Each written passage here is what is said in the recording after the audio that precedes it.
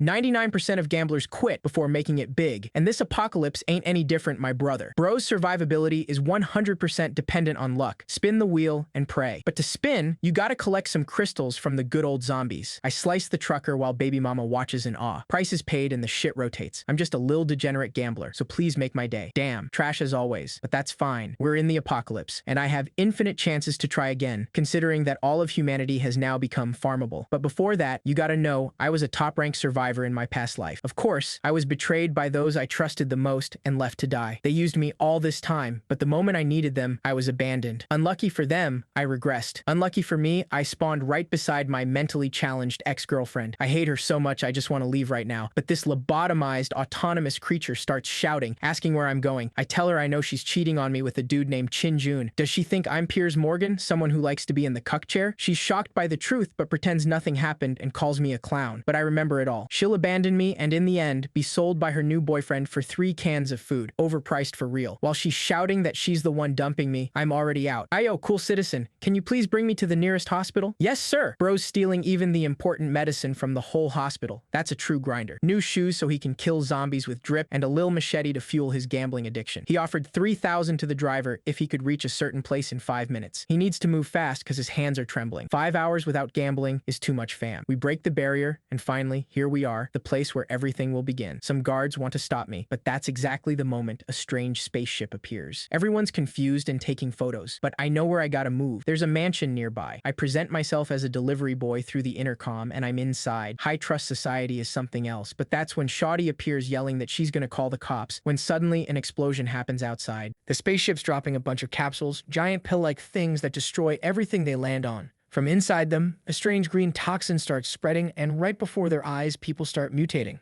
The protagonist just stands there in shock, watching the chaos. Outside, people are screaming, biting each other, begging for help. The woman next to him wants to know what the hell's going on and says if he doesn't leave right now, she's calling the police. But he completely ignores everything she says, spots the kitchen, and bolts toward it. And there it is, the first wheel of the apocalypse. The woman asks what that thing is, and he simply replies that the exchange wheel appeared, just as he expected. In the middle, he can see it's got a gray crystal, meaning it's the lowest level one possible. The woman assumes he broke in just to see that, but she still wonders why it appeared in her house of all places. Meanwhile, he's staring at the wheel amazed. One of its sections shows a Genesis medicine. That's one of the rarest items of all, capable of multiplying someone's physical strength several times over. He notices a marking on it showing that with 5 crystals, you can directly claim the item, basically skipping the luck part. He starts spinning the wheel, mumbling to himself, scanning through all the items flashing by, potions, weapons, medicine, even a desert eagle. There's everything in there. He also spots a clown card, and now the woman's getting curious. She wants to know what that does. He explains that she wouldn't understand, but it boosts special abilities. He decides to tell her more, since she hasn't turned into a zombie yet. Maybe she's got some resistance to the toxin because of how close she is to it. He explains she could become really strong, maybe even gain some kind of special ability. But she doesn't believe a word of it. She just tells him to stop talking nonsense, saying he sounds like he's in some kind of video game. He tells her to shut up and listen carefully, because the screaming outside had just stopped. She realizes it's true and rushes over to see what's happening. The protagonist knows that if she steps outside, she's going to die instantly. And sure enough, the moment she reaches the door, the first zombie locks eyes on her. Not only that, she opens the door like an idiot, gets thrown to the floor, and the creature's about to bite her. But the girl manages to grab it by the jaw. Smart move, I'll give her that. Too bad the zombie isn't completely dumb either, and it slaps her across the face. Just then, a flash of green light shoots by. The protagonist lands his first kill. The creature's slime splatters all over the girl's face, but he doesn't care. He just reaches for its forehead and pulls out the crystal. The woman's watching, looking kind of intrigued, when suddenly 2 more zombies burst through the front door. She flinches and backs up, but our reckless protagonist steps right in front of her. The creatures lunge forward to bite, but they're low level, so with one quick glare and a clean swing of his mesh-eat, both are down again. The blade drips, and she asks how he knows how to fight like that. She also wants to know who he is and why he's even there. He simply says his name's Jong Ming. He asks for hers, and she replies, Kinfi. Judging by the look that crosses his face, this girl must be seriously dangerous in the future. He remembers seeing a woman standing on top of a mountain of corpses. He doesn't know if it was a zombie or if it was really her, but from what he recalls, she became a 9-star warrior. Right now, though, she's all soft and scared, asking what's going on. The guy gives her the short version. Earth's been invaded, zombies are everywhere, and survival just started. She keeps asking why, who, when. He just says he doesn't know either. Only that they need to start collecting these crystals right now. Surviving is all that matters. She insists it doesn't make sense, that they should wait for the military to come rescue them. But Jong Ming explains that the military probably collapsed within minutes, The only thing left outside now is a world full of zombies. Seeing how terrified she looks, Jong starts to understand why this woman later became a 9-star warrior. She must have something special, and besides, having someone to help isn't a bad idea. So he tells her to come with him, promising to teach her everything about surviving in this zombie-ridden world. Obviously, the most important things are resources and gear, especially those that come from the wheels. If you spin a normal wheel, you get random items, but if you want something specific, you can fill in the slots to secure it. She notices the shapes look just like the crystals he was pulling from the zombies' heads, and he confirms it by inserting 3 of them. That's exactly how it works, he says. She asks what he meant earlier about a wheel costing 7 crystals. He explains that the greater the reward, the more crystals it takes. She immediately understands, so there must be other wheels out there with better prizes. That's right, girl, he says with a grin. You're pretty sharp. This one's just a level 1 wheel. Then she asks the obvious question, how the hell do you already know all this? He hesitates, not sure what to say, and finally replies, how about you spin the wheel instead, huh? He tells her he's going out to hunt zombies and that she should stay put, keep an eye on things, and not open the door no matter what happens. The poor girl's stunned that he's actually going out there on purpose to fight monsters. But it's the zombies who should be scared, thinking this will be easy, only for a guy with 10 years of experience to show up and slice the head off the first one. 4 more stand in his way and charge forward, but he slips behind another, cuts one down, leaves his blade trailing, kicks another in the head, jumps, and finishes the next one on the ground. Holy hell! Then it's just the usual routine, harvesting crystals from their foreheads. But right then, he hears someone calling for help. When he turns around, the girl's running toward him, completely panicked and stumbling. This girl's out of her mind, seriously. Totally peculiar, she jumps right onto his back like, go die for me, you idiot. And honestly, she's got a point because the guy is an idiot. The protagonist jumps into defense mode, taking down the first one. But the moment he kills the second, the girl transforms behind him and lunges in for a bite. Good thing this guy's got eyes on the back of his head. He twists around mid-attack and slashes her clean through. The poor girl's torn apart and thrown to the floor. And just like that, he's got 11 crystals. When he gets back home, Kinfi is clapping her hands. Apparently, that's her contribution. The protagonist walks up to the wheel and places his finger on it. The moment you use up all your crystals, the stones vanish and the roulette starts spinning. The girl's already hooked. It's the gacha addiction hitting hard. On her very first spin, the dopamine's gone through the roof. The protagonist was hoping for some kind of medicine, but ends up with a few jars of food instead. Obviously, he's disappointed. She tries to show him it's not so bad, pointing out how much food they've got now and how they can stock even more together. But all he's thinking is how much of a waste that spin was. He tells her to take the next one because his luck's clearly trashed today. And of course, no one can resist that gambling dopamine, right? There she goes, trembling with excitement as she slots in another crystal. Meanwhile, the protagonist, curious to see what kind of prize a future 9-rank warrior will pull. He's standing behind her, watching that wheel spin. It's that same one that's been driving them both nuts. He knows the early spins are the most important because that's how you can get stronger faster, snowballing your power by collecting more crystals than anyone else. Then she asks what this one does, but the protagonist suddenly looks uneasy. What she got is an elimination card. She asks if that's a good thing, and he says, yeah, it's an item that blocks certain rewards from appearing on the wheel, which indirectly boosts your chances of getting better stuff. He explains that it's not very useful early on, but later becomes crucial for quickly farming high-tier rewards. He asks if she's always been this lucky, because getting that card from a basic wheel is rare. She tells him she always gets bonuses when she buys mystery boxes, and whenever she shops, items she wants just happen to be on sale. She even entered a raffle once and won a cow. The protagonist realizes the girl's a natural-born lucky charm. Fine by him, if she's blessed with luck, he'll make the most of it. Next morning, he's already heading out to collect crystals while she's complaining that it's way too early. He replies that today's goal is 100 crystals. The Fissy girl's all flustered, mumbling, wow, I can really depend on this man, he's so strong and masculine. She's practically swooning. The author clearly isn't afraid of being cancelled, because now she's in the kitchen saying she's finally in a woman's territory, trying to cook a meal worth 100 crystals. Then she probably gets cancelled online afterward and posts an apology. Anyway, when the curtain rises again, the protagonist's already back. Even she's surprised, saying he was fast. The guy's acting like they're in a relationship, saying he's got good news and bad news. What does she want first? She says good news. So he tells her the good news is that there are barely any zombies left around because he already killed most of them. She asks for the bad news, and he shows her he only managed to get this small batch of crystals. The airhead's still excited, saying that's enough to spin the wheel a few times. But he explains he's searched every house in the entire area, and that's all he got. Then he says he's starving and asks if she made something to eat. Oh, good grief. That's her 100-crystal meal. The thing's literally green. But of course, the protagonist eats it anyway. The guy's used to eating food off the ground in the apocalypse. He says the taste isn't even that bad. It's edible, not nearly as disgusting as he expected that filthy mess to be. She's a bit surprised he actually liked it. But anyway, we're already back at the wheel. The protagonist anxious to see what kind of good stuff she'll pull this time. Damn, Desert Eagle. Ammo. a crossbow, arrows. She tells him to give it a try, but he refuses, saying she should keep using the crystals while he takes care of claiming the rewards. But she's clearly trying to charm the guy, grabs his hand, gives it a little blow, saying she's passing her luck to him. This guy doesn't even blush. He's just staring at her like she might be missing a few screws. Oh wait, next chapter, he is blushing bright red. The good thing is that as items are drawn from the wheel, it gets easier to land on certain ones. She's about to ask if she should use the elimination card to remove the biscuit box, but the moment she touches it, the card dissolves. She apologizes, saying she didn't know and that's how it activated, but he tells her it's fine. At least now there's a 1 in 5 chance of landing the medicine he wanted. Both of them start praying and finally it lands exactly where he hoped. A physical enhancement medicine that strengthens the body. She's standing there all amazed, asking if he'll really get stronger by taking it. He says yes, but tells her not to rush. He wants to show her something. He starts mixing something called a parin, which looks like a drug he grabbed back at the hospital, together with part of the potion. She asks if he's turning one into 2, and he says it's something like that. Every wheel gives different rewards, and each can be used in different ways. His plan is to trade what's left of that bottle for some valuable item from another survivor. Wait, so he's basically a scammer now? Suddenly, the mixture starts bubbling, and he quickly says they need to lower the temperature. He tells her to pay close attention and learn everything because she'll have to handle this herself later on.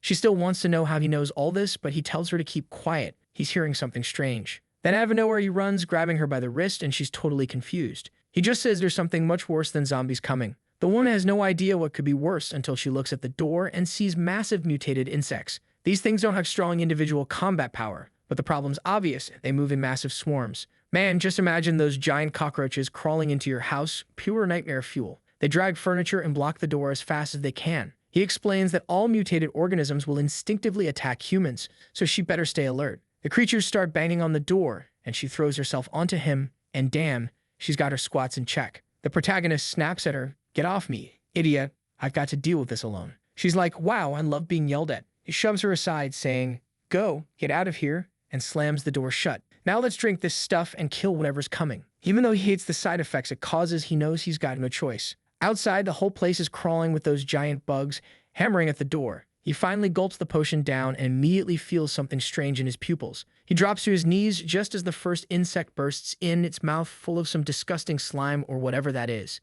The attack hits him full on, but when the others crawl in to see what happened to their friend, there's already a blade slicing through the first one's abdomen and sending its head flying. At the same time he tosses the first corpse aside, he jumps straight at the others, his eyes glowing red, radiating that aura-farming energy. The monsters raise a hard-shell barrier on their backs, but even that doesn't stop him. He cuts through everything, and insect bodies rain down to the floor. And the worst part? They're the stinky kind. That room must smell like pure hell right now. Not to mention, insects reproduce insanely fast. If he doesn't kill the queen, they'll just keep coming. And right at that moment, he senses a presence behind him. Apparently, the damn queen herself had shown up, and right away he charges at her. The nasty thing spits some kind of venom right at his feet, but he manages to leap out of the way. Still, he sees the stuff eat straight through the wall. There's even a nice little necklace that drops to the ground, and he asks if the creature came to avenge her babies. The monster lunges at him, but he jumps, remembering exactly where this thing's weak point is. He slashes it right in the back, spinning his blade in a full arc. Damn, he practically turned into a helicopter right there. The poor creature suffers before finally dying, collapsing face first onto the floor. The protagonist, though, even after surviving, is completely sore. Using that medicine wrecks his body. Still, nothing beats winning a fight and getting a hug from wide hips, right? But then he realizes she's trembling all over and tells her to stop crying. The apocalypse just started, idiot. She says she's crying because the place stinks too much, and honestly, she's got a point. The whole place is full of giant, stinking bugs. It's disgusting. But then she asks what they're supposed to do with all those corpses. He replies that they're actually wonderful things. She looks confused, so he explains once food becomes scarce, the only sources left are the wheels, canned goods, and a kind of juice made from parts of those insects. She says eating bugs is disgusting, but he tells her it's still better than eating people. Damn, these two are really taking the apocalypse seriously, huh? Already thinking about cooking bugs. Hopefully it's just for training because come on, you still got a fridge full of food, man. Go eat that lettuce before it spoils and save the bugs for later. While the poor girl's stuck with the smelly job, our boy, as usual, heads out to hunt. He warns her he'll have to go farther this time, so it might take longer, but he hopes to come back with a lot more crystals. She says she'll keep working, training to make medicine and cooking those insects. And the guy, all confident and cool, tells her not to worry. He'll be back. With that, he sets off for another hunt while the poor girl's left behind, staring off into space. Out in the streets, zombie corpses are scattered everywhere as the protagonist walks through. Suddenly, he hears someone screaming for help. Now he's wondering who the idiot is that's attracting every zombie in the area. When he turns the corner, holy hell,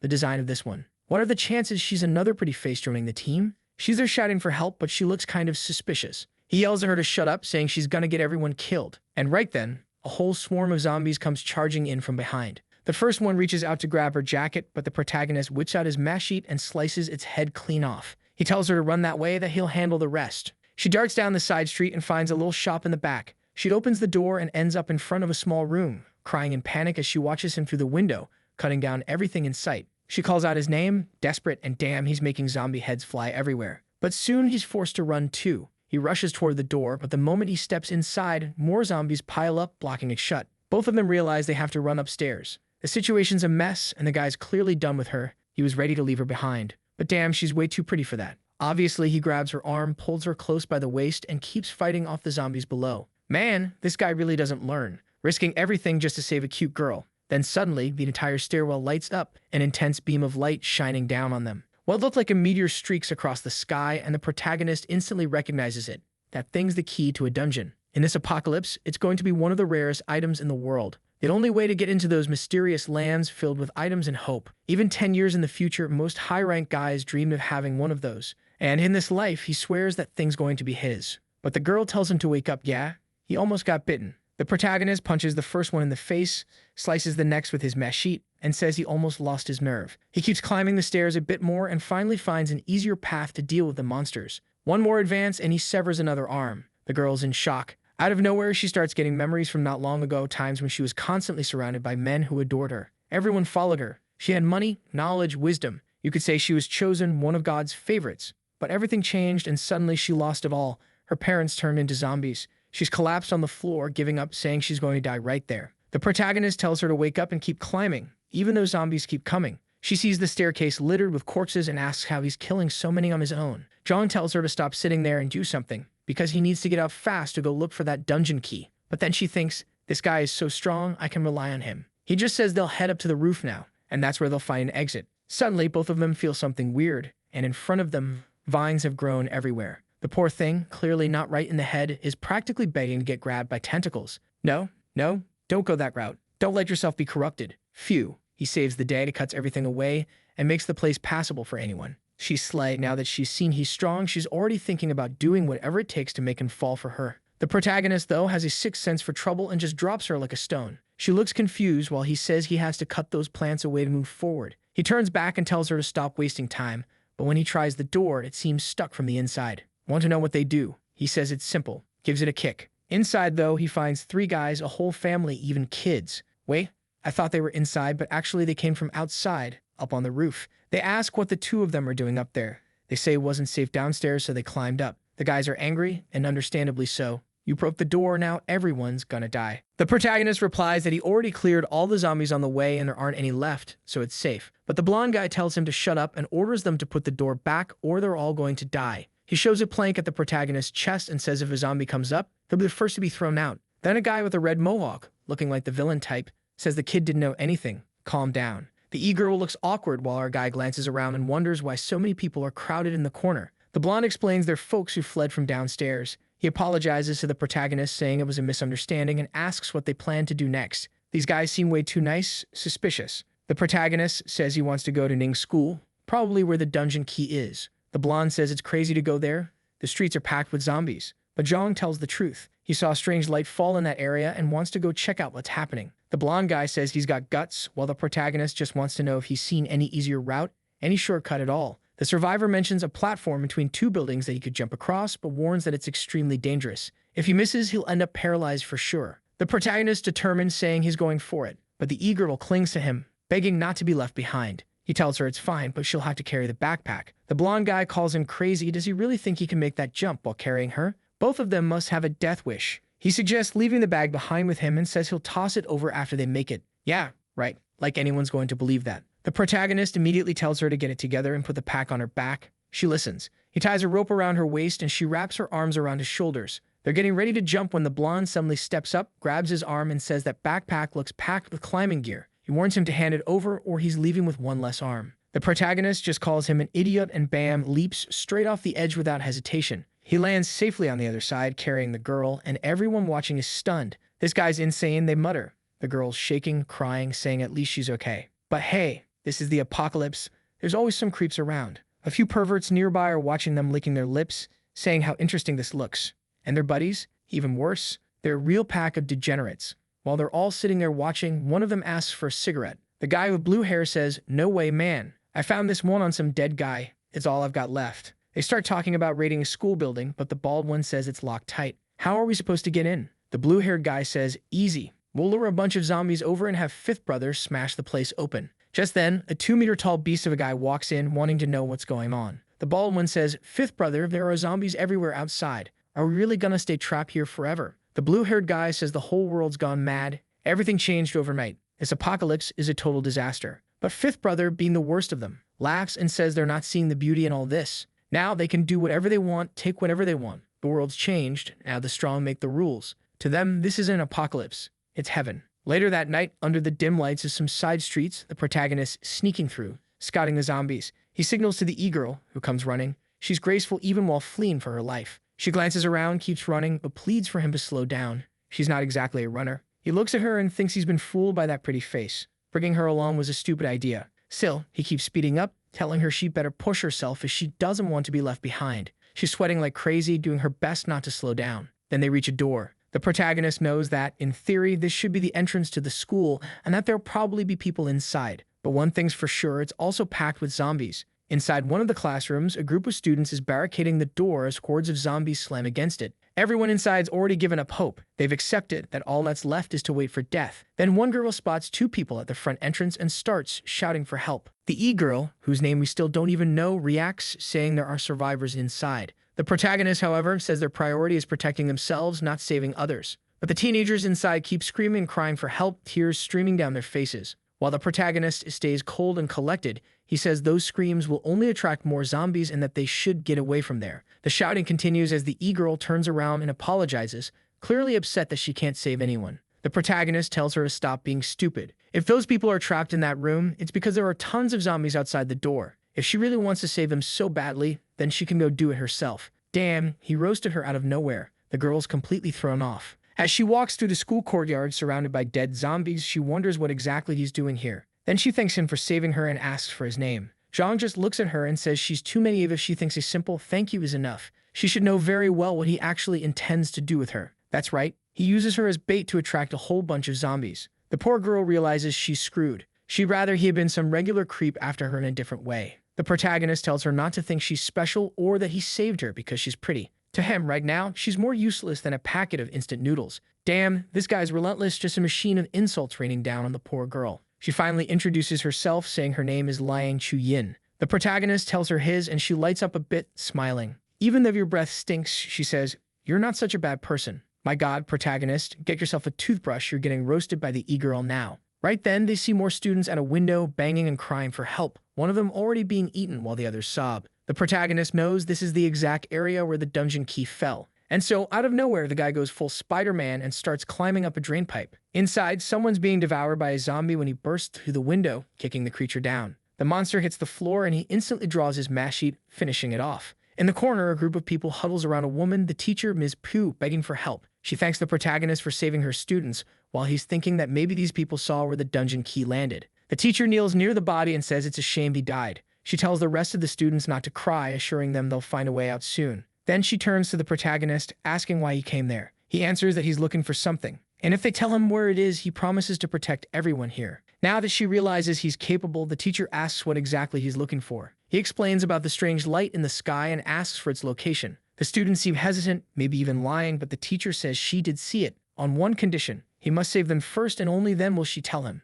The protagonist tells her to show proof that she really saw the light. She admits she isn't sure, but if he's talking about the glowing meteor-like thing that fell near the school, then yes, she saw it. The protagonist can tell she's probably telling the truth and asks where it landed. She insists again that she'll only say if he saves everyone. But he's not here to negotiate. He says staying in this building is just waiting to die. If they tell him, he'll try to save them, but that's it. The teacher asks if he can guarantee everyone's safety. The guy's brutally honest, says there's no way. There are way too many zombies, and with his current strength, at best, he can protect 2 people. But the students start acting like brats, saying if he can protect 2, he can protect 3. With the power he has, he should be a good person and protect everyone. And damn, these kids are basically asking to die. The protagonist already pulling out his mash sheet, saying that in this world, the strong survive and the weak die. He tells them to hurry up and decide whether they want to be saved or not. One of the boys clings to the teacher's chest, lucky little bastard, saying he's scared to death. She tells him not to worry, that she'll protect him. Meanwhile, the protagonist just wants to know who's coming with him. The teacher doesn't hesitate. She says he should take the 2 students. He agrees, saying fine, he'll take them, but asks where the meteor fell. She replies that once they're safe downstairs, she'll write everything down and throw it to him.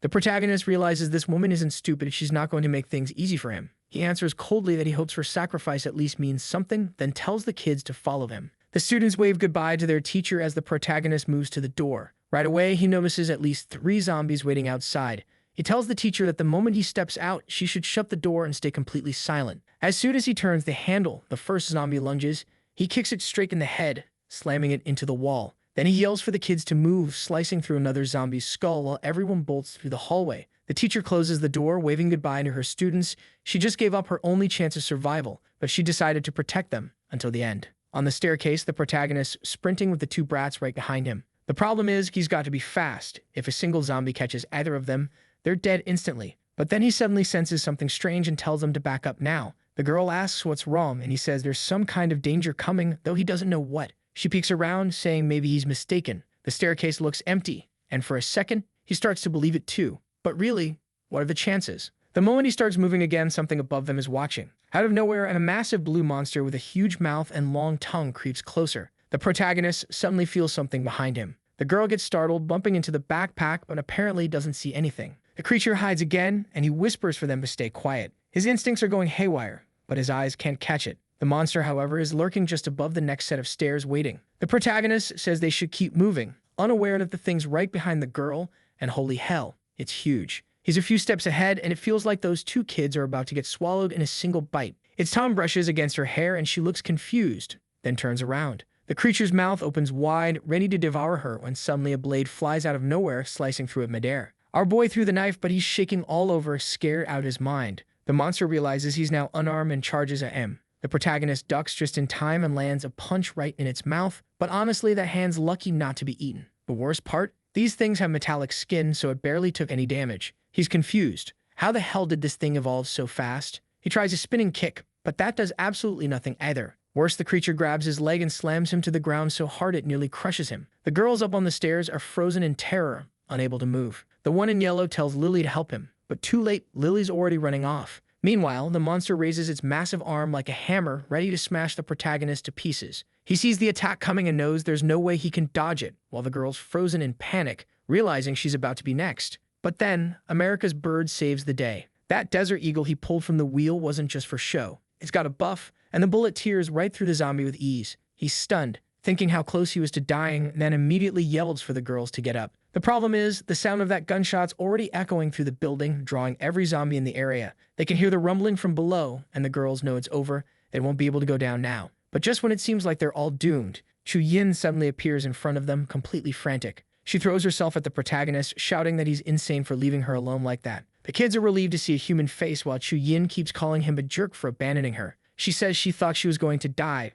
but the protagonist just cuts through her drama, saying she must be tired of dying since she climbed up here by herself. She explains that there was a strange flash, a kind of light in one direction, and all the zombies suddenly move toward it. The protagonist instantly knows that kind of light can only mean one thing. Another wheel has appeared. They start heading down the stairs, and Chu Yin's actually touched that he saved 2 kids. Little does she know he's probably dying to get rid of them already. Meanwhile, the 2 girls start arguing because the one in blue abandoned the one in yellow earlier, and the yellow one's in no mood to talk now. Down below, the protagonist looks up and locks eyes with the teacher through the window. She's smiling faintly, glad that at least the children made it out alive. But deep down, she's thinking that now that she's about to hand over that note, he won't be coming back to save her. She tried to ask for more, but she knows it wouldn't be right, because the kids are already with him. So she simply drops the paper. Chu Yin's surprised that there's still someone alive up there. The protagonist praises her, saying she really is an amazing teacher. The friend asks why he didn't save her too, but he completely ignores the question as he looks over the markings on the paper. Now he knows he can either go after the dungeon key or head for the wheel. Since he's surrounded by people he doesn't want learning about the key, he decides the wheel's more important for now. After all, getting stronger first would make things easier once he reaches the dungeon. He turns to the kids and says they can come along if they want. They're heading somewhere else. Next scene, they're standing in front of another building, the one Chu Yin mentioned, where most of the zombies had gone inside. The bratty kids ask if he's out of his mind going somewhere so full of zombies. Now that he's got the note from the teacher, they think he's using them as bait. The protagonist turns to Lang Chu Yin, telling her not to worry, then faces the kids and says there's no such thing as a zombie-free place in this world. Besides, he's not so low as to use them as decoys. With that, he steps into the building. Chu Yin asks what's so important that he'd risk his life for it. The kids, growing more nervous, start thinking they're going to die if they keep following him. The girl in the blue shirt, number 16, mutters that he's probably going to start shooting soon and attract even more zombies. She grabs her friend in yellow and whispers that they should run and find somewhere to hide. The other one, more honest, says that's insane. They can't just abandon the guy who saved them. Then Chu Yin turns and asks what they're up to. The blue-haired girl fakes a stomachache, saying she's just going to the bathroom real quick. She drags her friend along, but Chu Yin clearly finds all of this suspicious. She quietly prays that Jong Ming makes it out of that room alive. Inside, the protagonist really is face-to-face with a whole crowd of zombies. At least none of them have mutated yet, so they should be easy to deal with. His arm was still partly busted after that fight with the big-mouthed monster, but somehow he fixes it. Pure willpower holding him together. Even though it still hurts, at least now he can use it again in battle. The moment the zombies rush at him, he draws both his Desert Eagle and Mashite. The first shot echoes through the halls, and everyone outside flinches at the sound. Right away, the blue-haired girl says they need to get out of there fast. That gunshot's going to bring every zombie in the area. The one in yellow calls her crazy, but the blue-haired one says there's a teacher's room that might have food and that they can hide there safely. She tries to pull her along, but the yellow one yanks her hand free and runs straight to Chu Yin, telling her to come with them. They should run away together. The blue-haired girl's pissed. With another person tagging along, that means less food and a harder time escaping from that guy. But Chu Yin refuses, saying it's suicide to leave Jong Ming now. How long does she think they'd survive on their own? He's strong. In a situation like this, leaving his side would be the same as asking to die. The girl in yellow tells her she's the crazy one. That guy can barely protect himself and keeps attracting hordes of zombies every few minutes. Honestly, she must have short-term memory loss. Did she not just see him slaughter a whole crowd of zombies a minute ago? But Chu Yin stands her ground, insisting she's staying with him no matter what. Meanwhile, inside the room, a mountain of corpses piles up. The protagonist confirms what he suspected. The zombies were drawn to the wheel. But this one isn't normal. It's a 3-colored wheel. He explains that aside from the standard wheels ranked from 1 to 9, there are also these color-coded ones. 3-color, 6-color, 9-color, basically a nightmare of variety. These are the ones that grant professions, and each color represents a specific class. One of the best outcomes, for example, is the assassin class, perfect for taking enemies down easily. The catch: finding a colored wheel is 5 times harder than a normal one. He never expected to stumble across one here. But there's a risk. The black zone on these wheels can explode like a bomb. If only he still had that friend's elimination card, that would have helped. Now he's nervous because he's famously unlucky. But even so, after living through 10 years of apocalypse, the guy's still dumb enough to believe that little lucky blow from that girl earlier might actually help. Out on the street, the girl in yellow tells Chu Yin they should leave right now. He's not coming back. The zombies stopped making noise, meaning he was probably already eaten. But Chu Yin, my god, what happened to you? Did you spin the wheel of delusion? She insists the monsters went quiet because Jong Ming killed every last one of them. Then the blue-haired one appears again, saying he's definitely dead and they should take this chance to leave. She drags her friend along, warning her not to be like that idiot Chu Yin who keeps believing Jong Ming's some invincible savior. Soon, she says, his corpse will be the one walking out of there. Chu Yin slaps her across the face, telling her to shut up. What the hell? Catfight time? The blue-haired girl gets furious and slaps her back. I thought they'd actually start brawling for real, but the blue one just bolts. Meanwhile, Diddy's up in a window watching the whole thing, saying this apocalypse is getting more interesting by the minute. He tells his goons below to capture that girl. They hesitate, saying the place is crawling with zombies. They're not going in there. But Diddy tells them to stop whining and take advantage of the fact that the kid lured all the zombies toward the center. Right now, the area is clear. The two girls are heading down a staircase, talking about how they finally escaped those idiots, only to come face to face with a shaking truck. They're wondering what that noise was, but the scene cuts back to Chu Yin, muttering that those ungrateful brats Jong Ming saved are already acting like this. Suddenly, she hears a scream and instantly recognizes the voices of the two students. Then, out of nowhere, some creep grabs her from behind by the waist, saying it's time for her to meet the crew. Here comes another one of Diddy's goons, saying this one's even better than the last girl. The guys close in, smirking that it's rare to find a girl this pretty and this dumb wandering around alone in the apocalypse. Meanwhile, the protagonist still inside collecting crystals from zombie skulls. Those two idiots who ran off earlier are now running for their lives, being chased by zombies that just climbed out of the truck, screaming for help. The horde's getting closer and they're panicking, until the blue-haired one trips and falls. Oh my god, and the yellow one, what a complete idiot, goes back to help her. For what?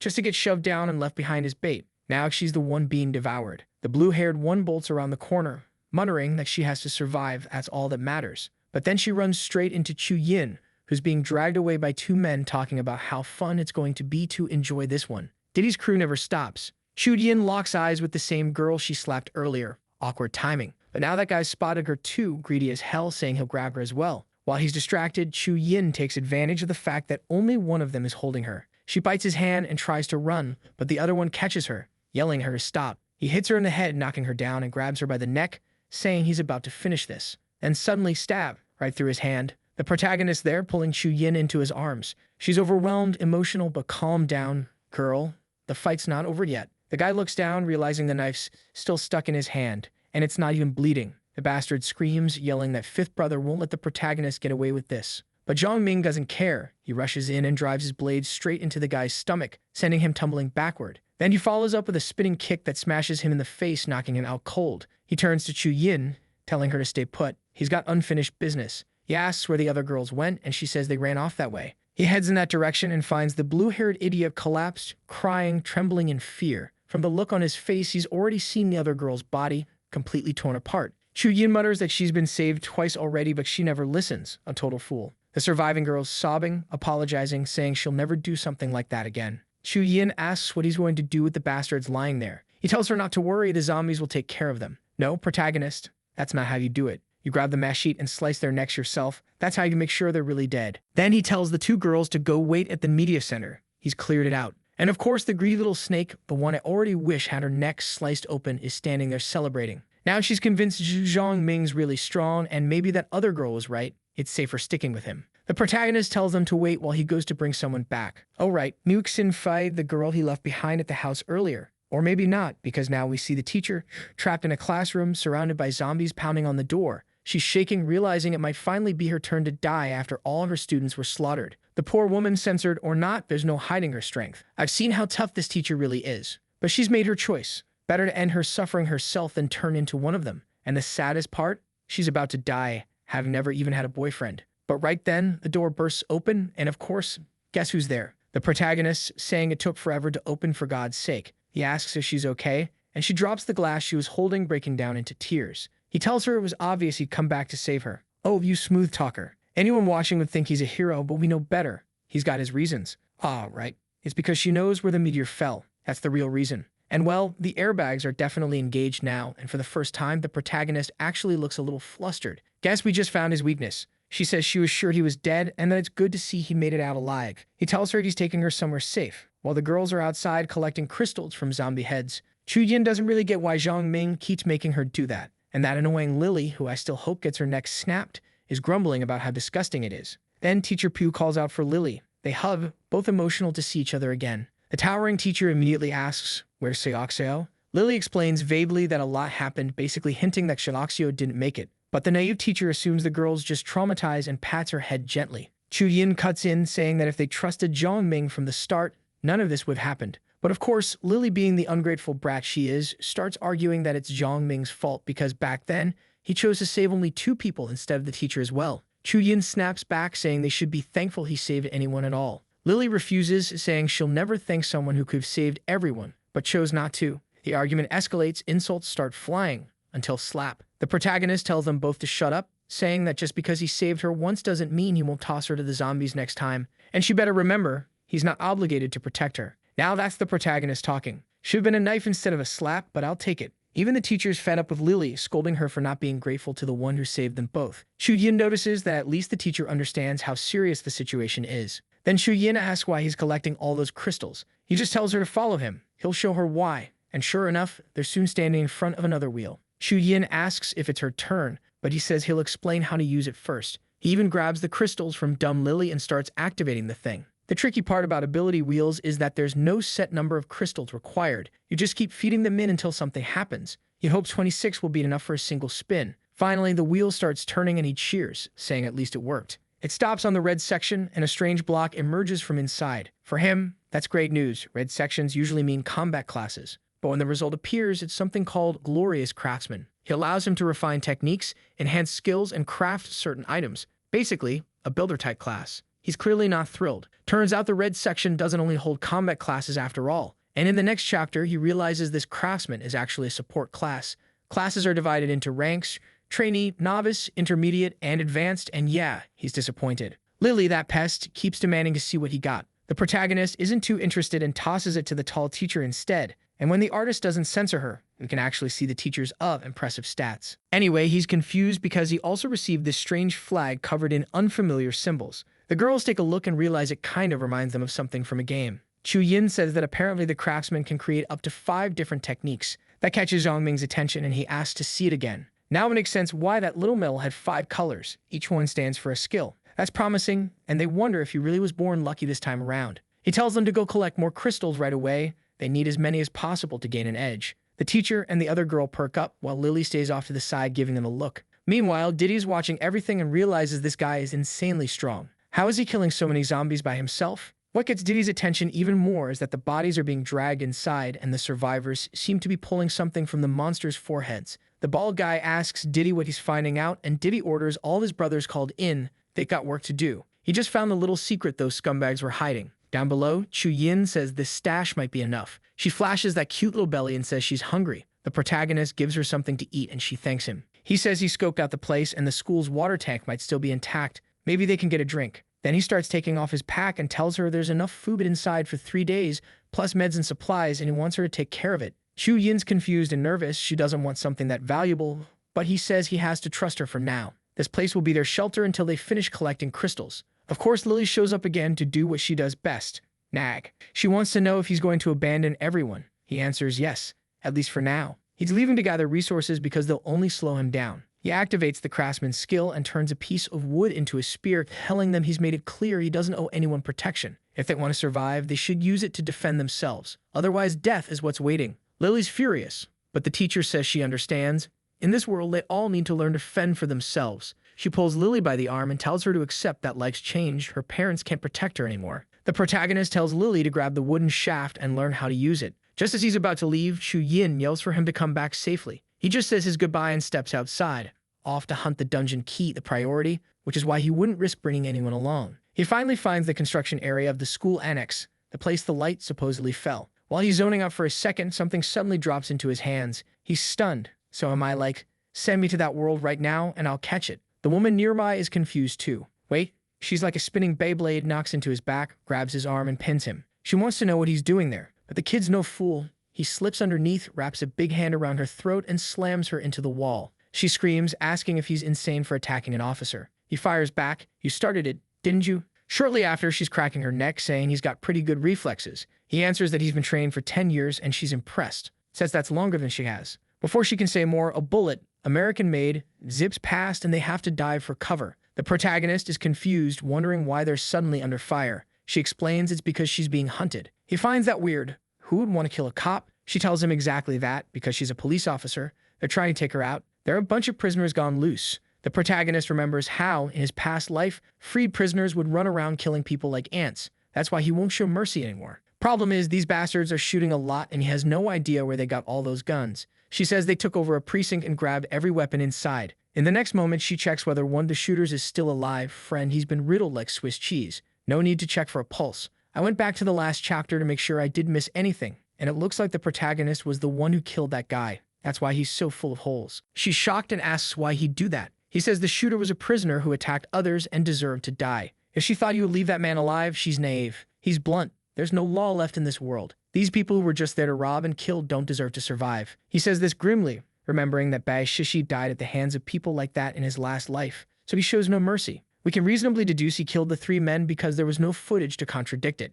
I checked and found nothing. The cop thinks his actions were extreme, but they make a certain kind of sense. What unnerves her is how young he is to do something like that without a second thought. What could have happened to this boy to turn him into such a cold-blooded guy? Meanwhile, a pineapple-headed thug tells Diddy that the men he sent were already shot and eaten by zombies. Diddy's confused that everyone died. Pineapple says, bro, that kid practices martial arts. Why not just leave him alone for now? Then Pineapple gets punched in the face. Of course, Diddy says no way. He owns this territory. He wants all the women, and he'll be the one in charge. He asks if everyone's gathered. Pineapple says yes, they're ready. Diddy throws open the door and tells everyone to howl. They're heading out to hunt. Today, they'll finish off that arrogant kid who dared step into their turf and kill their brothers. Pineapple was the one who sent those brothers, but he takes another hit in the face. Diddy says he doesn't care why they died. The point is that the kid's in their area and they can't let him roam free. Anyone who provokes them must be killed. The goons cheered at the boss's right, and Diddy declares today that kid dies. Pineapple asks how he can help. Surely he'll be used as bait. Outside, the protagonist is picking something up off the ground. The cop asks what he's looking for, and he says it's an important key. She asks what the key looks like, and he admits he actually has no idea. He explains that its design is unique, so when she sees it, she'll know exactly what it is. But the truth is, he's actually waiting for nightfall, because the key gives off a faint glow, just enough to help him locate it. Suddenly, the woman beside him says she found something and asks if that's it. When he turns around, it's actually a keychain with some cute little character from an anime on it. The protagonist tries to explain that the design is supposed to be unique, but yeah, that's definitely not the one. She just tosses it away into a corner, and it lands right near the foot of something moving through the smoke. The cop stiffens up, saying a dog's coming. When the protagonist looks closer, though, it doesn't look like a dog at all. It looks undead. She explains that it's probably one of the trained dogs from the base, but as it steps out of the haze, they both see it's got horns growing from its head. The creature opens its mouth, revealing rows of strange little orbs inside, and in the next instant, it leaps straight toward Jong Ming. The protagonist jumps in shock. The big snouted one comes toward him, and he instantly recognizes it as a level 2 mutated dog. Wow, that thing's fast. Its attacks are all over the place, and they're missing badly. Damn, it's going to knock him to the ground. The girl yells. You're telling him to be careful. The big biter is almost getting him in the face. But strangely, the creature gives him a little sniff and gets excited. The protagonist is kind of confused, wondering what happened to this crazy dog. Meanwhile, the cop says it clearly seems to be kind of into the guy. Can't you see it wagging its tail over there? It's kind of weird. Oh my god, here comes the flashback. Don't tell me he rescued this dog at some point. Yeah, there's our young protagonist walking down the street when this scrawny dog shows up and a guy goes to stomp on it. But the little dog is fast, he snatches the bread and bolts. The chubby guy says he's gonna kill it, throws a bottle. Whoa. I thought the protagonist would jump in, but he actually gets hit by the bottle. When the guy moves to stomp it in the back, the dog tries to get away, but then the protagonist shows up behind him and calls out to the guy, telling him to stop. The big guy asks what the kid is doing here. The protagonist explains that the dog carries a vicious bacteria. It bit his arm once and he was sick for days. The chubby guy hesitates and our boy says it's better not to touch it. Otherwise he could catch something and get really sick. Then the little dog leaves and the big guy scratches his belly, complaining he was unlucky not to be able to stomp that bastard. The protagonist gets all emotional, saying he did a good thing, but when he looks down, the little dog is clinging to his foot. He feels sorry for the creature. Its tail was hurt because the guy actually stepped on it. So he gives it a cookie to eat, but sees it's still suffering. It's just a shame he can't take it home. His family doesn't have the money to keep a dog. Geez, I'm already emotional that you didn't eat it. Usually in these Chinese stories, that's what happens. Our boy apparently visited it several times and now admits it's that so-called yellow pill. Oh my god, what a horrible name you gave your dog. The army girl says he was lucky it was someone he knew, but mentions the name is odd. The protagonist explains that when he found the creature, it was kind of thin and yellowish, so that's why he named it that. Real genius. He's having fun, while the other girl is all emotional and totally cross-eyed, saying he really has a cute side. Meanwhile, back at the girl's base, Lily's still hanging around saying Chu Yin clearly has more food in that backpack. Lying isn't our e-girl's strong suit and she insists she doesn't, but Lily knows she's lying. The bag's full of food boxes and cans and she won't share. Chu Yin tells her to be quiet and be happy. She already gave her some biscuits to eat and it's better than nothing. Otherwise, she might as well vomit them back up. Lily reaches into the backpack saying that if she won't hand it over, she'll take it. But Chu Yin just pulls her to her chest, saying Jong Ming asked her to take care of it and nobody there has permission to touch it. Lily keeps insisting. Don't use Jong Ming to try to scare her. He isn't even here. A teacher tells them to calm down, says the girl probably has a point and it's good to save food. Now that I notice, everyone in this story is kind of cross-eyed. Lily's, they're saying she's basically a dog who works for others. It's the only thing she's good for. Chu Yin loses patience. To her, that girl is way too arrogant. That's it. She's never going to give her food. The teacher tells the brat that the food doesn't belong to them and that she already split part of it, so they should be grateful. But Lily sulks like crazy, complaining that the damn teacher is too kind.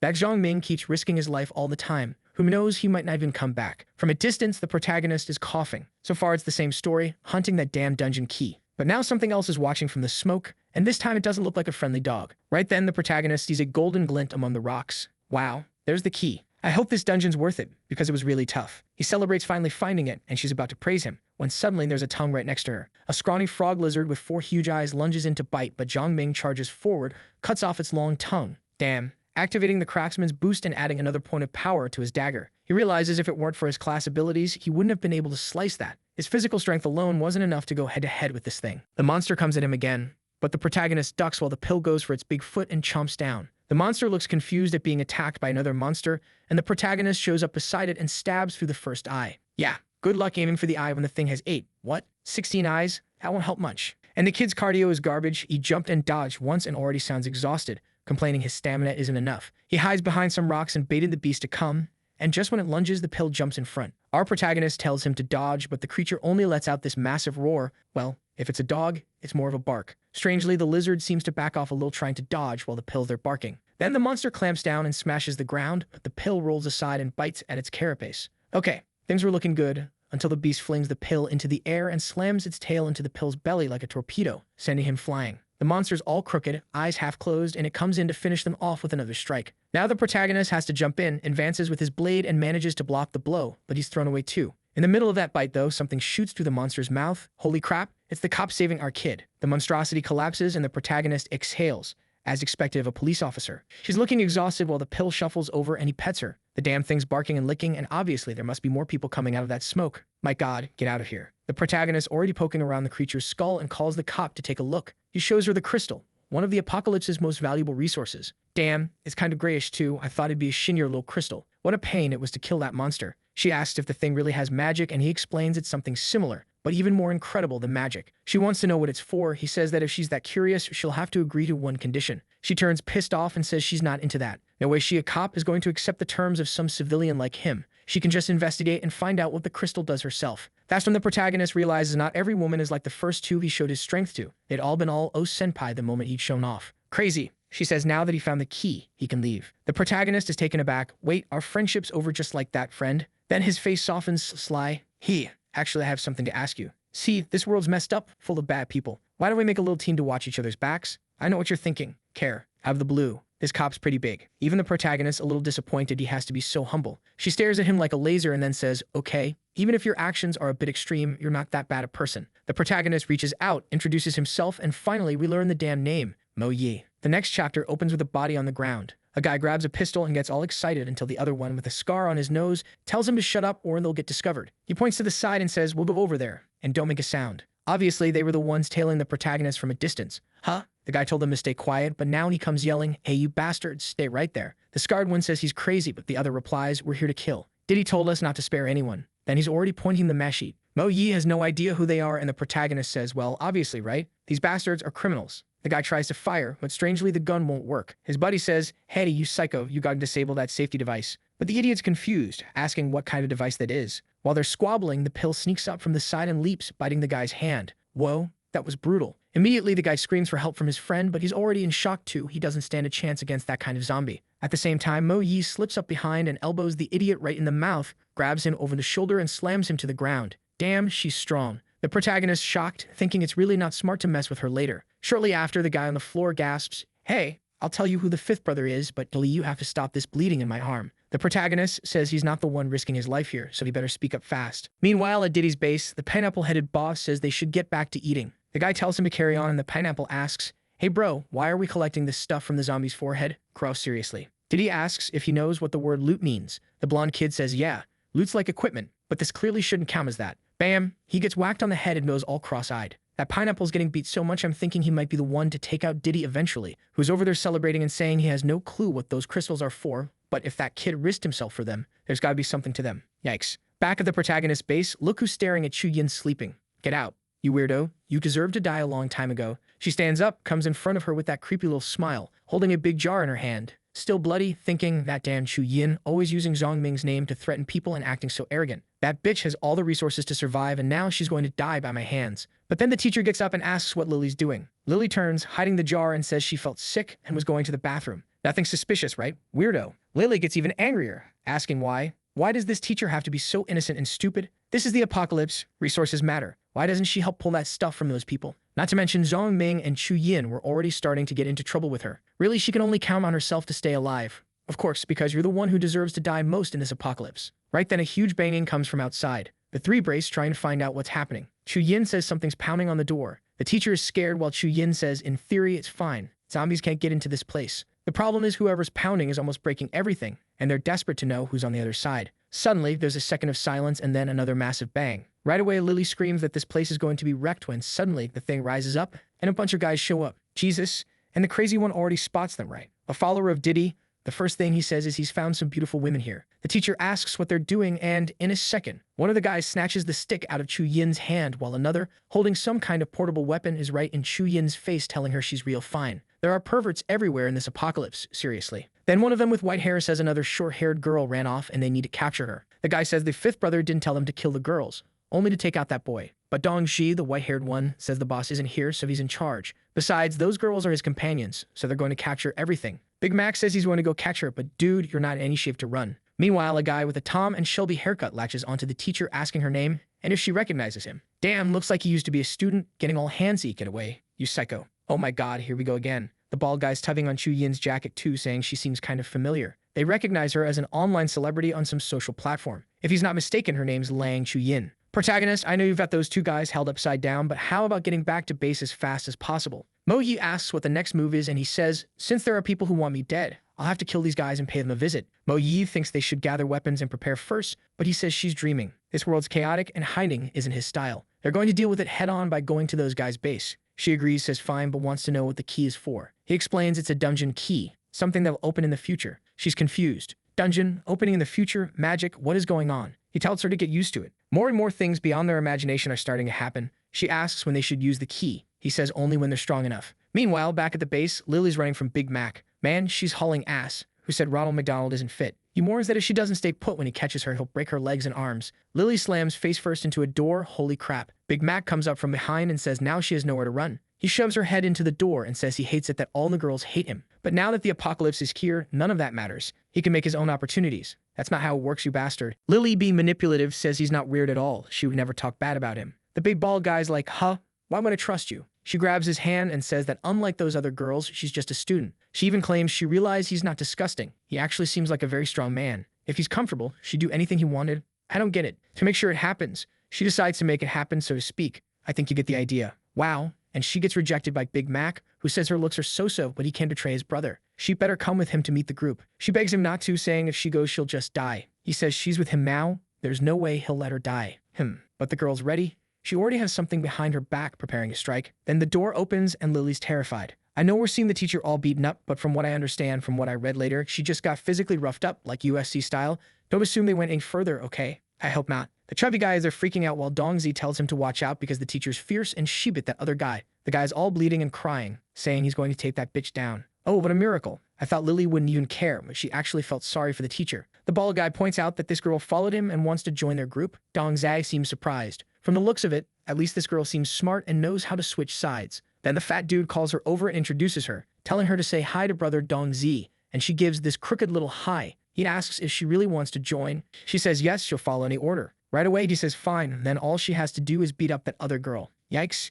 Chu Yin doesn't like that at all. The girl thanks him and immediately slaps Chu Yin. Chu Yin turns and calls her a monster. Dongzi celebrates, saying he heard Chu Yin was some kind of online celebrity. It'd be great to watch her get beaten. While Lily thanks Dongzi for being kind, saying she's always wanted to hit that girl, Chu Yin, poor thing, realizes there's not much she can do. Hey, protagonist, let's go back to your base, yeah? Seriously, he just abandons the women. Remember the story started with him and a woman in a house. He told her to wait for him. He still hasn't gone back to see that girl. Lily's holding Chu Yin by the hair, saying that her pretty face makes her even angrier. At that moment, Dongzai says that's enough. She's qualified to join the group. He tells the big bald guy, Men Gun, that this girl is now his woman and he better keep her from causing trouble. She's wrapped up in Big Mac's arms, but she clearly doesn't look thrilled. Right then, Dongzai starts talking about a revolution. Seems they used to be an independent gang, but now they'd all have to obey Diddy. Their plan now is to break away. They want independence. Screw taking orders from that trash. Why stay obedient like dogs when the apocalypse is here and they can carve out their own power? The guys cheer, saying they'll follow Dongzai forever. One even celebrates, saying today is the day Lalu dies. At least they didn't decide to kill the girls or do anything worse. I still don't know exactly what happened to the teacher, I admit. The next morning, we're back to the protagonist's side. Some guys peeking through the door into the mess, checking out the old base's canteen. Dongzi walks in and says it's perfect, that it's empty because they're setting up an ambush. Then a bone smacks him in the face. The guy turns confused, asking who did that. It's the protagonist, saying those bastards took their time. Dongzi's pissed. They've been saving that chicken to celebrate. He asks what the kid's doing there. The protagonist stands up and says, weren't you the ones trying to find me? I saved everyone's time and I'm right here in front of you. Dongzi knows that if this kid's standing up, the rest of his base failed. The protagonist warns that the last people who tried to kill him died instantly. Now it's his turn. Dongzi orders them to bring the girl. Immediately, of course, he tells the kid to look at who they brought. His comrade had been captured. Mo Yi calls the bastard disgusting while Dongzi asks what he's going to do now. His comrade is in the villain's hands. That girl is a celebrity, so returning her won't be cheap. Jiang says it's a shame that he even tried that move because he doesn't have any connection to that girl. The guy tells him to stop acting cocky, says he saw them walking around together. They were basically just using each other, and that's it. But the moment Dongzai gets distracted, he lunges forward once and stabs the guy right in the arm. The muscle twitches hard, he loses his grip, and the protagonist manages to pull her back. Right away, Dongzi orders the rest of the group to attack, but the protagonist already tossed Chu Yin back behind him. The first idiot charges in to throw a punch, but the protagonist slips to the side, cracks it right in the jaw. The guy's stumbling around, barely standing, and now the protagonist surrounded from all four sides. He glances back, sees the guys closing in, and says, "Come on then, I'm in the mood to take out the trash today." The one with the gray band rushes in to punch, but the protagonist steps back, grabs his arm, and breaks it while slamming him to the ground. What the hell? Diddy 2.0 comes from behind trying to grab him, but the protagonist hooks his hand around the guy's head, flips him forward, and slams him into the floor. The blonde fool's freaking out, and that's when Mengung shows up, shoving him aside and saying he'll handle it, already pointing a mesh sheet at the protagonist. He tries the first stab, but the protagonist ducks low and slices him right in the ribs. The problem is the bastard's built like Big Mac and stays on his feet, swinging again, but the protagonist dodges behind the blade. Then, bam, he hits him with a reverse palm strike, all Kung Fu style, knocking the mesh sheet out of his hand. Shifting his weight to the other leg, he spins and kicks the guy right in the back of the neck. The fat one tries to charge in, and the blonde's already on the floor, begging for mercy. And Dong Zai, he's a total idiot. He's holding the teacher now and says if the boy moves, he'll smash her head on the floor. Yeah, go ahead then, you'd have to kill her instantly. When we look behind him, we realize something. He says he hasn't had fun with her yet because he was waiting for the right time. Damn, but Lily, the one I can't stand, is right behind him, her hand ready. Dong Zai yells at the idiot to keep an eye on her or he'll kill the teacher, but suddenly, bam, he gets clocked right in the mouth. Lily shouts at the bastard not to touch the teacher, thinking that even though she doesn't care about anyone, the teacher was kind to her. And just like that, everything's settled and in the worst way possible. Lily acted like a hero now, which means it's going to be even harder to get rid of her. Everyone's freed and the teacher thanks her while Lily cries, saying she's happy the teacher's safe and didn't suffer too much. Chu Yin, however, yells that Lily's a traitor. Meanwhile, Mo Yi realizes the protagonist already surrounded by women. And of course the teacher says Lily must have been pretending to side with the villain to create this chance. Damn, things just got complicated for poor Chu Yin. Even Mo Yi says the girl probably accepted humiliation just to trick the villain.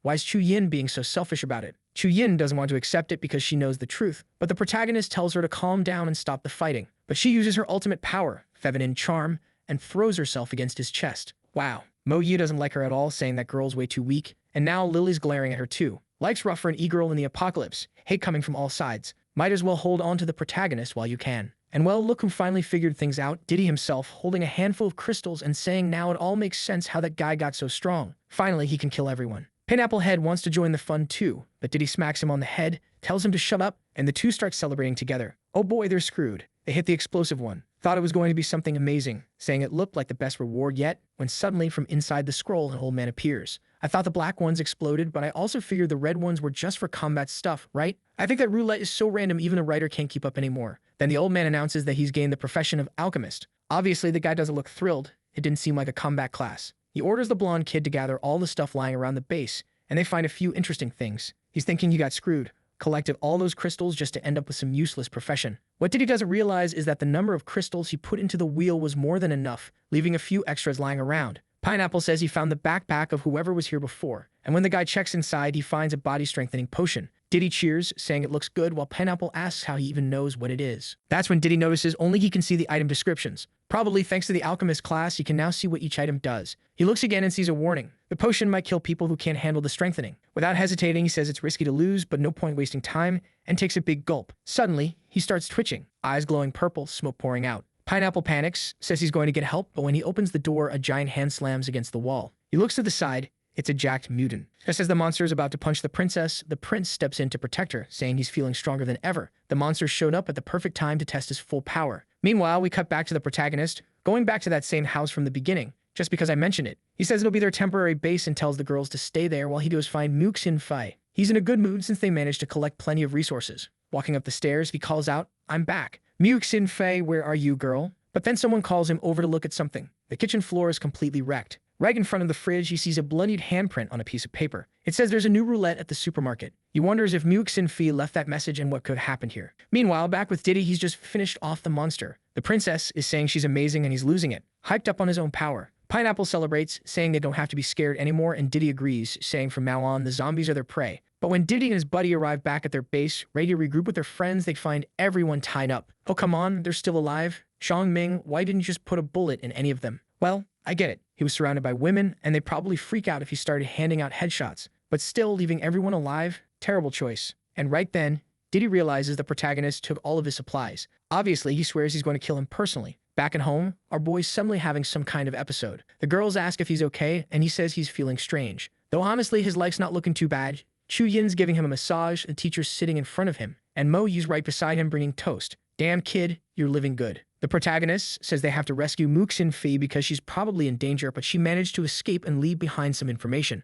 Chu Yin asks if that girl is his girlfriend, and he says no, she's just a good partner. Now she's all excited, saying that if that's the case, she'll help him find her. The protagonist, though, tells her not to get in the way. Every ally needs to have a purpose. Chu Yin's the loyal and easy-to-handle type. Mo Yun, on the other hand, is strong but clearly doesn't trust him much. And then there's teacher Puik Chu Ying. He still hasn't figured out how he's going to make use of her. She asks if she can come along. Being a teacher, she's gone through some basic first aid training. The protagonist says fine, just not to slow him down because it drains extra energy to protect everyone. Then he asks if Mo Yi's coming too, and she says of course, comrade. Damn, the backpacks are packed, and off they go. He knows they not only need to find Kinfi, but also the new roulette wheel since they're running low on resources. But right then, Mo Yi tells him to wait. She knows where they can get a vehicle. They find a truck in front of the military base, and she says the commander spent a fortune bringing it in. It's not missile-proof, but it can handle bullets and reach up to 87 kilometers per hour. The protagonist thanks her, saying the old man really was something else. Meanwhile, Diddy's walking through the city with Pineapple, desperate to find that kid's base and kill him. He never expected that useless Dong Zai to betray him like that.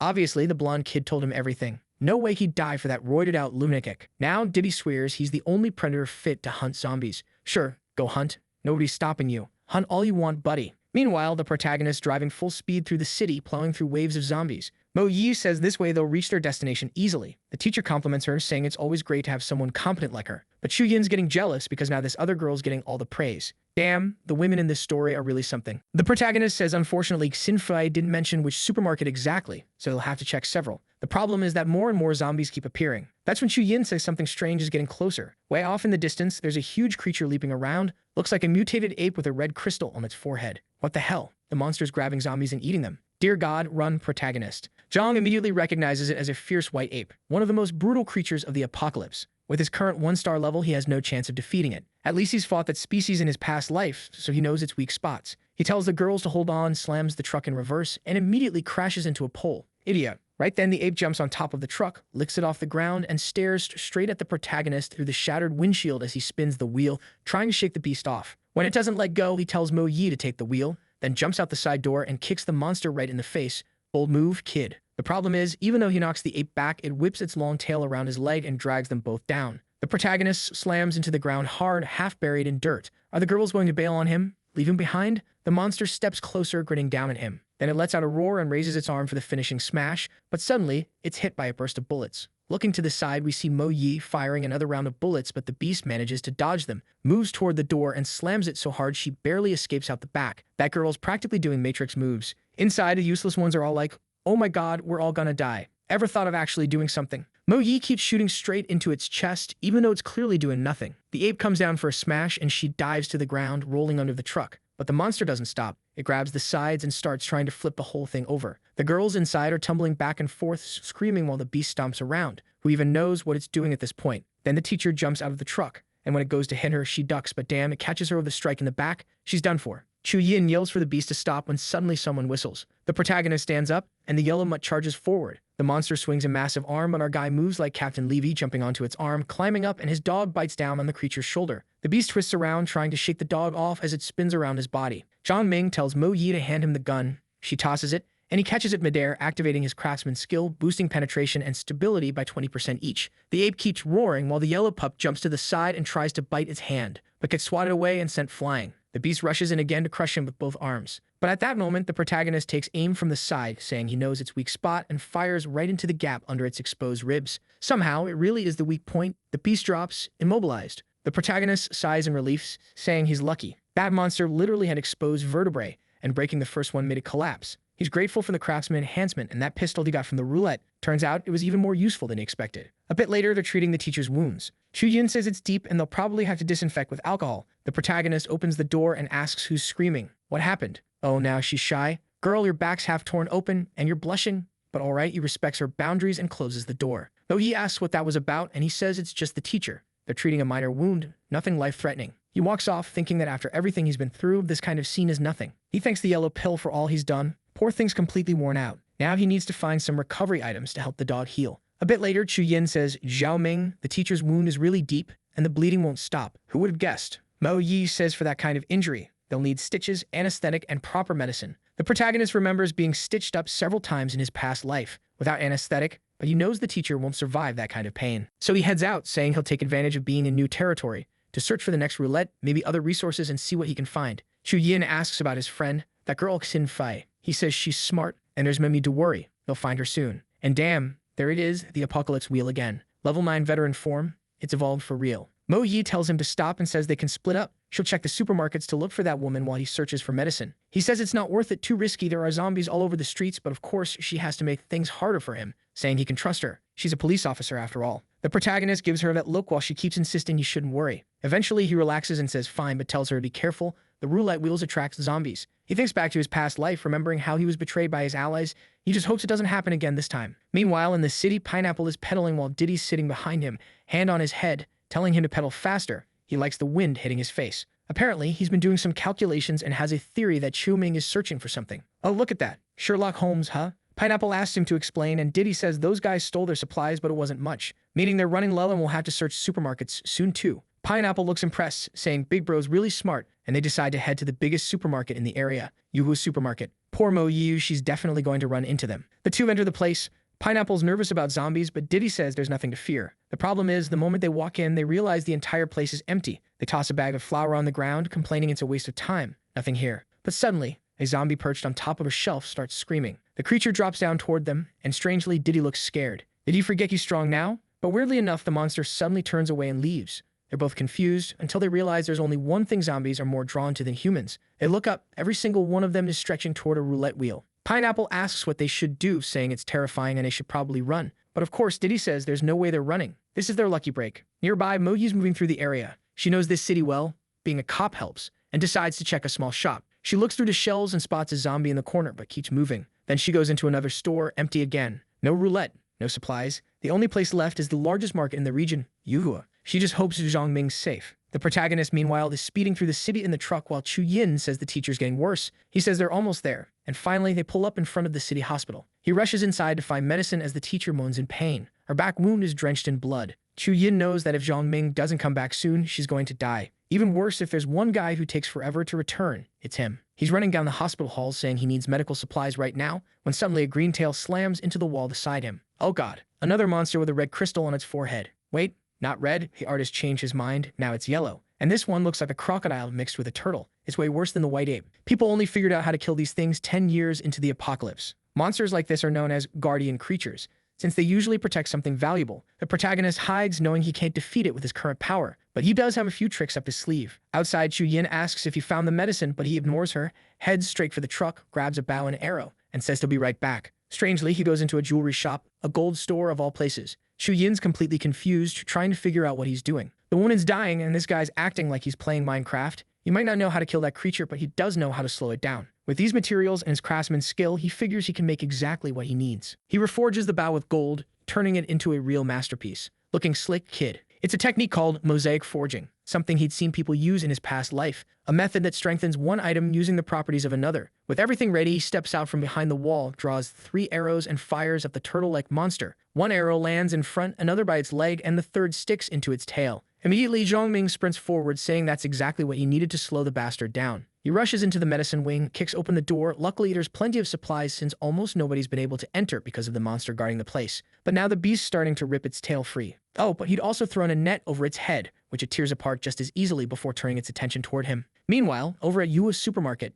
Diddy's just finished beating down a bunch of zombies and celebrates, saying he's finally getting his roulette. Pineapple's freaking out, asking what's going on. When Diddy pulls off the cloth, there it is, a roulette packed with items. He kicks the blonde idiot and orders him to start collecting the crystals. Pineapple's getting angrier by the minute, while Diddy examines the wheel. It looks different from the last one. There's even a weird necklace, and a card on it. The problem? It costs 10 crystals to activate. Pineapple warns that more zombies will show up soon. Clearly, this thing's attracting them. But Diddy just decks him across the face for saying it. Out at the entrance, Mo Yi arrives. The place is way too quiet, which can only mean all the zombies have already been wiped out. At the same time, back at the hospital, the massive creature's standing upright, glowing faintly purple. Outside, Chu Yin hears the noise and panics. Jong Ming's in danger, but the teacher's also in critical condition. She can't just sit there doing nothing, so she opens the door and runs to help him. Inside, she comes face to face with a crocodile lizard scratching up the walls, wondering what kind of monster that even is. Inside the room, the door's beginning to crack under pressure. Our boy stacked a chair against it, like that's gonna do much. He knows as long as the beast's raging, he's trapped. From outside, Chu Yin realizes the same thing. He's stuck in there with no way out. She looks around and spots something, a nest of eggs in the corner. The monster keeps slamming its tail against the wall. Jong Ming notices his level 1 craftsman gear didn't do much at all. Then suddenly, the creature starts to move away. He's confused for a moment until he spots Chu Yin in the corner. What the hell is that idiot doing here? Turns out the monster hadn't left, it just whipped its tail again.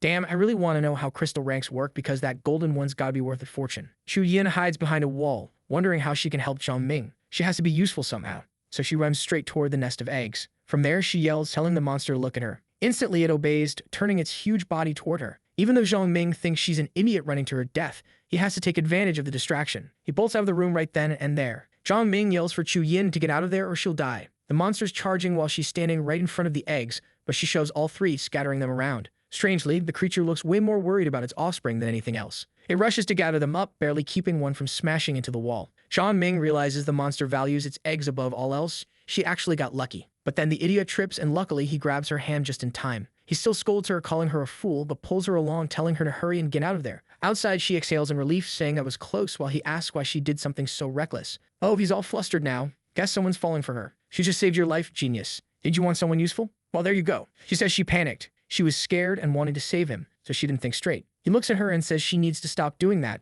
There's no reason for her to risk herself like that. Still, deep down, he admits that because of this, he can finally trust her. Meanwhile, later that night at Yuhua Market, the sky's gone dark. Mo Yi sneaks inside quietly and reaches the roulette room. Surrounded by zombie corpses, she wonders what on earth happened there. That's when Diddy steps out from behind the wheel, saying he wasn't expecting to find a lady, thought it'd be another zombie. And a cop, no less. Guess he's lucky tonight. However, Mo Yi stepped forward to face him head-on. Thinking that she was a police officer too, he really was a lucky guy. But Mo Yi was already getting ready to face him head-on. Meanwhile, Jong Ming was with Pu Xiang, checking on her. The teacher still had the stitching marks on her back, thinking that the scar wouldn't look good. The guy said he was done and she thanked him. Liang Chu Yin asked how her friend was doing, and he said she'd be fine after some rest, but her stomach started growling. Liang Chu Yin said it was just because she hadn't eaten. Then he told his partner to go grab something to eat while he went to meet up with Mo Yi. Back to Diddy, he's trying to punch the officer, landing a hit she blocks, but she's thrown far back. She steadies herself and swings a kick over at him. He stomps hard on the ground. Diddy rubs his shoulder, saying the girl's pretty strong. With a big grin, he says he likes that and throws another punch. The officer barely dodges and is surprised by his speed. The villain's got a wild look in his eyes and keeps charging forward, but she blocks the next attack with her forearm. Diddy wonders what kind of crazy fighting technique that is. Taking the opening, she lands a punch straight to his face, but the muscle head doesn't even flinch, like he didn't feel a thing. He even mocks her, saying it felt like a mosquito bite. Then he tells her to come at him with everything she's got. Mo Yi realizes his body's tough and wonders if he went through a mutation. She changes her stance into a different fighting style, which the villain finds interesting. The officer gets ready to use a special punch technique, but the guy manages to grab her hand. He holds it, saying it wasn't bad and she should keep going. The brute warns that the more she resists, the more fired up he gets. Pineapple's amazed that the officer's still holding her ground against the boss even after he drank the potion. He thinks the roulette's right there in front of him, but now this troublemaker showed up. The blonde decides he has to help the boss, maybe then he can become a superhero with the roulette. So he figures it's time to act. Suddenly, Pineapple rushes in and pushes the officer from behind. She gets angry and curses at him. Taking advantage of the moment, Diddy lands a hit on her. The girl's thrown far away, hitting the ground and realizing there are two enemies now. But Diddy gets mad at his friend, asking who told him to interfere. He says that after the potion, he could take down 10 cops like her. Then he smashes a punch right into the girl's face, grabs her by the collar, and mocks her, saying a cop fighting for justice is a joke. Mo Yi glares at him, furious despite all her injuries. Diddy raises his fists, saying that real justice is his fists. But just as he's about to swing, the officer gives a faint smirk. Suddenly, Jong Ming appears behind the muscle head, his aura dark and heavy. Diddy takes a punch to the face, not even knowing where it came from. He's dazed, completely lost on what's happening. Standing in front of Mo Yi is the protagonist himself, there to protect her. Diddy stares at him, the kid who just showed up to save the day. With a grin, he says he was planning to look for him anyway, but looks like the kid came on his own. Our boy doesn't even flinch and asks if he happens to know this guy. Then he crouches down to ask Mo Yi if she's okay. She says she's fine. He turns his gaze back to Diddy, wondering why he looks so evil when it was someone else who stole this stuff. Diddy tells the kid to listen up, saying he's about to introduce himself, but Jong Ming doesn't care and charges in, saying nobody touches his people. The brute's surprised by the sudden attack, but manages to dodge at the last second. Furious, he strikes back with a punch, ready to send the guy flying. But our boy blocks the punch with his bare hand. He realizes their strength and speed are about the same, meaning the guy also drank the potion. As they trade blows, Jong Ming thinks the guy's got some luck, but dodges easily and finishes the thought, saying his attacks are way too ordinary. With that, the protagonist takes advantage of an opening and lands a heavy punch right into Diddy's ribs. Diddy feels the blow hard and stumbles back a few steps. He curses at the protagonist, furious. Our boy asks if he really thinks he's stronger just because he drank that potion and tells him to come get beaten some more. The musclehead charges forward, shouting for him to die already, but the protagonist dodges his punch effortlessly. In the same instant, he lands a precise hit straight into the guy's kidney. He even comments that having your kidney crushed must hurt like hell. Diddy bends over in pain, completely shocked by what just happened. Then he charges again, yelling that he's going to finish this bastard once and for all. As their blows collide, our boy realizes something: both of them are one-star warriors. He dodges another punch, thinking that the real difference between them isn't that. He grabs the enemy's arm with ease, tightening his grip. The protagonist thinks to himself the difference is his 10 years of combat experience. Then he throws a punch straight into Diddy's face with everything he's got. The muscle head is launched backward from the sheer force of the impact. Pineapple's eyes go wide, shouting for his boss. Diddy crashes to the ground, completely wrecked. He lies there, asking who the hell that kid is. The brute's trembling, terrified, and starts begging for his life. He drops to his knees, pleading not to be killed. But secretly, he pulls out a hidden knife while pretending to surrender. He begs the protagonist to spare him just this once, saying he'll change.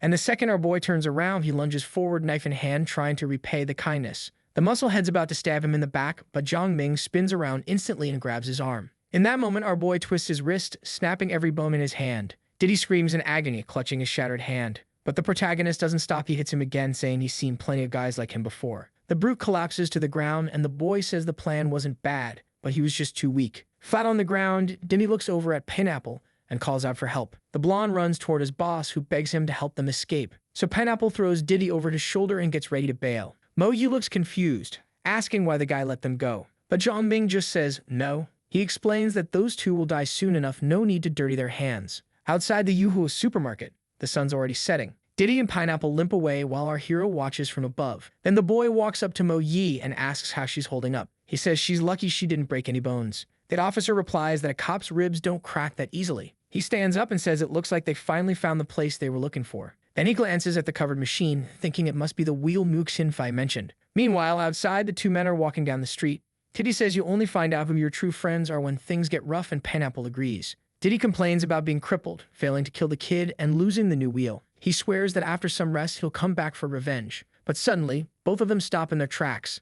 Pineapple says the fifth brother needs to understand a few things. He asks what he's ever gained from following the boss just running from zombies all the time. He wonders why only the boss gets all the benefits while everyone else barely survives. Pineapple complains that honest men are always the ones being pushed around, while Diddy begs him not to do anything stupid. He grabs Diddy's arm and says that since the boss is crippled now, maybe it'd be better if he held onto the crystals for a while. With a sly grin, he says he'll help keep them safe, while Diddy recovers. But right then, Diddy's face twists in horror. A horde of zombies is flooding into the alley. The monsters charge straight at them, ready to attack. Panicking, Diddy reaches out, begging his friend to give him the crystals and take him along to escape. The blonde one asks how he's supposed to run if he has to carry the boss with him. Right then, the horde of monsters leaps straight onto Diddy, who gets left behind. While Pineapple runs away, Diddy screams his friend's name in despair, realizing he's been betrayed. Outside the supermarket, the truck is already waiting for them. Lion Chu Yin hears the screams and worries that something happened to Jong Ming and the others. Panic flashes across her face immediately.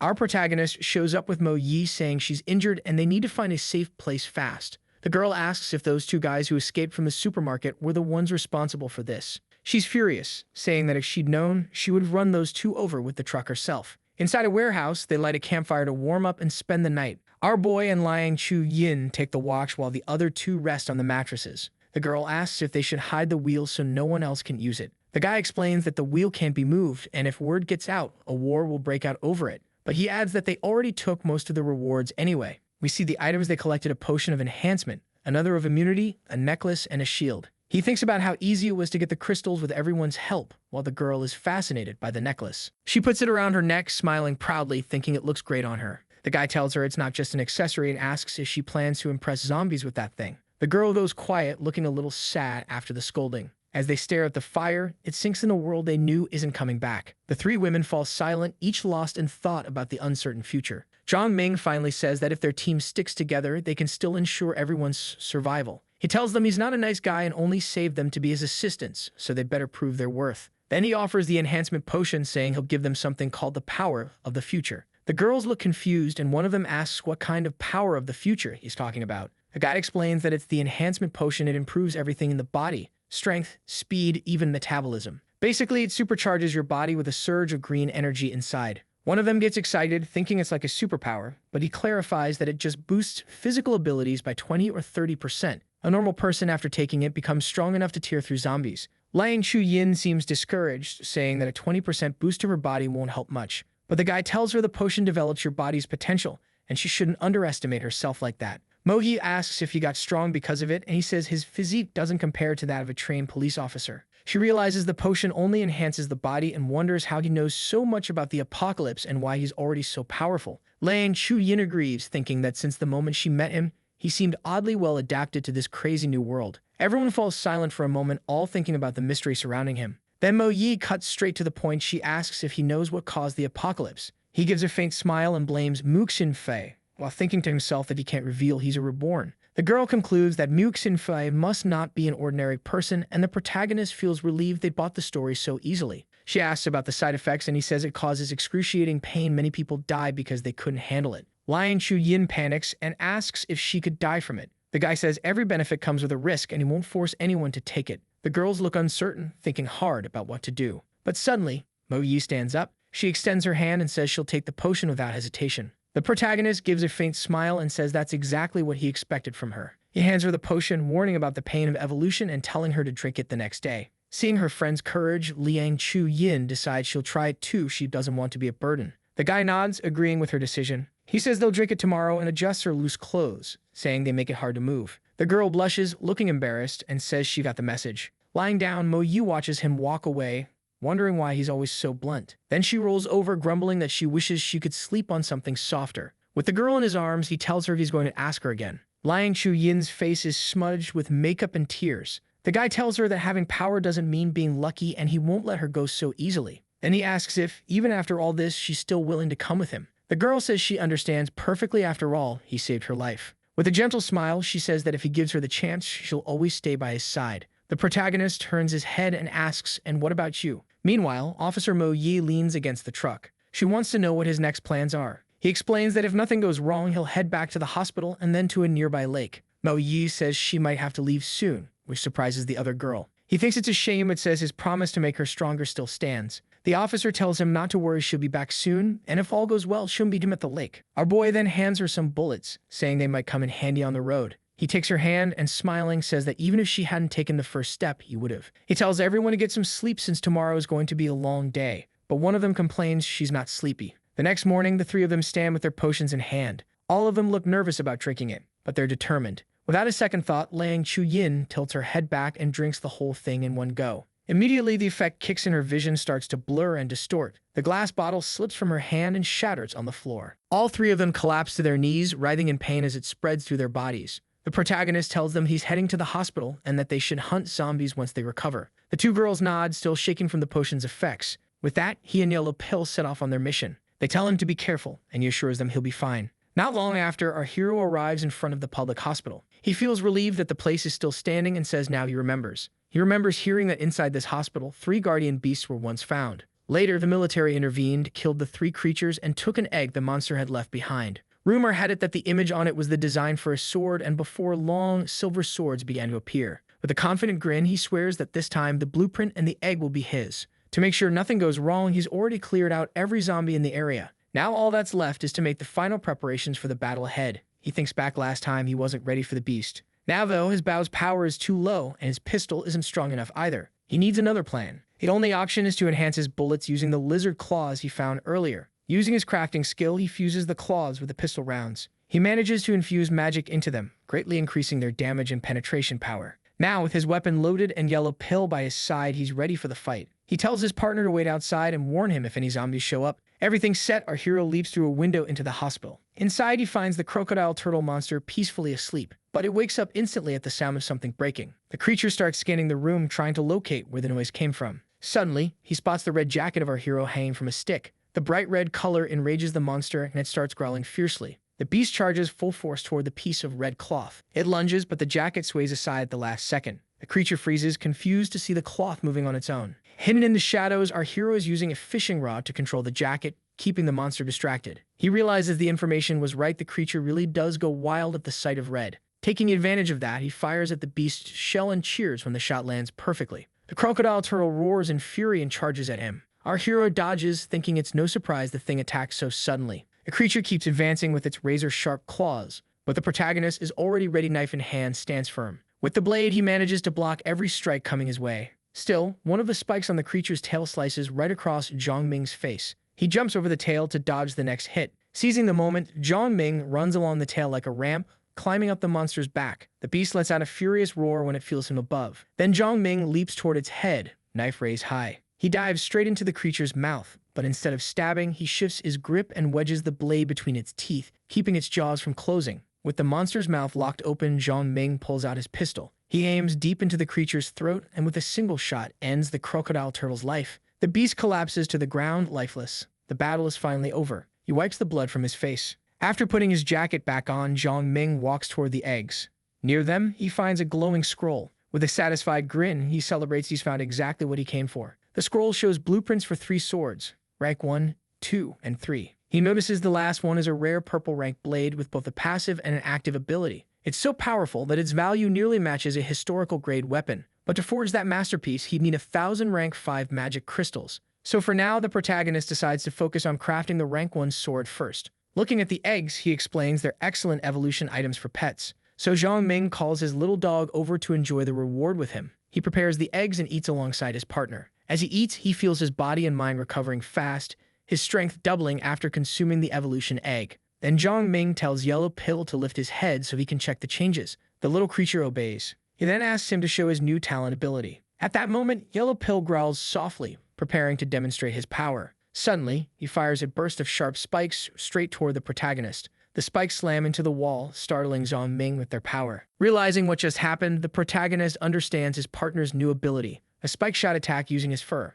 But now, Yahello's completely bald and the guy just stares, baffled. Still, he pats him gently, saying it's a good ability even if he does look ugly now. Before leaving, he tells the dog to finish the rest of the eggs, but not to touch the last 2. A little later, our hero arrives at an abandoned hospital. He walks up to a car parked outside. Standing beside it, he says it's time to forge the Frontier Moon Blade. His crafting skill activates, releasing a surge of blue energy. He begins shaping the car's metal with his hands, melting and molding it into a weapon. Combining the crocodile-turtle's claws and fangs with a magic crystal, the forge continues to glow. A massive pillar of energy bursts upward as the weapon takes form. Holding the new dagger, he smiles proudly. The creation was a success. To test it, he swings it at a metal pole. The blade slices clean through, sharper than he expected. Seeing that he still has leftover materials, he thinks about forging weapons for the girls too. After everything, he returns to camp carrying the rest of the eggs for the group. The girls, who seem to have recovered from the potion, immediately notice his arrival. Lion Chu Yin comments that he finally came back. He asks if Mo Yi has already left and how they're feeling after their evolution.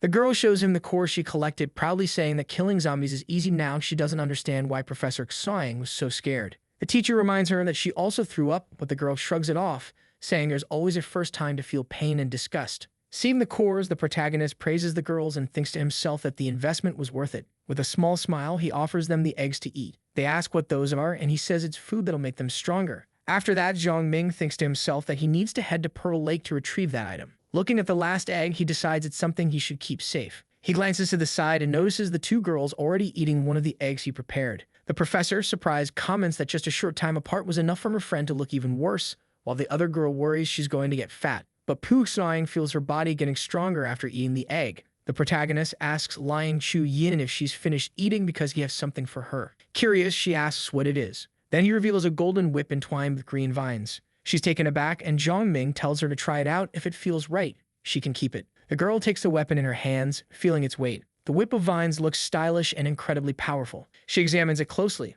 then starts testing its movement through the air. With a single swing, she tears open the ground beneath her feet from the sheer force. Holding it tightly, she says it feels like it was made just for her. She mentions she's learned some stretching techniques and that this new weapon will definitely come in handy. Meanwhile, the professor watches her while petting Yahello. The protagonist then asks what weapon the professor wants, and she's surprised she's getting one too. Still petting the dog, she looks uneasy, saying she doesn't really know what to choose. With a calm smile, he tells her there's no rush, she should think it through. He reminds her that back in peaceful times, no one really used weapons except maybe kitchen knives. Lian Chu Yin asks if they're heading to Pearl Lake, and the protagonist nods. He warns that it could be dangerous and asks if they're willing to come with him. Excited, Liang Chu Yin raises her fist, saying yes, but the professor says she'll only go if she won't be a burden. The protagonist tells her to come along but warns again about the danger, adding that he hasn't even mentioned the rewards for success yet. With everything decided, the group climbs into the truck and sets off on their next mission. On the way, Jong Ming remembers that in his past life he only found the courage to lead home after eating everything he had left. He recalls walking out armed with just a wooden stick, moving nervously through the streets outside his hiding place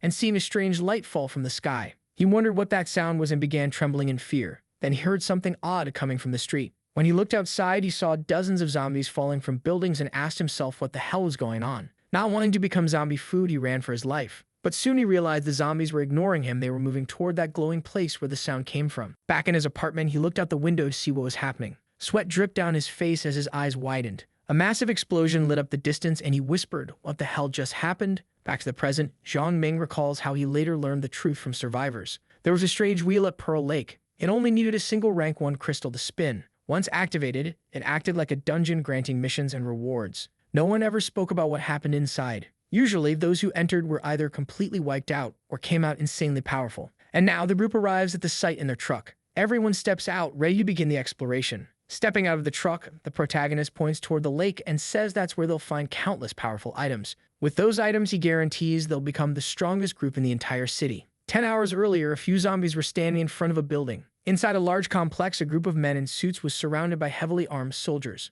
One of the soldiers with a scar over his eye asked the leader of the suited men what his decision was. The man in the suit asked if they'd be killed right there if they didn't agree to the proposal. He thought that even with 3 1-star evolved and 11 weapons, they didn't stand a chance. Anger tightened his jaw. Running into the military now was the worst possible timing. A young soldier casually playing with knives commented that his leader Yi had a 2-star evolved right beside him. Leader Yi replied sharply that if they didn't cooperate, he wouldn't allow them to interfere with their plans. CEO Lei grew serious, silently weighing the offer. One of his men whispered, asking if they should fight the soldiers. But the military officer Yi warned that they wouldn't work for free, they'd expect their share of the reward. He pointed at his uniform, saying that even if they didn't believe him, they should at least believe the uniform. The young soldier smirked, adding that CDO Lai could get as strong as he was if he accepted the deal. Finally, CDO Lai extended his hand, saying he understood and that they'd cooperate. The soldier shook his hand, introducing himself as Wang Ding and saying they'd get along just fine. After that, CDO Lai asked the officer about the operation they kept mentioning. Leader Yi explained that they'd received critical intel about the lake. At Pearl Lake, there was a very special beast one that many would fight to obtain, and they had spies watching it closely. Through the radio, a man named Qin Xiaobo reported that it was time, but Leader Yi replied that he was almost there and ordered the others to secure the wheel. From afar, the protagonist was watching everything through binoculars. Sitting on top of the truck, he said most of the people were already gathered. He jumped down, asking the girls if they were ready. He handed a walkie-talkie to Lane Chu-yin and told her that once the operation started, she should hide and report immediately if she saw the monster. Professor Pugh also received a radio, along with the mission to monitor battle conditions and keep track of the smaller creatures' movements. The protagonist pointed toward a nearby building, saying he'd wait there to set up the ambush. He explained that if the professor confirmed any monster activity, they'd regroup with her. He also told her to find a high place to report the battle's progress and the monster's positions, but if things got dangerous, she had to retreat immediately. Pooh pointed at one of the buildings, asking if that one was safe. Jong Ming nodded, saying it was, and that she could wait for him and Lian Chu-yin there. With a dagger in hand, he asked her to report as soon as she spotted the target. He warned that even though the monster wasn't particularly strong, it was cunning and capable of summoning others. Suddenly, a pillar of light shot down from the sky, flooding the forest in bright energy. He said the wheel had been activated, the monster had finally appeared. As the pillar slammed into the lake, a massive explosion followed. Qin Xiaobo's team flinched at the blast, confused and startled. He squinted at the lake and froze, shocked by what he saw. A strange, one-eyed creature sat atop the wheel. As the soldiers raised their weapons, the monster pulled an object from its waist. It brought it to its mouth like a horn and blew with incredible force, the sound echoing across the entire area, making Qin Xiaobo's blood run cold. The eerie call summoned a horde of zombies marching toward the lake, but the soldiers were already in position, ready for combat. Leader Yi watched the entire scene through his binoculars. Then one of the soldiers approached and called out to him. The captain asked for a status update and was informed that all platoons had reached their designated positions. But Qin Xiaobo's signal suddenly vanished, his team lost contact, and a massive horde of zombies was spotted rushing toward them at high speed. With a serious expression, the leader asked what else had happened. The frightened soldier reported that they were surrounded by the undead. Yet the captain smiled calmly, saying they were already in the central district of the city, meaning they'd been surrounded from the start. Then he shouted, calling out to all his brothers in arms. Standing on top of a tank, he ordered everyone to look at him. He yelled that maybe he'd led them straight into a graveyard. He pointed to the destroyed vehicles and the monsters all around. Then he warned that if they didn't retreat now, they'd all die there. But he reminded the soldiers why they were still standing, why they wore that uniform. He said that just like them, he had a family too, and didn't even know if they were safe. Then he shouted, asking if that was a reason to give up and abandon their beliefs. He roared that they were soldiers born for war, and they had to be stronger than monsters, stronger than anything in this world. Even if he died, he wanted to die wearing that uniform with honor. With a powerful yell, he declared that glory belonged to them, and the soldiers shouted it back in unison. They roared together, "Glory belongs to us." From the window above, our protagonist watched the whole scene unfold. He thought that while their sense of glory united them, it was also something unimaginable in the final days of the apocalypse, and he couldn't help but envy them. He kept watching. Down below, the tanks rolled forward, crushing zombies under their tracks.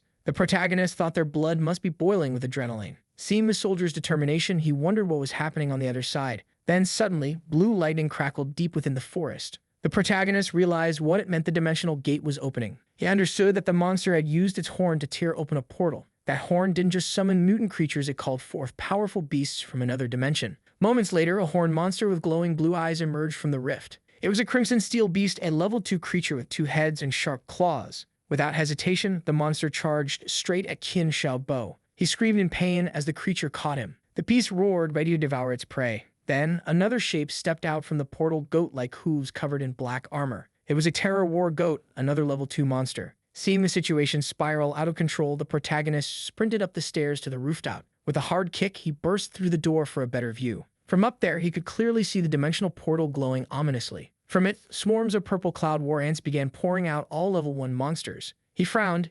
Even though they were only level 1, there were too many of them. Watching the chaos spread, he wondered what kind of world that gate was connected to and why so many powerful monsters were coming through. Ever since the apocalypse began, not only had strange wheels fallen from the sky, but golden lights had also rained down, striking the ground. Those areas became infested with creatures not from Earth, plunging humanity into despair. But they also brought strange flowers, rare minerals, and mysterious treasures. From the rooftop, the protagonist saw yet another creature stepping out of the portal, a zombie ape with white fur and glowing red eyes, a rank 3 zombie. The sight left him stunned. He couldn't believe a rank 3 zombie had appeared this early in the apocalypse. He remembered that in his previous life, the record for reaching 3 stars was 3 weeks. Meanwhile, the zombie ape attacked CEO Lee and his men who had been approaching from the side. The monster charged at them with terrifying speed. One of the men was grabbed and screamed desperately for help. But CDO Lee could only watch as the creature tore his comrade apart. The poor man's screams echoed as blood splattered everywhere, a horrifying scene. Professor Pooh, watching through her binoculars, was frozen in shock. Over the radio, the protagonist asked her to report the location of the treasure monster. Pooh replied that it was wandering near the lake. Jong Ming then asked over the radio where the goat monster was.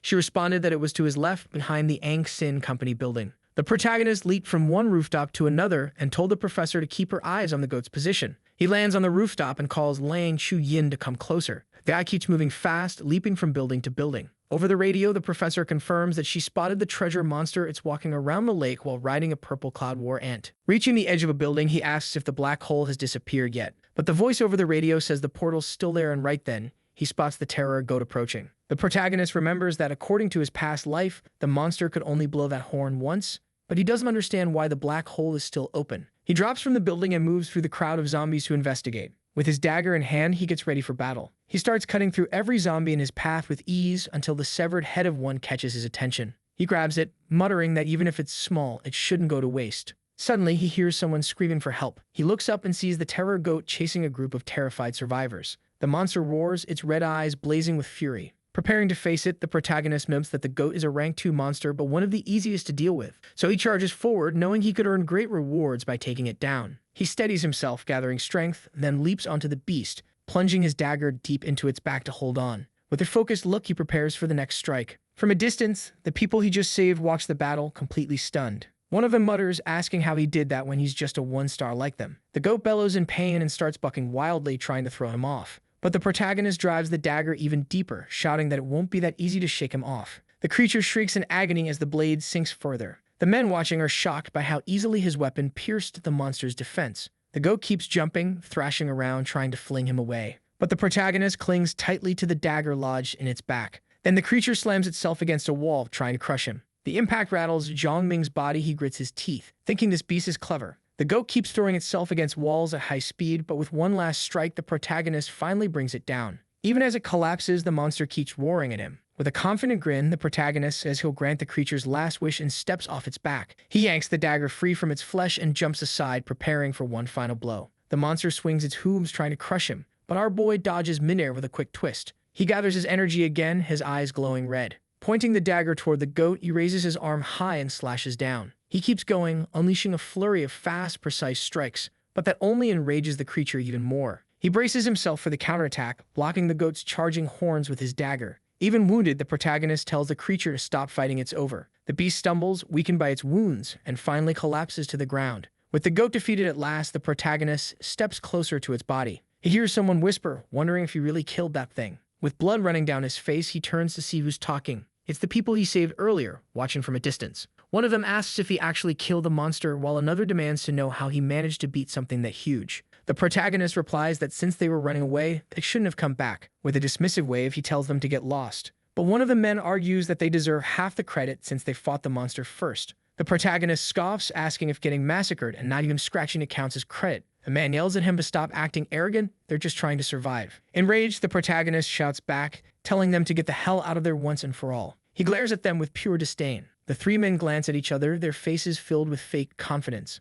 One of the men threatens him, telling him to drop everything he's got and get lost. Another says there are three of them, and only one of him he'd better think twice before doing anything stupid. Jong Ming's arm is weakened from his fight with the monster, and they mock him for it, saying he can't even move his hand and that they'll kill him if he doesn't walk away. The blonde one adds that in this new world, the strong make the rules. Killing isn't a crime anymore. Suddenly, the protagonist's radio starts beeping. He answers and hears that a large group of zombies is heading his way. The messenger reports that the monster with the golden pouch is moving toward a candy shop, and that another survivor team is also headed there. The protagonist immediately thinks about the pouch monster that's his target, and he can't let anyone else get to it first. He needs to grab the goat's loot and make it to the candy store as fast as possible. The man holding a metal bat says he can go, but he has to leave the sword, the radio, and everything else behind. With a mocking grin, the protagonist says they're just a bunch of greedy trash. The man shouts that whoever attacks first wins and charges at him. In that instant, the protagonist thinks about how everything changed since the apocalypse began. He remembers taking revenge on the people who used to torment and suppress him. The boss who once threatened to fire him is now just a toy in his hands.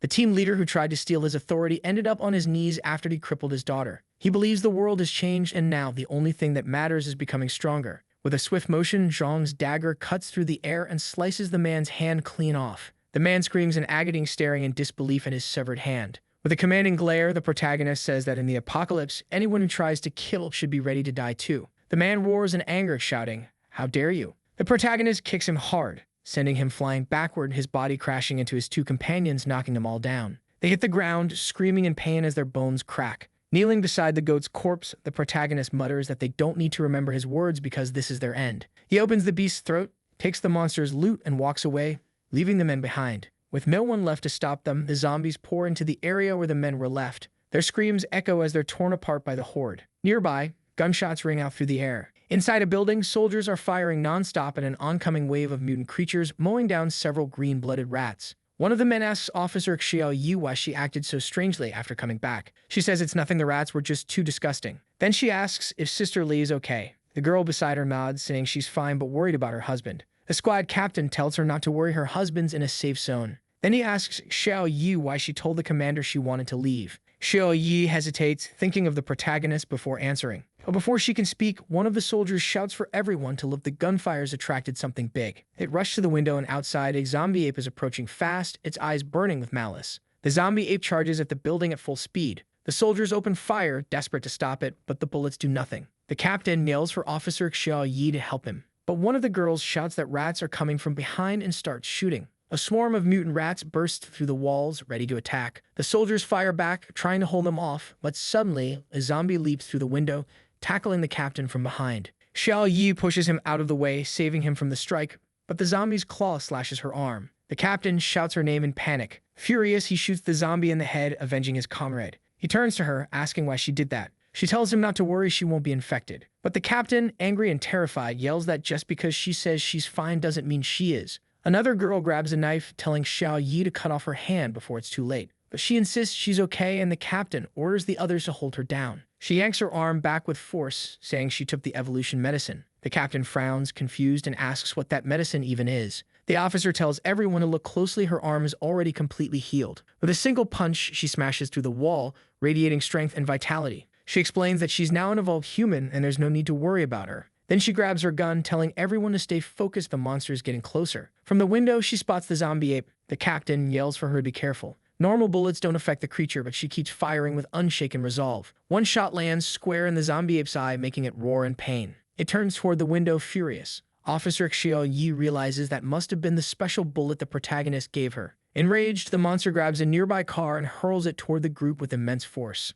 Xiao Yi shouts for everyone to get down. She dives to the floor as the car crashes through the wall right above her. Meanwhile, elsewhere, the protagonist asks Liang Chu Yin where she's at.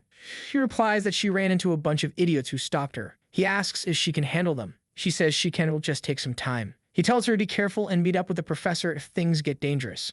He looks up and sees cars flying through the air. From the zombie ape's screams, he can tell it's injured. Still sore from the fight with the goat, he thinks how useful it'd be to have a healer or a pharmacist in the team. In the apocalypse, countless survivors die simply because there's no medical help. It finally reaches the road that connects to the Pearl Lake Highway. Meanwhile, Liang Chu Yin's been cornered by a group of men. Their leader warns her it's dangerous to move forward alone and that she should stick with them. But the girl grips her whip, ready to fight. The man remembers that Leader Yi gave him a few weapons and some medicine, and that Yi had also taken his card, the one he got from the wheel, which was supposed to be valuable. He thinks Yi just wants to use him as cannon fodder, someone disposable, but this girl's different. She's a strong, evolved fighter, armed with something unusual, and she's communicating with someone over the radio. That means she's part of a team, not a leader, even if she's powerful. The man says that since she doesn't want to stay, she should at least explain how she evolved and where she got that whip. Liang Chu Yin answers that she used to live a miserable, exhausting life, but when the world changed, she never felt as calm and free as she does now. The man stares at her, confused by her words.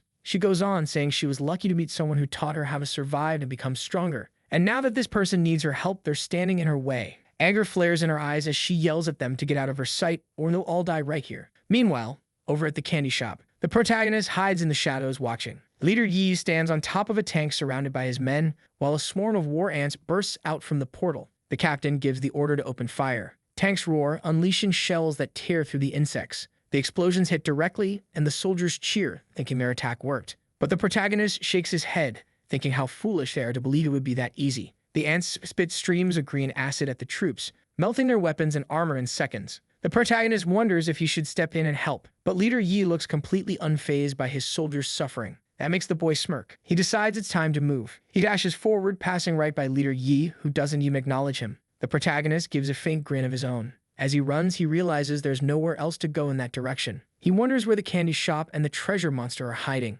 Then he spots a cluster of ants surrounding a small shack. It looks like the monster managed to blow the horn twice, something that shocks the protagonist, making him wonder what's coming next. From the portal, a new threat emerges. He can feel it's something terrifying is on its way. A massive foot wrapped in chains steps through the gate, followed by an enormous four-armed body bound in the same restraints. A single glowing horn on its head pulses with blinding light. The creature is a massive, muscular monster wrapped in heavy chains. The protagonist recognizes it instantly, the chained prisoner, one of the strongest monsters of them all. A glowing green crystal shines on its forehead, proof that it's a rank 4 evolved beast. He knows that in just a year, this monster will become one of the first to reach rank 9. In his previous life, the prisoner was unstoppable. It destroyed more than 10 survivor bases. It wasn't until humanity produced its own 9-star hunters that 3 of them joined forces to bring it down. That was the same battle where Kinfi earned her title, the Rose of Massacre. The protagonist knows that, even though he's only a 1-star hunter, the evolution medicine has made him far stronger than most. With his profession and his knowledge, he can handle rank 2 monsters. But going up against a rank 4 is suicide. So he focuses on killing the ants and decides to forget about the chained prisoner for now. He removes the energy cores from the ants' heads and stuffs a few of their parts into his backpack. What matters most right now is capturing the treasure monster. With a strong kick, he bursts through the door of the candy shop. Inside, several soldiers lie dead on the floor. He grabs his radio and reports to the professor that he's reached the candy shop, but the monster isn't there. No response. None of his teammates answer, and worry creeps over him. Suddenly, a burst of gunfire echoes from the back door. He looks over. CEO Lee and his men are there, firing their weapons. Through the radio, Lai calls for reinforcements, shouting that the golden pouch monster threw a vial of evolution medicine at them. The soldiers open fire on the creature, which is riding atop a giant ant. One of their bullets hits it, and CEO Lai yells for his men to chase the wounded beast. The protagonist sprints toward the back to intercept it. As soon as he gets there, the soldiers raise their rifles and demand he stop, asking who he is. He doesn't have time for this. He punches one guard, grabs his dagger, and slashes another soldier's weapon clean in half. CEO Lai points his gun at him, but the protagonist drives an elbow straight into his chest before he can pull the trigger. He disarms Lai and catches the pistol midair. A quick glance tells him it's a military-grade sidearm. With the weapon in hand, he bolts out of the shop. He thinks to himself that he needs to get that pouch before anyone else finds out the monster's hurt. Behind him, CEO Lei groans, coughing up blood as he picks up his radio. He calls Leader Yi, reporting that the treasure monster is here, and if he doesn't come fast, someone else will take it. Then Lai stumbles out of the candy shop, scanning the streets. He wonders where the creature ran off to. That's when the protagonist hears a strange sound. Following it, he finally spots the golden pouch monster collapsed among the rubble, still eating. He rushes toward it, and as he gets closer, he's shocked by how fast the creature's wounds are healing. The monster looks up, confused by his sudden approach. When it recognizes him, it points and lets out a furious cry. In an instant, the giant ant beside it lunges at the boy. He quickly realizes it's a general ant, a rank 2 variant. Normally, ants are rank 1, but sometimes, rare ones like this evolve to higher ranks. The ant spits a jet of acid in his direction, forcing him to dodge. He barely avoids the burning spray, thinking how unexpectedly the thing attacks, and the ant spreads its wings and starts to fly. Dagger in hand, the protagonist mutters, "Who said you could fly?" and readies his strike. With one clean swing, he slices through its wings, sending a creature crashing to the ground. It's nearly defeated. He jumps onto its back and drives his dagger straight into its head. He twists the blade to make sure the strike is fatal. Then, with one smooth motion, he pulls the dagger free and extracts the crystal inside. With the ant down, he turns his attention to the treasure monster. The creature freezes, stunned at seeing its mount slain. It glances around desperately, searching for a way to escape. But the protagonist already knows what to do. All he has to do now is take its head and claim the pouch. The monster fumbles inside its bag and throws something toward him. The protagonist catches it, a rolled-up scroll. Unfolding it, he realizes it's a summoning spell scroll. He gets excited when he realizes it's a summoning-type skill scroll. With a grin, he says it's a good item and crushes it in his hand. Panicking, the monster throws another scroll at him. But the protagonist easily catches it midair. To his surprise, it's a profession-level upgrade scroll. With a dark look in his eyes, he says he wants more items or he'll finish the creature off right here. Terrified, the monster throws more things toward him, begging for mercy. He picks up a 1-star evolution potion, unimpressed. But then he notices another item, a profession certificate. When he opens it, he's shocked to discover his new profession, gardener. Back at the battlefield, Officer Xiao Yi fires at the monster. One of the soldiers asks what kind of weapon she's using. It's actually wounding the creature. She thinks to herself that this is kind of fun. The captain asks if that's why she wanted to leave earlier. She reflects that the rewards she's gotten are far more than she deserves, and that some things in this world are beyond imagination. The monster charges toward them. She shouts that she'll explain everything later if they make it out alive. Her gun fires again, the round slamming straight into the zombie ape's leg. The monster snarls, glaring down at the injury. Drool drips from its mouth as it locks eyes with her in pure rage. Seeing its knee is damaged, the soldiers keep shooting, realizing it can't move as fast anymore. Then, a man in a suit approaches Xiao Yi, demanding to know who fired and ordering her to follow him. He says General Liu has invited her to join his unit. Xiao Yi ignores him and yells for everyone to aim for the monster's right knee instead. The soldiers rush to follow her command. The man repeats himself, saying it was an order and waiting for her response. She raises her gun. He walks closer, eyeing the weapon and pointing out how different it looks from the others. She shoves him away with a single strike. He demands to know what she's doing and asks if her weapon is even legal. But with a furious glare, she tells him she's trying to keep everyone alive and orders him to back off. She warns that if he keeps interfering, she'll kill him where he stands. She says she's staying here, she's not joining General Liu's group. The man snaps that she's disobeying a direct order and will face disciplinary action. Xiao Yi fires a shot at the wall right beside his head. Gun still in hand, her message is clear, she's not bluffing. Everyone around her freezes in shock. The man's face twists with anger as he shouts, demanding how she dares to shoot at him. But Xiao Yi screams right back, telling him to get lost or she'll blow his head off next. Terrified, the man stumbles away. The captain, worried, says she was reckless and asks what's going to happen to her after this. But calm and smiling, Xiao Yi says she doesn't care, she's not staying anyway. Nothing ties her here anymore. Captain Cheng Zi is stunned, asking how she can say it so casually. Then Xiao Yi turns to him and asks if he even knows why they're fighting or what they're fighting for. Outraged, Cheng Zi asks what kind of conversation she had with the commander. She reveals that she overheard their communications. They're nothing but cannon fodder for Yi's group. She explains that all they're doing is sacrificing their lives so the commander and his family can get their hands on the evolution medicine. One of the soldiers asks if what she's saying is true. Xiao Yi answers that if they survive, they'll only live long enough to see the commander's family become the awakened ones. Meanwhile, the protagonist is still stunned by what he just obtained as second profession. The gardener class comes with 2 skills, cultivate and activate. He explains that cultivate allows him to nurture a plant from seed, while activate lets him control it in various ways. In his previous life, he once saw a massive evolved sycamore known as the Heaven Tree, but he was too afraid to get close. Now he's thrilled by the idea that even growing ordinary vegetables could be an incredible advantage in the apocalypse. Then he yells at the treasure monster again, demanding more items and threatening to kill it. The monster trembles in panic. With a confident smile, the protagonist braces himself, and suddenly, the creature throws something straight at him in a last-ditch attempt to strike back. Jong Ming tries to block the attack with his hand. Suddenly, he's taken aback by the sheer power behind it. He twists his body, dodging just in time, and a massive explosion erupts from the impact. Panting, the protagonist realizes that, as expected, the creature tried to kill him. From the smoke, a green, elemental being emerges. He narrows his eyes, wondering what kind of monster this is. Then he notices there's no core inside it, only a glowing green body dripping with a corrosive acid. The elemental lunges toward him. Jong Ming decides not to attack yet, knowing he doesn't have enough information about it. The treasure monster laughs mockingly as Jong Ming retreats, chased by the coreless green elemental. But the protagonist smirks, saying he still has a trump card left to play. He decides to test out the summoning scroll he just obtained. After crushing the scroll in his hand, he plunges his dagger into the water. The surface boils violently, and a water elemental rises beside him. The summoned creature blasts a stream of water straight at the green elemental. The hit sends it reeling back, roaring in pain. The two elementals clash head-on, colliding with tremendous force.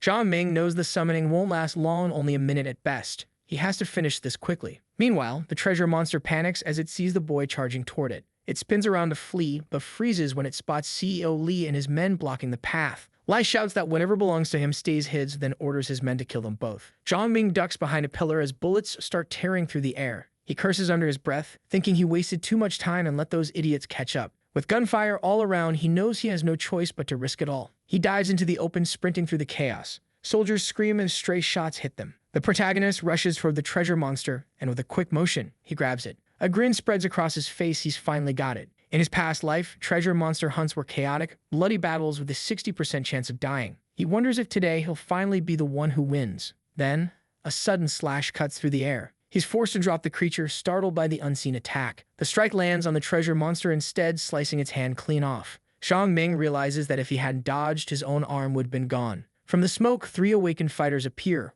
ordering him to back away. But he stands his ground and snatches the pouch from the monster's hand. One of the awakened immediately lunges at him. He blocks the strike with his dagger, but another fighter, armed with a spear, charges in for a follow-up. Jong Ming knows his injured arm puts him at a disadvantage. He can't take on 3 of them head-on. So he kicks the treasure monster's body away from the chaos. Everyone watches in shock at how strong his kick was. CEO Lai yells for Wang Ding to grab the treasure pouch. When the creature gets the ground, Wang Ding shows up with his men, grinning at the coincidence. One of them curses at Jong Ming, telling the others to ignore the kid and go for the pouch first. Wang Ding says he'll handle the rest, ordering his squad to move in. They rush forward as the battlefield grows even more chaotic. Jong Ming stays low, thinking the hunt's turned into a complete mess. He'll have to wait for the perfect moment to strike. The sun begins setting over the horizon. Elsewhere, Officer Xiao Yi and her captain take position. But the zombie ape uses his streetlight pole as his shield, blocking the bullets. Xiao Yi's shocked it's smart enough to use tactics. She pulls out the last special bullet the protagonist gave her, and suddenly something familiar catches her eye.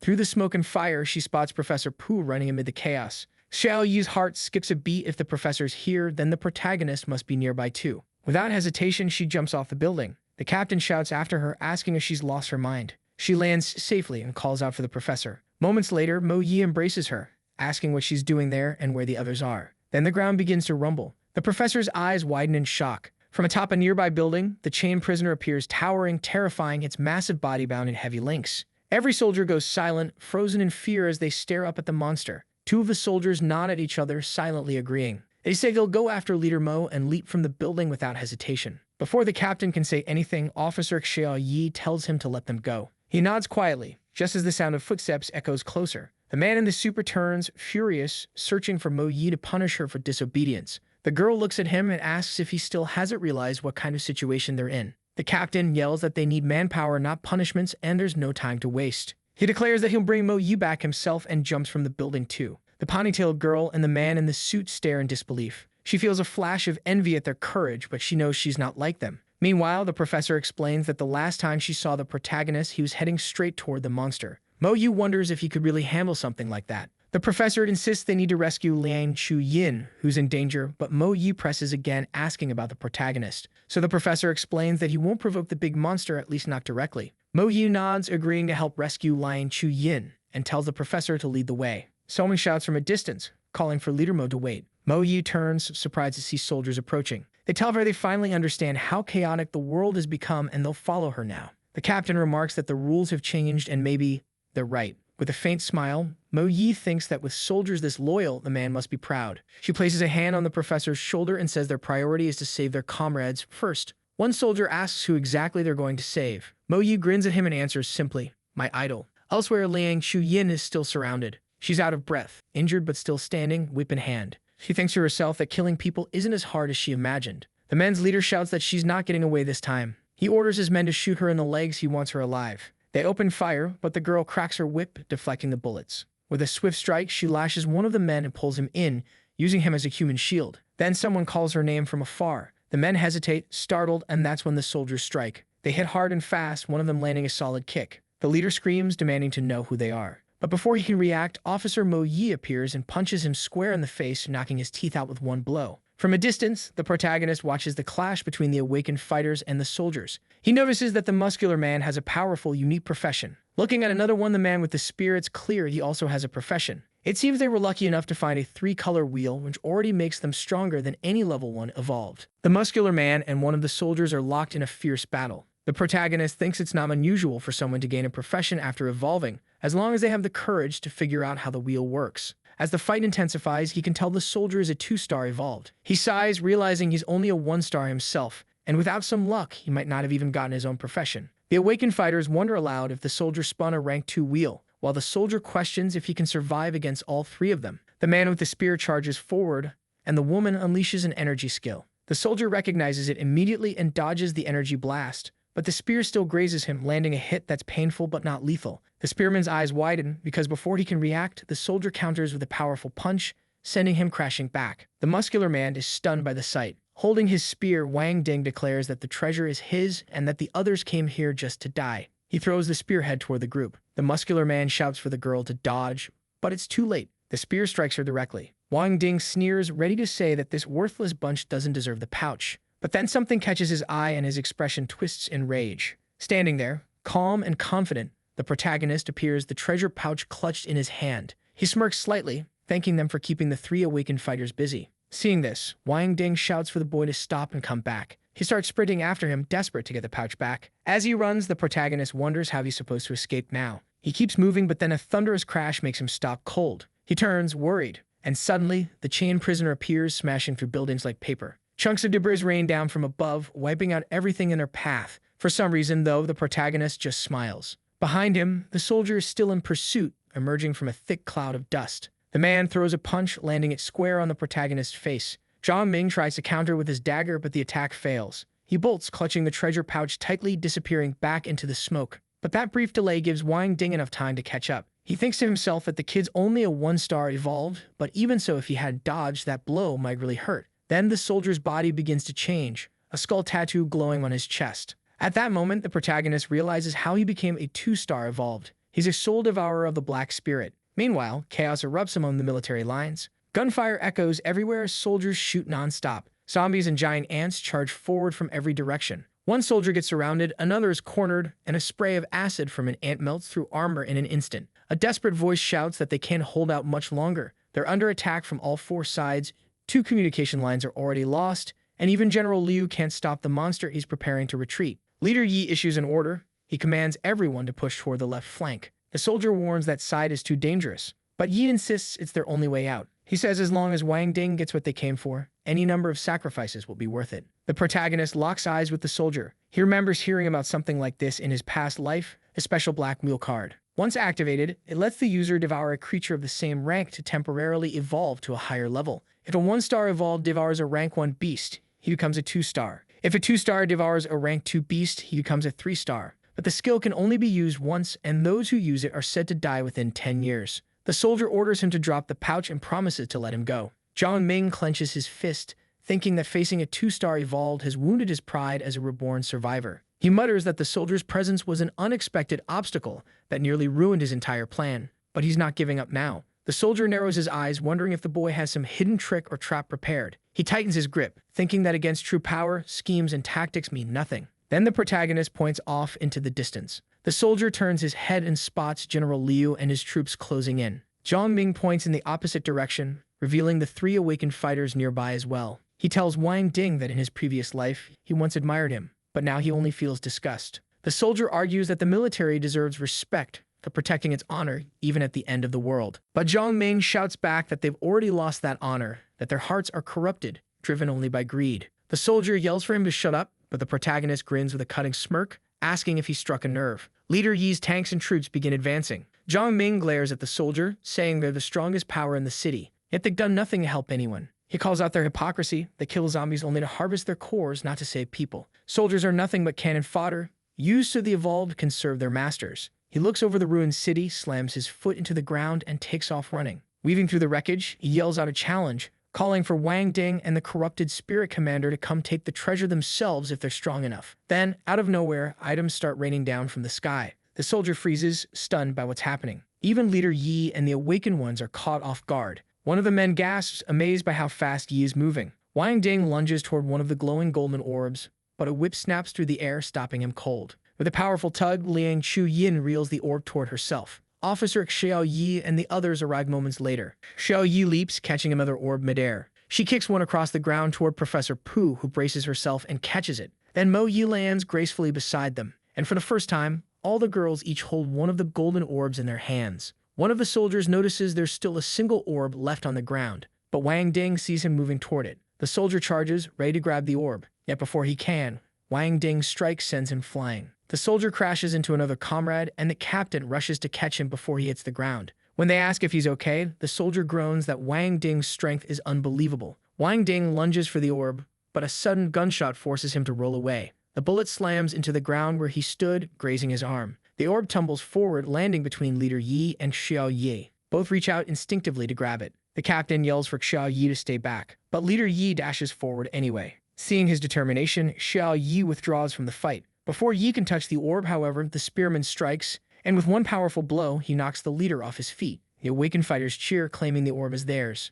Meanwhile, the soldiers rush to their fallen commander. At the same time, the man in the suit gives a cold order to open fire. One of his subordinates hesitates, asking who they're supposed to shoot, and is slapped across the face before being told, "Everyone." Officer Xiao Yi is horrified by the sheer cruelty of that command. She remembers that Mo Yi and Cheng Zhe are still out there. She gets to her feet, and both men stare at her in disbelief. Then everyone's attention shifts to the chained prisoner looming in the distance. The monstrous figure's steps shake the ground as it approaches, and from afar, the protagonist watches it all with a faint, knowing smile. The chain titan glares down at the gathered groups, and as it steps closer, Jong Ming draws his gun and fires. The bullet hits one of the chains wrapped around the monster's leg, but it barely leaves a mark. Leader Yi shouts, asking if the boy's lost his mind. The man in the suit assumes he's trying to lure the monster toward everyone, to drag them all down with him. Jong Ming knows full well that with his current strength, he can't hurt the creature directly, but the chained prisoner offers greater rewards than the treasure monster ever could. Those locks binding its body are made of phantom gold, an incredibly rare and luxurious metal in the apocalypse, used to forge stronger weapons or grant special powers. He keeps firing, aiming for the same spot again and again. Finally, after one last shot, the chain snaps apart. The man in the suit shouts for his men to move in, but Leader Yi, standing high on a ridge, fires at one of them to keep them back. The man in the suit yells for his soldiers to shoot Yi instead. Meanwhile, the two women hiding nearby whisper anxiously. Mo Yi says to let them fight it out and wait for a chance to grab more treasure, but the professor worries about what the protagonist is doing and whether he'll survive. Jong Ming faces the chained prisoner alone. The monster swings a massive wooden beam at him, but he dodges and leaps onto it, dagger in hand. He climbs up along the weapon, gripping the monster's chain tightly. Dangling there, he thinks to himself that he needs the phantom gold, but his only arm free for cutting is the one already injured. He swings his dagger at the chain. A small crack forms, proof it's working. The monster snarls in confusion, but Jong Ming keeps hacking blow after blow. The creature thrashes, trying to shake him off. Pain shoots through his right arm, and he realizes just how tough the phantom gold really is. It could take forever to get even a small fragment. He wonders if he should give up after coming this far. Then another attack forces him to dodge again,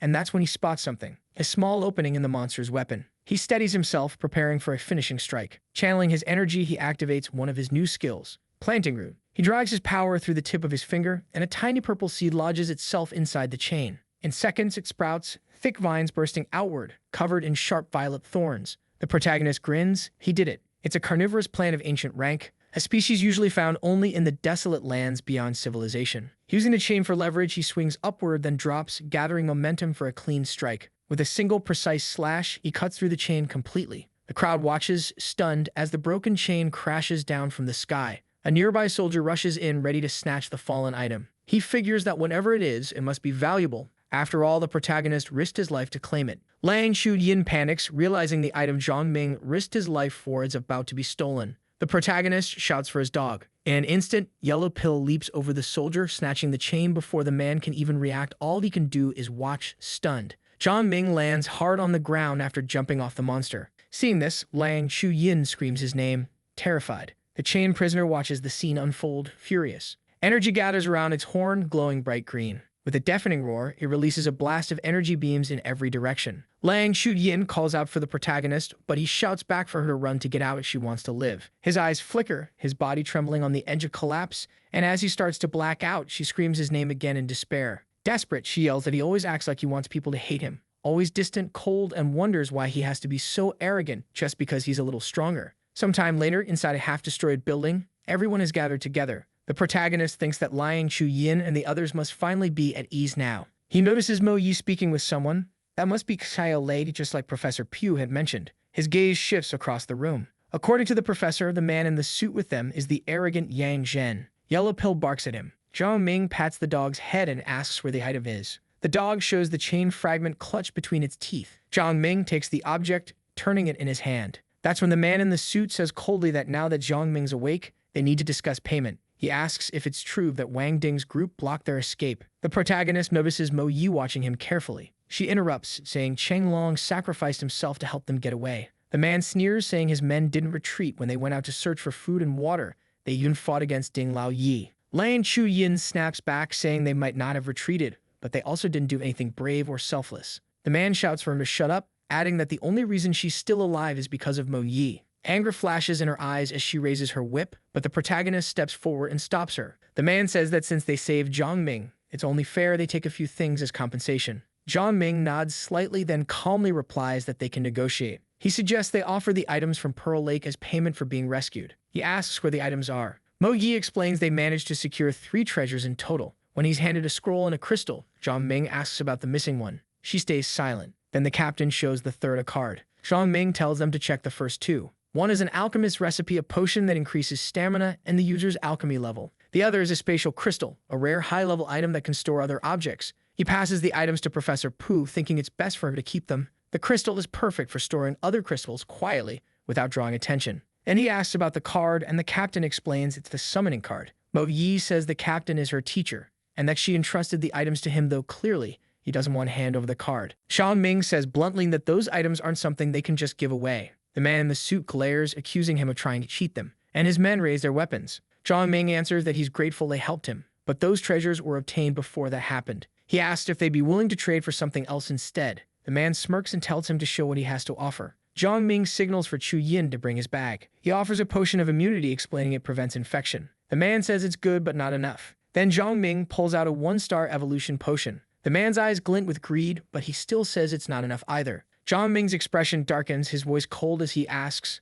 "Not enough, you say?" Liang Shu-yin explodes with anger, yelling at the man to stop being so shameless. She reminds everyone that just yesterday they saw people die fighting over a single evolution potion. Mo Yi adds that they risked their lives to obtain those potions. But the man in the suit laughs, saying their lives aren't worth nearly that much. So the protagonist calmly takes out something else, a rank 2 Crocodile-turtle egg. He explains that while it won't evolve the user, it will greatly strengthen the body. A treasure for anyone desperate to survive the apocalypse. The man asks if the item works on evolved humans. The protagonist nods, saying it does, though its effect weakens for those at 2 stars or higher. The man smirks, saying he wants the item, but it's still not enough. He pulls a gun from his coat, saying he knows the kid's strong and living well surrounded by women. Since Jong Ming managed to anger Wang Ding and make him fail, that makes him even more valuable. Pointing the gun straight at him, the man asks if he really thinks he can just recover and get everything back that easily. Jong Ming calmly says he can take the card. Everyone goes silent. Even the captain raises his gun, threatening to use the card if needed. The man laughs softly, saying not to worry, he's not that stupid. He points his gun again and demands the black metal and everything in the bag or he'll shoot. Jong Ming sighs and says he's finally showing his true colors. He explains that from the start the man wanted everything but hesitated because he didn't know what kind of power they had. Now that he's seen Jong Ming weak and noticed that Officer Cheng switched sides, his fear disappeared. Maybe he thought the 3 evolved women weren't ruthless enough to fight back, giving him false confidence. But his greed got the best of him. He wanted it all. Jong Ming points at him and says he's right about one thing. The apocalypse rewards greed, but only if you have the strength to back it up. The man freezes in shock. Before he can react, a gunshot rings out. He's hit one of the girls fired from behind. He screams, ordering his soldiers to shoot her down. But Yellow Pill lunges at them, tearing through the line of soldiers. Jong Ming stands and declares the fight over. He tells them to hand him the card. He thinks to himself that in his past life he would have killed everyone who crossed him without hesitation. But this time he wants to live differently to build something new. Sometime later, 2 officers stand by a shattered window. Jong Ming tells Mo Yi the injured man couldn't have gone far. He tells her to bring him some meat and an immunity potion. He considers how easy it would be to kill Cheng Zhe, but doing so would only push Mo Yi away. He reasons that even if the soldier made mistakes, he's still her teacher, and this food and medicine might help him survive. Mo Yi thanks him softly, eyes glistening. She calls for Xiao Hu, and the two of them leave. Another woman nearby mutters that he's fake, always pushing people away. Jong Ming tosses her a potion and asks why she keeps acting like that and asking pointless questions. She scoffs, asking if it's supposed to make up for killing her comrade, but he shakes his head, saying it's advance payment. He keeps his promises when he's recovered. He'll personally escort her to find her husband. Sitting on a bed, the protagonist studies the items he's gathered. Even with the losses, he thinks it was worth it. He holds a golden card, a summoning card of the Hellhound Cerberus. He carefully stores it inside the spatial crystal. He mutters that the most valuable item he found was the crystal itself. With a single touch, it absorbs everything into its glowing core. He tucks away the rest in his backpack and freezes when he finds a piece of cloth. It looks just like the golden pouch. He remembers tearing that pouch apart to make everyone fight over the treasures, buying himself time to cut a piece of the chain. But this fabric is whole soft and smooth to the touch, not silk, not leather, unlike anything he's ever seen. He draws his dagger and tests it. To his surprise, the blade can't cut through. He tries again and watches as the slice closes itself, the fabric healing completely. He stares amazed. The cloth repaired itself. He tosses it over the crocodile-turtle egg, wondering what it really is. A faint light spreads across the fabric and his eyes widen. When he lifts it, the egg's life force is completely gone. The cloth absorbed it. That's when he realizes the fabric restores itself by feeding on life energy. That's how the treasure monster healed so quickly. But he still doesn't know how to control or use it. Sighing, he seals the cloth away inside the crystal. Finally, he picks up a bluish orb, saying this is the only treasure he found that can actually boost his combat ability. He eats it, swallows it whole. A surge of powerful energy bursts through his body, making him take a deep breath as it spreads. He's surprised his wounded arm doesn't hurt anymore. He jumps out of bed, thrilled to realize every single wound has healed. His body and strength have multiplied nearly ninefold. He's far stronger than any ordinary human now. He can also feel his spiritual power has grown immensely. With that, he can summon the water elemental with far greater strength and duration. His mental and spiritual energy are sharper too, letting him use his craftsman's skill on the ghost gold. He begins extracting the metal, making it dissolve into smaller fragments. Gathering them, he condenses the pieces into a crystal 110-gram bars of ghost gold. Curious, he decides to test the effect. Holding his new dagger, Jong Ming prepares for his next project. He walks toward an old car, thinking about melting it down for parts. As he focuses, his craftsman ability activates, releasing a surge of power. Completely absorbed, he begins forging a new weapon. Under his control, the metal melts like butter. Inside the liquefied steel are 10 grams of ghost gold, rank 2 crystals, and crocodile-turtle claws. A bright blue light flashes across the workshop as the blade takes form. Moments later, a brand new machete gleams in his hands, fresh from the forge. This one carries a skill of its own, a strike that extends a third of its length beyond the blade. He grins, realizing his old weapon was already strong, but the ghost gold granted a real combat skill. Testing it, he discovers it's a sword/and masterclass close combat technique. It's the kind of move that only advanced professions can use, something most survivors can't even dream of. Above that exist the master and specialist ranks called semi-divine tiers.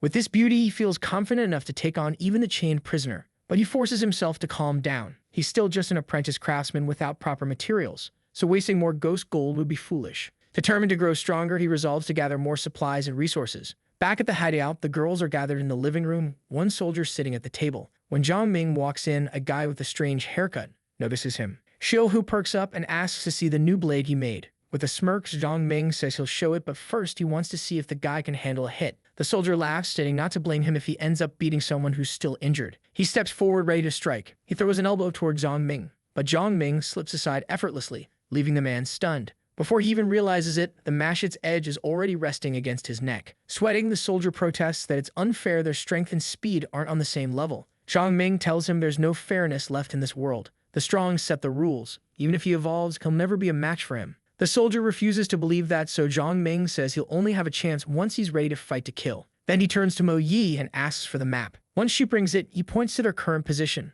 then to where they're headed next. Mo Yi frowns when she realizes it's not where her husband works, thinking he's breaking his promise. Liang Chuyin points out that it's too far, but Jong Ming explains they can't take a car or they'll attract zombies. He marks 2 other zones on the map, warning that both will be difficult to cross. Mo Yi questions why a hospital, especially one meant for recovering patients. He answers that hospitals in the apocalypse are always dangerous places, and they need to check it out. He has a reason, but not enough proof yet to tell them. Motivated, Liang Chuyin says he's proven himself right too many times already, they should trust his judgment. With the route marked and planned, Jong Ming starts preparing for the journey. One of the girls groans that the detour will double their travel time over 15 hours now. The protagonist explains that he agreed to take her to her husband, but he won't risk the lives of his teammates just to make that happen. That makes her realize the detour is meant to increase their chances of reaching safety. Mo-yi asks if they're leaving right now, but he shakes his head, saying not yet, they still have something to settle. They need revenge for what happened. Meanwhile, at the X-Family Hotel, a man with a spear bangs on a door, calling for Brother Deng.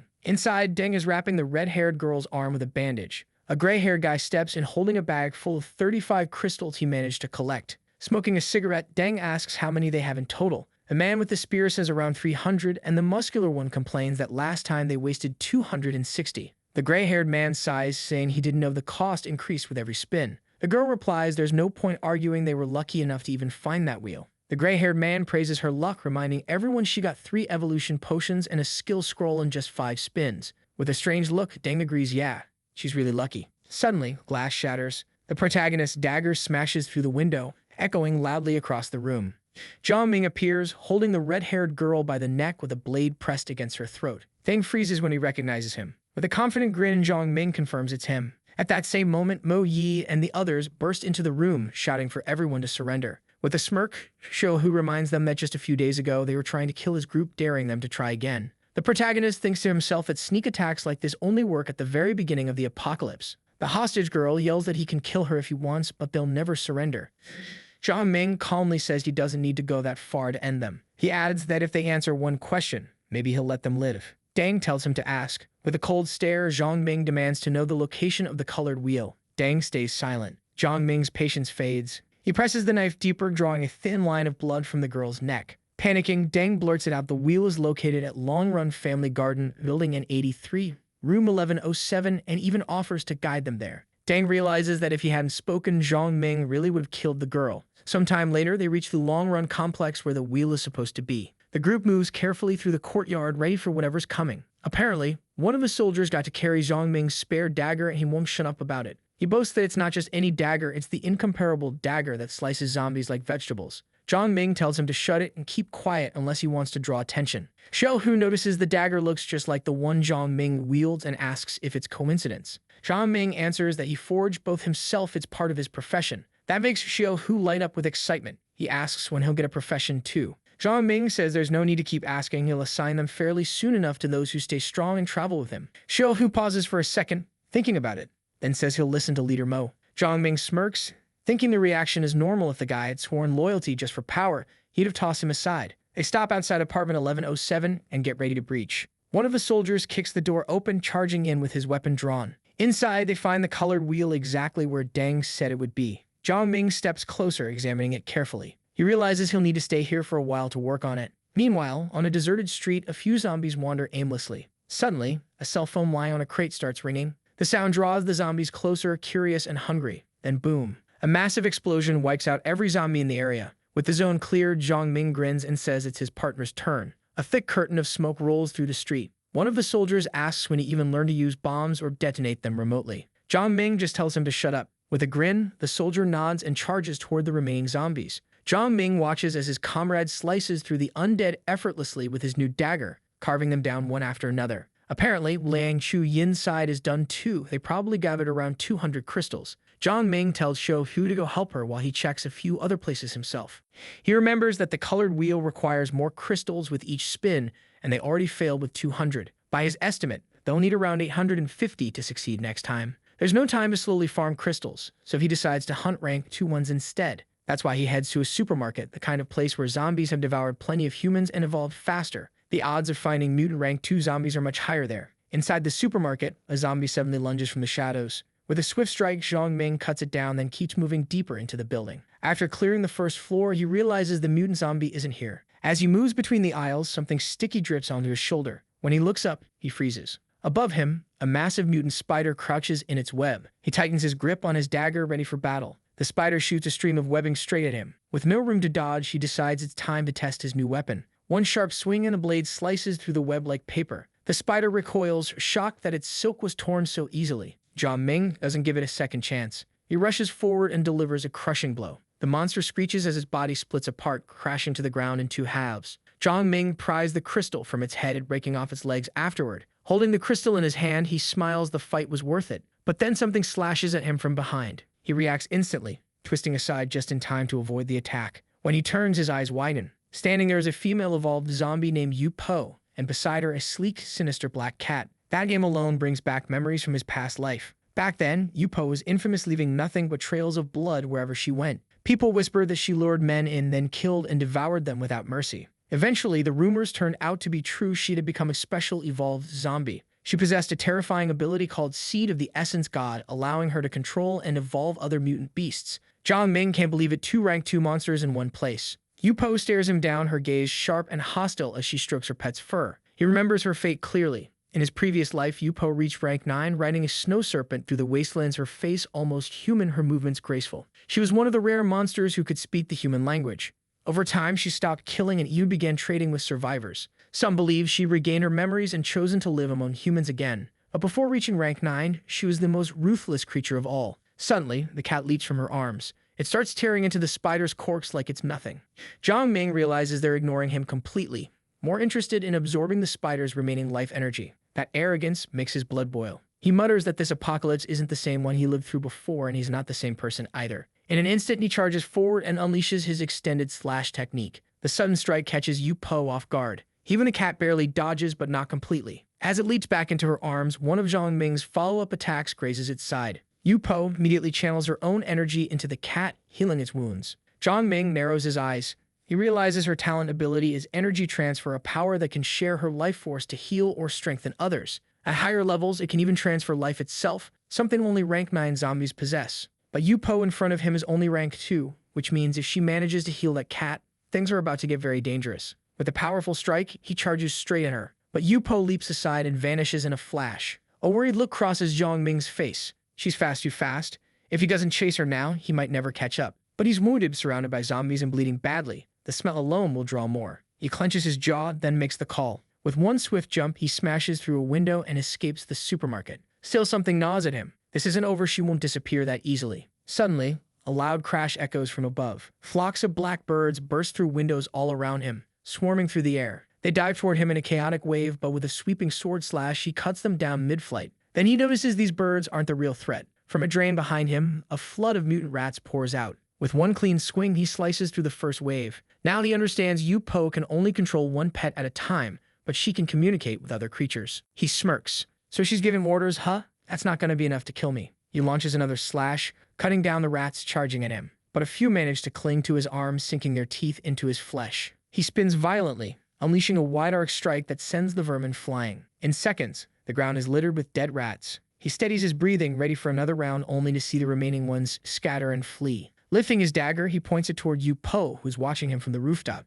She stays silent, those glowing red eyes fixed on him. Then wordlessly, she turns her back and walks away as if none of this mattered. Her crimson gaze lingers for a moment, cold, distant, terrifying. Jong Ming glares up at her. Next time we meet, you're finished. Back at the hideout, a few captured prisoners lie on the floor while the girls stand watch. Moments later, Jong Ming bursts into the room covered in cuts, breathing heavily. Teacher Pugh gasps the second she sees the blood. He waves her off, asking for alcohol and gauze. While lying, Chu Yin tends to his wounds. He asks where Mo Yi and Shou Hu went. They went out looking for supplies, she says, startled by how badly hurt he is. One of the women steps forward, offering to help. She inspects the wounds, wondering what kind of monster he fought to end up like this. Jong Ming tells her to hurry.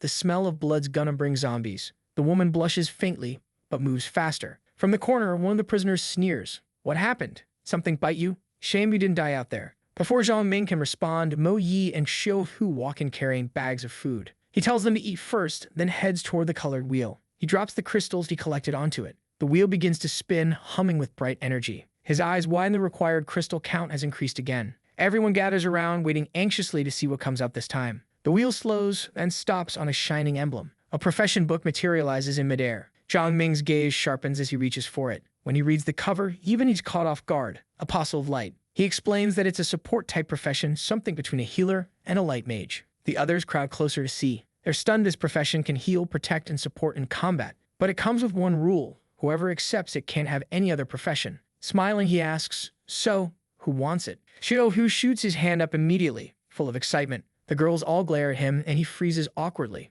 Quietly, he lowers his hand, realizing he's not even an evolver, and it'd be a waste. Jong Ming turns to Mo Yi. You sure you don't want it? It's one of a kind. She shakes her head. No, I don't want just one profession. She wants to be like him, someone capable of mastering multiple paths. Liang Shu-yin refuses to, saying it doesn't fit her personality. Everyone turns to look at Teacher Pooh. The attention makes Liang Shu-yin snap. Stop overthinking it, teacher. That job suits you. Pooh hesitates for a moment, her expression mixed with doubt and resolve. Then, with a deep breath and steady eyes, she says firmly, I'll take it. The protagonist says he'll give her the profession and asks if she understands what it means for the group. Liang Shu-yin hands the scroll to Pooh. With a faint smile, she says the man who once threatened her isn't as bad as he looks. Maybe he's worth following after all. Teacher Pooh takes the scroll and a radiant blue light envelops her body. A surge of energy transforms her into the new Apostle of Light. Her eyes glow with a newfound power. She immediately tests her healing skill on the protagonist. A soft blue light surrounds him and every wound closes in an instant. Excited, he asks how many times she can use that ability. She replies 8 or 9. He's stunned by how powerful the base skill already is. But then Pooh reveals she has another ability, something that surprises him even more, considering she's just an apprentice. She explains the levels of her profession from apprentice all the way up to Goddess of Light. The realization leaves him speechless. The Apostle of Light is far stronger than he imagined. Pooh demonstrates her second ability, Diamond Spatial Shield. He asks if the shield only works on herself. She explains it can also protect others and even auto-activates to absorb damage. The other girls gather around amazed, reaching out to touch the shimmering barrier. Jong Ming glances at the wheel, only the black and yellow slots remain. He tosses a rank 2 crystalline and spins it again, eager to see Pooh grow even stronger. The prisoners watch in silence as the wheel hums with power. Dang can hardly believe his eyes. Jong Ming really killed 4 rank 2 zombies on his own. The wheel slows, then stops on a new symbol.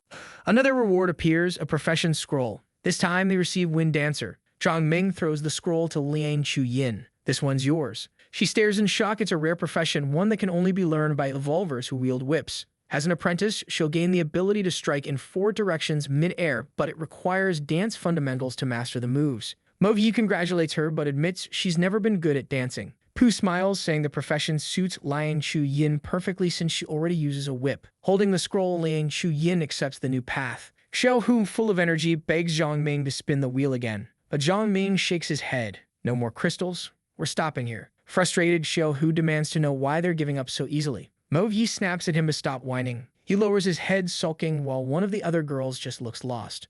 Jong Ming breaks the tension, ordering everyone to get ready to move out. But Dang suddenly drops to his knees, begging not to be killed. He swears on his parents' lives that he has useful information, something valuable for the group. He claims to know a place where Jong Ming can find his swordsman profession. Jong Ming narrows his eyes, then talk. Dang explains that a nearby supermarket has a group with a profession certificate, and they're willing to trade it for an evolution medicine. Hearing that, the team heads toward the supermarket to investigate. Liang Shu-yin hands something to Jong Ming. He tells the girls to fight and gather crystals while getting used to their new professions. Xiaohu compliments him for sparing the 3 prisoners instead of stealing their crystals. Jong Ming explains that leaving the crystals was meant to teach them a lesson. The black section of the wheel means death. If the pointer lands there, it's over. Everyone freezes, horrified by the hidden danger of the colored wheel. Then Mo Yi asks what happened to the 3 prisoners. Before he can answer, a deafening explosion rocks the area. The blast shocks everyone. Jong Ming sighs. Next time, I won't waste hundreds of crystals teaching lessons. I'll just kill them outright. A girl starts to argue, but he cuts her off. He explains that he only let the prisoners go because they surrendered and because he was strong enough to allow it. He reminds them those same men attacked them first, unprovoked, and tried to kill them.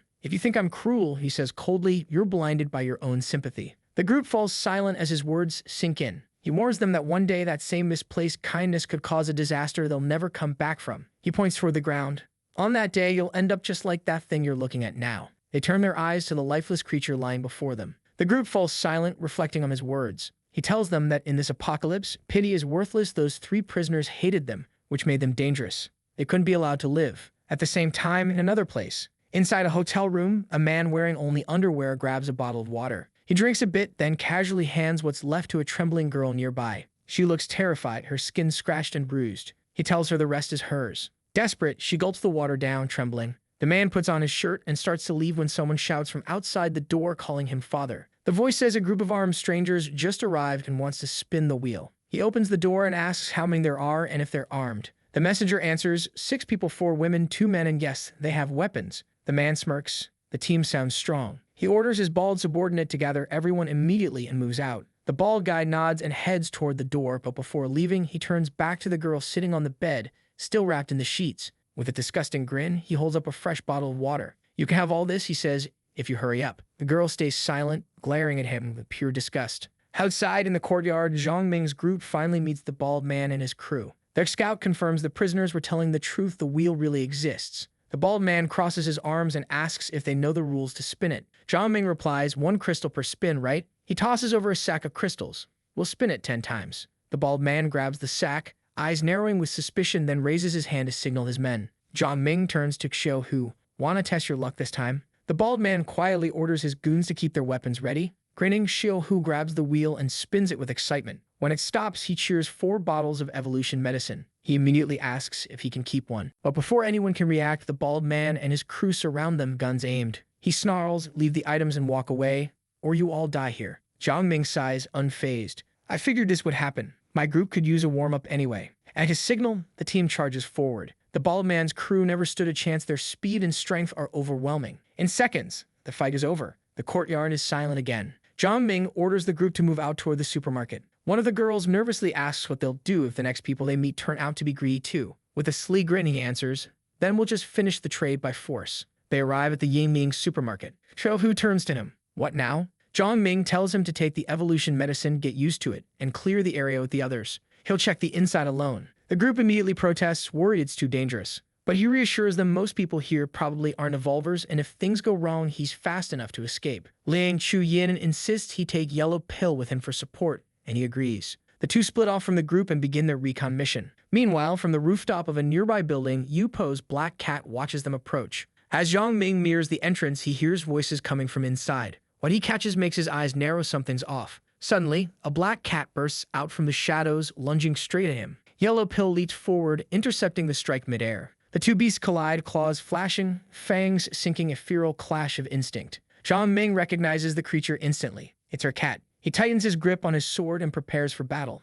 Outside the supermarket, Yupo stands waiting, her crimson eyes gleaming. Jong Ming frowns. No matter where he goes, she's always there. He decides it's time to end this. But this time, she isn't alone. Beside her stands a bone demon, towering and silent. He glares at her. So you really are an intelligent zombie. You understand me when I say I'm going to kill you. They both leap forward at once, the air trembling from the force. Yupo's gaze sharpens, ready to strike. Jong Ming twists his stance, switching hands, his blade cutting through the wind as he prepares his counterattack. Suddenly, the bone demon lunges forward to shield its master. A blinding beam shoots from its eyes, cutting through the air straight toward Jong Ming. He flinches in surprise and dodges at the very last second, leaping to the side as the blast scorches past him. He lands hard but keeps his footing, lucky to have avoided that. The creature's a mutated zombie, a mental-type spirit at rank 2 capable of using bone illusions. At that level, it can't do much more than fire its so-called burning laser. He charges in, swinging his sword in a clean arc. The blade slices through both of the demon's hands, and with one final strike, he shouts for the thing to die. But Yupo appears behind him in a blur, striking without hesitation. He spins, using the demon's own body as leverage to block her attack. Then she casts her ability, glowing purple rings spiral around him, locking him in midair. He grits his teeth, channels every bit of strength, and breaks free, kicking both of them back at once. Her power directly attacks the target's mind and life force. He's stunned. How can a rank 2 zombie already have 3 innate abilities? Yupo suddenly turns and flees. He knows letting her escape would be a mistake. Roaring, he sprints after her, but the bone demon rises again, lunging from behind. He whirls and cuts it down in one precise motion. She'll become a nightmare later if I let her live, he mutters through clenched teeth. Frustration flickers in his eyes. He needs to keep those crystals ready. The sooner he's out of here, the better. From somewhere nearby, he hears voices wondering if their second uncle abandoned the building and whether they should leave. He steadies his breath. That's not his concern. His main goal is still the profession certificate. With the bone demon destroyed, he and Yellow Pill move on after collecting its crystal. He knocks on the supermarket door. I know you're in there, he calls out. I came to trade evolution medicine. He pats Yellow Pill's head gently, whispering for the dog to return to the group and wait. I'll come back after the deal. Once his companion is safe, a voice from inside speaks up. Where'd you even hear about this trade? From Brother Deng, Jong Ming answers. The man asks if he came alone and whether there are many zombies outside. As the metal gate creaks open, he orders Jong Ming to come in slowly, hands raised. Inside, the man's waiting for him, a crossbow aimed right at his chest. Jong Ming's eyes scan the place carefully. 2 other men linger at the back, watching every move. Where's the evolution medicine? The one with the crossbow demands. Jong Ming pulls a vial from his pack. I've got plenty, but first, I want to see the product. One of the men turns, grabs something from a shelf, and holds up a small document, the profession certificate. Jong Ming inspects it and nods. It's real. So how do you want to trade? He asks. Step back, the leader orders. 6 vials for the certificate. Jong Ming frowns. That's steep. Another man laughs. It's expensive because you don't know its worth. Jong Ming calmly sets his offer 2 vials. They argue. He knows how rare evolution medicine is. He remembers how, when the apocalypse began, Those potions were everything. Without evolution, even the best professions meant nothing. 3 vials, he says firmly. That's fair. Take it or leave it. The leader scowls. Then get out if you can't pay more. One of his men tries to reason with him. Boss,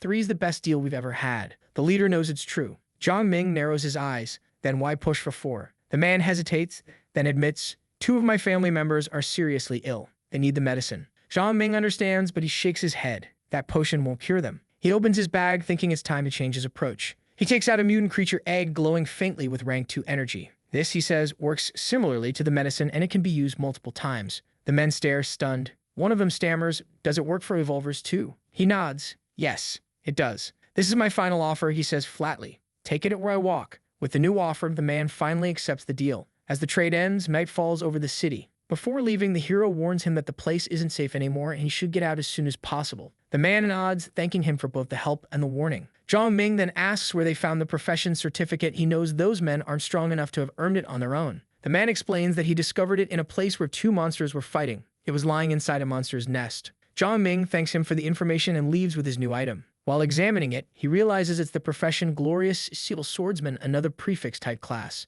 He activates it after confirming it's a primary profession, one that combines perfectly with his sub-profession as a craftsman. With a focused stare, he prepares to unlock its power. Sword in hand, he decides to test how strong this new profession really is. He lifts one finger, a small flame flickers to life at the tip. Drawing a fiery sigil in the air, he fuses the flame into his blade. The dagger's edge glows, bursting with heat and spiritual energy. He swings. The fiery blade slams into the ground, exploding in a surge of power that sends waves of flame in every direction. He steps back, impressed the strike's strength rivals half of what he once wielded in his past life. Back then, he reached 6-star evolution. Now he's only at 1. Yet the Glorious Seal Swordsman is the fusion of 2 master-level professions. His weapon now bears an engraved seal across the blade. Seal masters channel spiritual energy to amplify their techniques. The profession has 2 core parts. The first seal is fire, granting blazing energy to every strike. The second is Blue Sea Break, a sword technique he already mastered before, powerful but exhausting. He rarely uses it. He calculates that with his current strength, combining both techniques means he can only unleash Blue Sea Break twice before collapsing. Still, he knows that the stronger the sword, the stronger the seal, and since he's also a craftsman, he can keep forging weapons to push his limits even further. He decides it's time to regroup with Liang Chu-yin and enhance his blade. Suddenly, a bark cuts through the night. He freezes. Yellow pill? Could the dog be in danger? The night looks calm on the surface, but trouble's already breaking out. Bo Yi and the others are under attack. Poo's protective shields shatter as she struggles to defend her partner. Both women face Wang Ding, armed with twin daggers. He sneers, mocking them, asking how many more times the teacher can heal or shield her friend, then adds that once she's spent, the dagger will be his. Nearby, Xiao Hu lies on the ground, cursing Wang Ding for trying to steal his blade. Meanwhile, Liang Chu-yin battles leader Yi, her whip snapping against his knives in a deadly rhythm. Yellow Pill is surrounded by armed soldiers and the tension grows. Xiao Hu is down, and the team is cornered. Mo Yi clashes head-on with Wang Ding as he charges toward her. She blocks his strike with quick precision, but he attacks again, relentless. Her life is saved in a blink when Pu casts another shield, though Wang Ding's strength tears through it with ease. He slashes once more, forcing Pu to summon her diamond space barrier to protect Mo Yi again. But Pu's mind is burning up. Too many shields, too many heals. As Mo Yi parries blow after blow, she can't help but think, where the hell is Jong Ming? Wang Ding laughs, declaring the sword will be his. Everything seems lost, until a voice cuts through the chaos. You're celebrating a little too soon. Wang Ding freezes, a flicker of flame reflecting in his eyes. From the shadows, Jong Ming appears, his sword blazing with fire. Mo Yi gasped, she didn't even sense his approach. Leader Yi and his men look on, stunned, as the fiery glow fills the night. With a single strike, Jong Ming's blade cleaves through the air and slices Wang Ding's arm clean off. The group erupts in relief and triumph, while their enemy collapses, screaming in despair. With the situation under control, the defeated man tries to run. As he sprints away, Jong Ming watches him with a cold, empty stare. The enemy leader and his soldiers retreat, disappearing into the distance. But Liang Chu-yin yells that they won't get away that easily. She's furious that they escaped, and Jong Ming tells everyone to leave quickly. He's clearly not in good shape. Liang Chu-yin asks what's wrong, and he admits the last strike drained every bit of his energy. As they pull back, Mo Yi takes command. Pu tends to Yellow Pill, and Xia Lei moves to assist Liang Chu-yin. By the next morning, sunlight spittles over the ruined city. Zombies wander the empty streets. Up on a rooftop, the group rests and recovers from the battle. Xiao Hu trains with Mo Yi, bragging about his moves, but she tells him to shut up and reminds him she's holding back. Finally, the hero wakes up. He gets to his feet, asking where he is. The group brightens up at the sight of him awake. He reassures them he's fine, all he needed was a night's rest. Then he sighs, regretting not finishing off Wang Ding. Using that new technique too many times had left him completely exhausted. Lang Chu-yin calls out that breakfast ready and everyone gathers around. Xiao-Hu boasts about lasting longer and training this time and asks to borrow Mo-Yi's sword, but she tells him to stop dreaming. With a half-smile, Jong Ming asks if it's really that special of a sword. Xiao-Hu insists he saw fear in Wang Ding's eyes when he faced that blade. Jong Ming chuckles and promises to forge him one later. He steps to the edge of the roof. Channeling his crafting technique, he begins shaping metal. Heat builds around his hands as the wall's surface melts like wax. He guides the molten metal through the air with practiced precision. A burst of bright blue energy flashes as the new weapon takes form. He hands the fresh sword to Xiao-Hu. "It's yours now." Xiao-Hu stares in awe, speechless.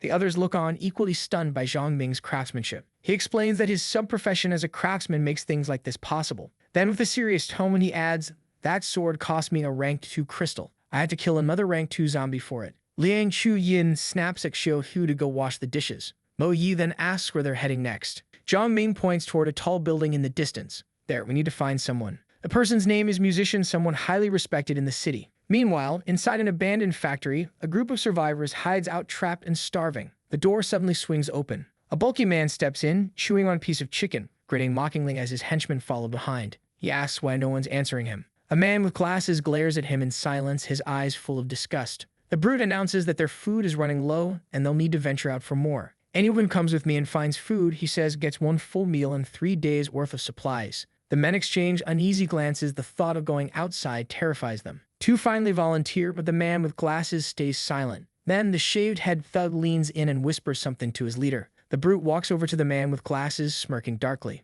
Outside, Jong Ming's group arrives at the abandoned factory. Xiao-Hu asks if they're in the right place. All he can see are zombies everywhere. Jong Ming frowns. He remembers clearly in his past life, this was where the musician lived. Lang Chu-yin warns him that someone's using people as bait to lure zombies across the street. They look, a man is being torn apart by a horde. The brute inside threatens 2 others, saying it's their turn next. They protest, shouting that their friend just died. One tries to resist and the leader stabs him before ordering his men to throw the victim out. The terrified man is dragged to the door and hurled toward the feeding horde, a knife pressed against his back. As screams echo outside, the brutes and their thugs calmly raid the nearby supermarket for food. One of the men reports that most of the food's already gone. The leader gets angry and slaps him across the face, shouting that he's wasted 2 bait victims for barely any supplies. Another comes in saying there are still 5 or 6 zombies outside. The brute curses under his breath, frustrated that he couldn't at least kill 2 to collect their crystals. Then one of his men suggests using the musician as bait. The brute walks toward the man with glasses and sneers, saying he'll cut off his arm but leave his legs so if he can run that way,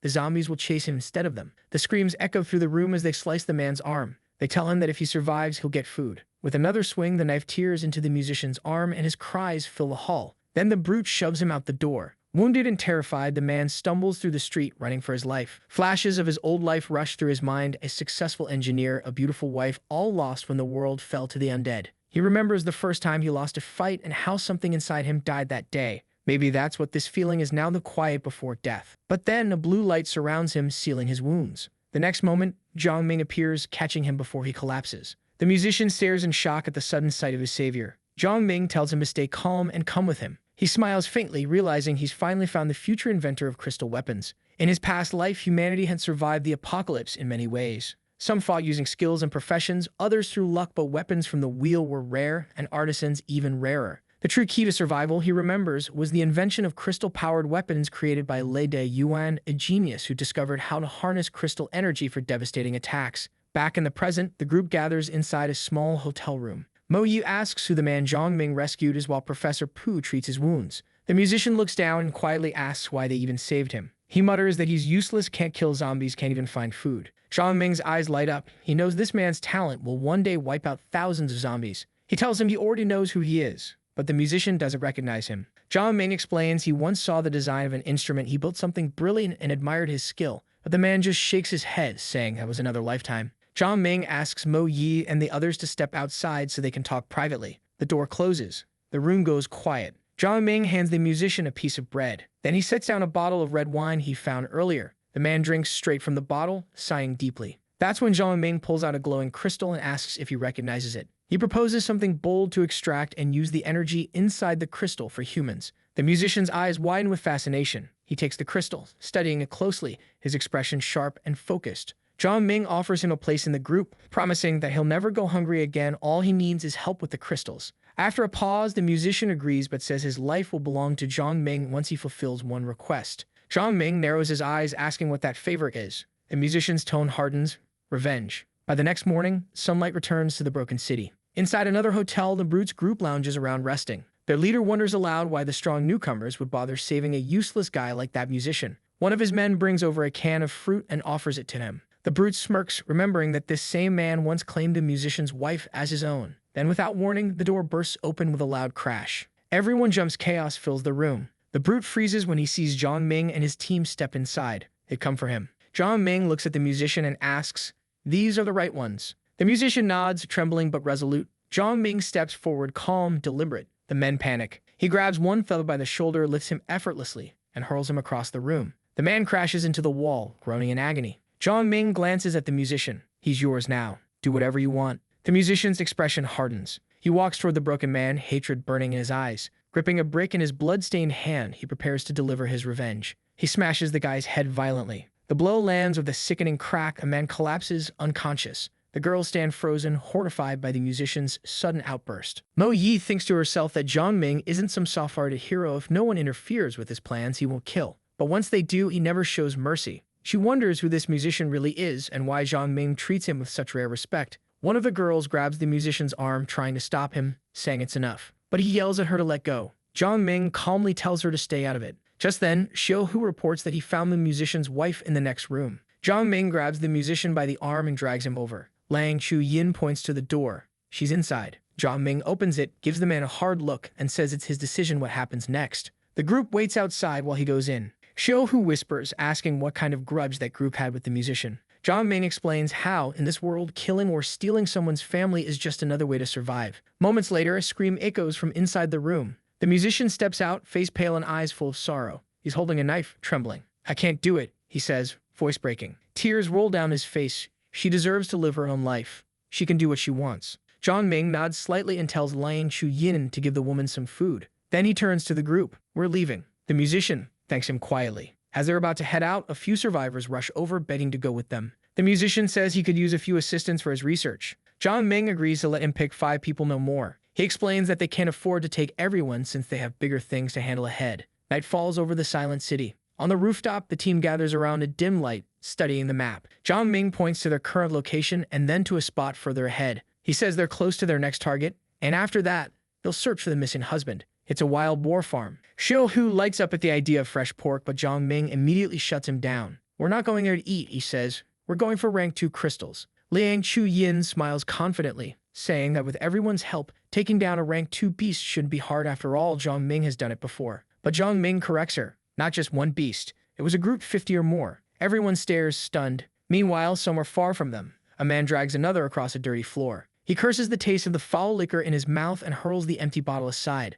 Then he throws the beaten man into a pen. "Eat, you filthy beasts," he shouts, laughing as the wild boars tear into their prey. Blood splashes against the fence as the man screams, but it's over in seconds. The bearded man grins. "Good, eat and evolve. Get stronger for me." He plans to raise his mutated boars until they're powerful enough to help him find a Tier 2 wheel and become a 2-star evolver himself. By morning, the light filters through a cracked window of an abandoned building. A man sits in a worn armchair, a bottle in his hand. This is Gupan, a 1-star evolver. He used to have it all: a career, an education, a happy family. But betrayal from his coworkers and crushing debt forced his loved ones to work while sick. They died because of it. Later, with help from friends, he started a wild boar farm, discovering he had an unmatched talent for breeding. But fate turned cruel again, and despair swallowed him whole. Then came the apocalypse. His boars mutated huge, bloodthirsty, but still loyal to him. Now he drinks to drown what's left of his guilt. Suddenly, his hand trembles. He feels that one of his boars just died. He glances out the window, and the sensation strikes again. Another one gone. He only ever feels that pain when his beasts die. He curses under his breath, wondering if they ran into zombies or a rank 2 creature. Bursting through the door, he lets out a sharp whistle.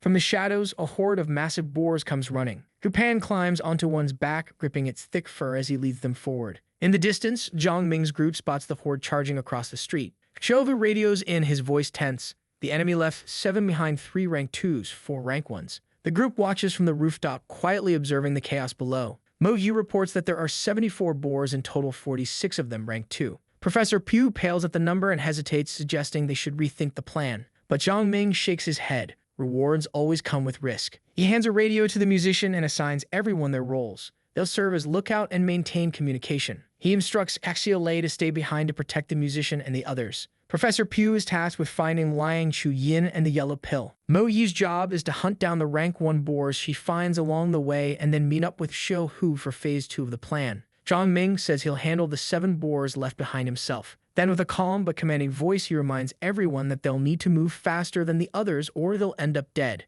Gripping his dagger, he readies himself for battle. He remembers that in his past life, the boar king Gupan had reached 9 stars and some of his beasts had evolved to rank 8. Gupan was later ambushed and killed by 2 other high-level specialists. A book was written about his life afterward, the story of the boar king who rose from the same city as Jong Ming himself. Spotting one of the beasts, Jong Ming stomps hard against the ground and charges. With a single powerful swing, he slices off the creature's head. He knows he needs a large number of rank 2 crystals to evolve, and this is the only place to find that many beasts at once. Still, the thought lingers. To reach that goal, he may have to kill the future Mangstar expert himself. These boars feed on human blood to grow stronger. In this apocalypse, there are no innocents, only those strong enough to survive. Meanwhile, Mo Yi dashes toward her target, but a horde of mutant boars suddenly charges straight at her. She skids to a stop, raising her weapon to fire. The burst of bullets slams into the charging beasts. One of them survives and charges again. Mo Yi meets it head-on, slashing it down with her dagger like it's nothing. When the dust settles, 10 corpses lie around her. She reports over the radio that her mission is complete, and she'll reach the second point in 2 minutes.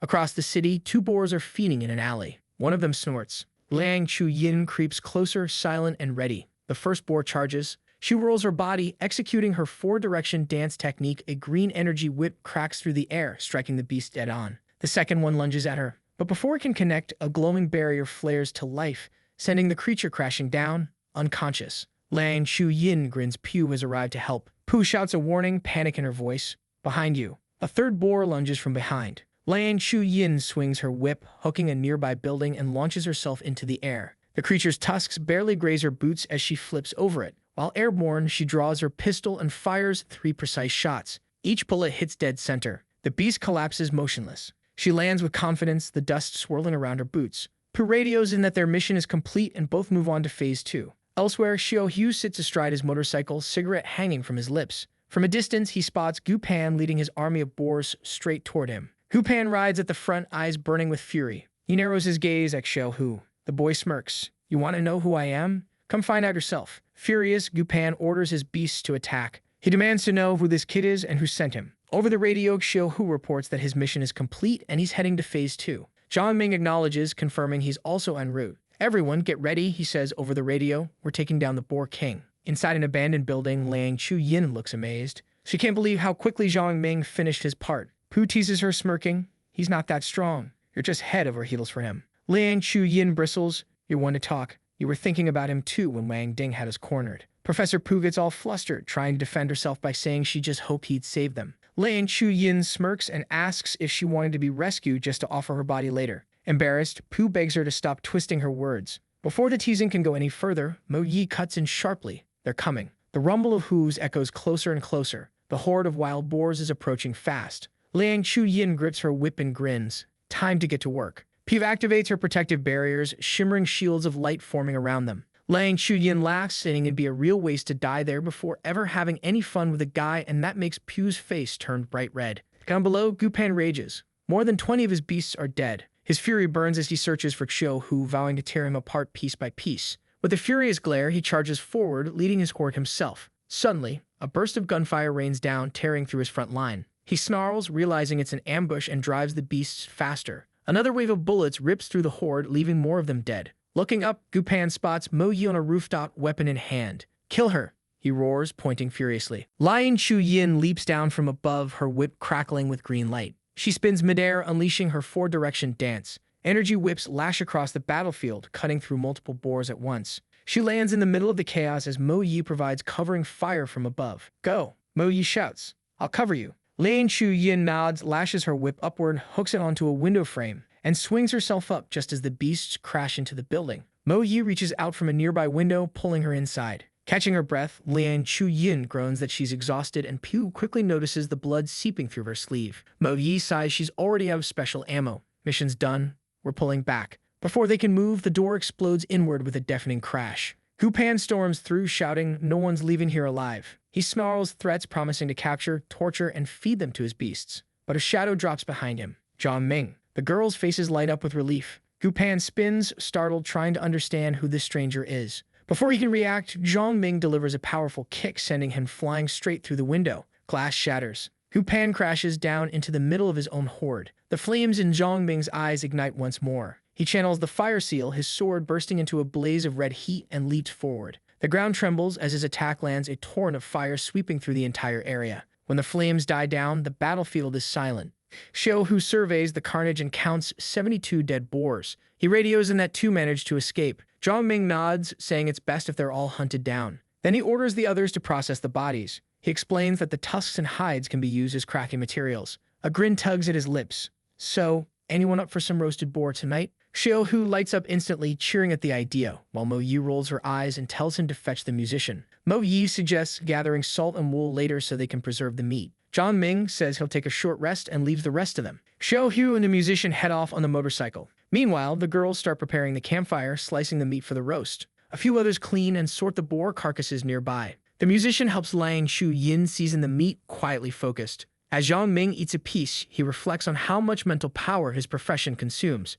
Mutant boar meat, rich in energy, strengthens the body, boosting physical stats for everyone. With over 40 rank 2 crystals collected, he decides the next goal is to find a level 2 wheel. Nearby, Yellow Pill devours an entire boar in seconds, leaving the hero stunned. He notices the crystal embedded in the dog's forehead, glowing faintly, a sign that another evolution is on the way. The creature curls up and falls asleep, its breathing steady. Jong Ming knows it will evolve as soon as it wakes. Then from outside, Mo Yi's voice cuts through the calm. "Who are you two?" she shouts. Jong Ming turns toward the sound. She's cornered a pair of frightened strangers. The guy notices right away that they're just regular people, no aura, no sign of evolution, and asks who they are. The 2 men introduce themselves, saying they're from the New Era base. The group looks at each other in surprise. Mo Yi wonders aloud if it's the same base the government supposedly established, and if maybe her husband is there. Still cautious, she tells everyone to stay alert, reminding them that any government-run base must have strict control and protocols. She asks how the base was formed. The men explain that the government and military were directly involved in its creation. Mo Yi leans forward. "Do you know anyone named Qin Yu from the New Era government office?"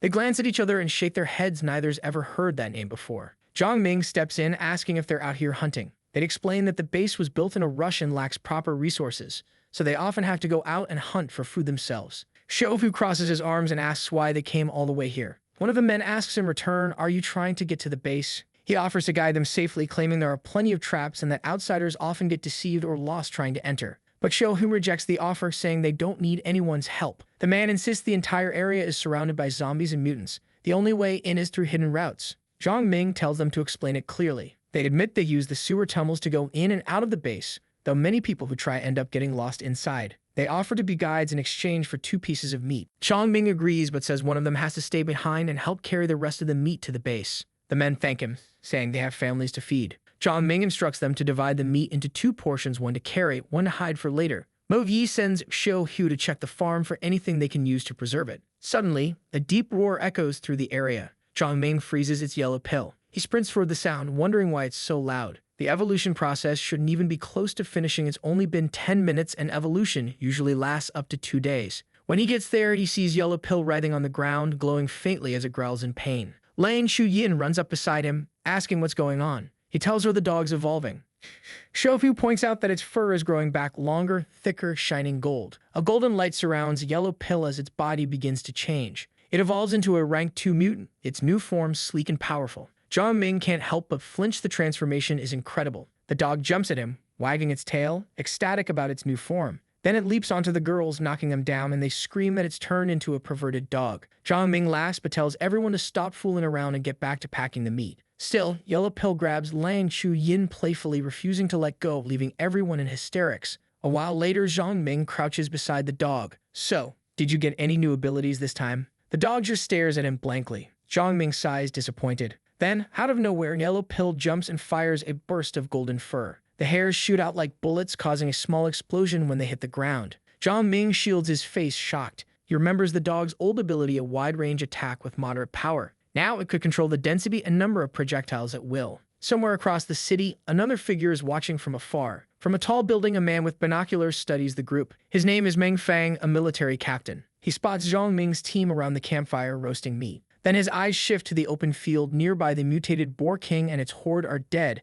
their carcasses turned into food. Just then, a man in a lab coat walks up and asks about the situation. Meng Fang waves him off. "Don't call me captain. We're all just trying to survive now." The man nods and introduces himself as Kim Yu. Inside, he's burning with envy. He wishes he had a weapon, a few crystals enough to evolve, maybe even take command of the new era base himself someday. He stares at the distant campfire, his thoughts dark. A soldier approaches and reports that everything's been packed up. But there's bad news, the zombies broke through their perimeter. All they managed to save were 1 sack of rice, some noodles, soy oil, and 8 barrels of supplies. Meng Fang curses under his breath, furious. "What good's oil without vegetables or meat?" he growls, stomping on his cigarette. He mutters that the hunt's return wasn't even worth the bullets they spent. Then suddenly he realizes something: the dead boars scattered across the field aren't just corpses, they're profit. If that group joins the base, their power could skyrocket. The meat, the crystals, all of it is worth a fortune. If he plays this right, he could earn massive credit within the new era base. Determined, he decides to head back and report everything as soon as possible. Meanwhile, the 2 guides lead Jong Ming's group toward the sewer entrance.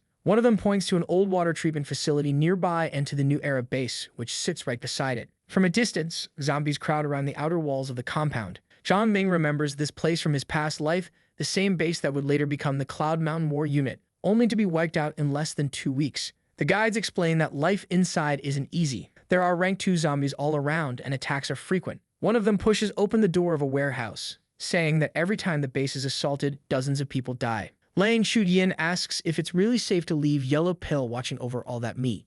Jong Ming assures her there's nothing to worry about, this area still belongs to the boars. Zombies rarely wander here, and besides, dragging all that meat would slow them down. The men remove a rusted manhole cover, revealing the dark tunnel below. They warned everyone that the sewers might have mutant rats and insects. The musician gulps and asks what they're supposed to do if they run into those things. The guide explains calmly that the creatures fear fire, and light a flashlight alone is enough to drive them off. Once everything's ready, the group prepares to descend. The guides explain there are 4 possible entrances. At each one, guards collect a toll from outsiders, usually a bit of food or maybe a weapon. They lead the group through the damp tunnels, muttering that most guards are lenient if you offer something small. Finally, they reach a reinforced metal gate, the sewer exit beneath the base. A group of armed men waits on the other side. One of them recognizes the 2 guides. "How'd the hunt go?" he asks, eyeing them suspiciously. The guides exchange nervous glances. They didn't expect to run into Zhao, the man they call Uncle Zhao. Another brute steps forward holding a metal club. "Let's see what you brought back," he says, trying to yank the guide's bag away. The strap tears.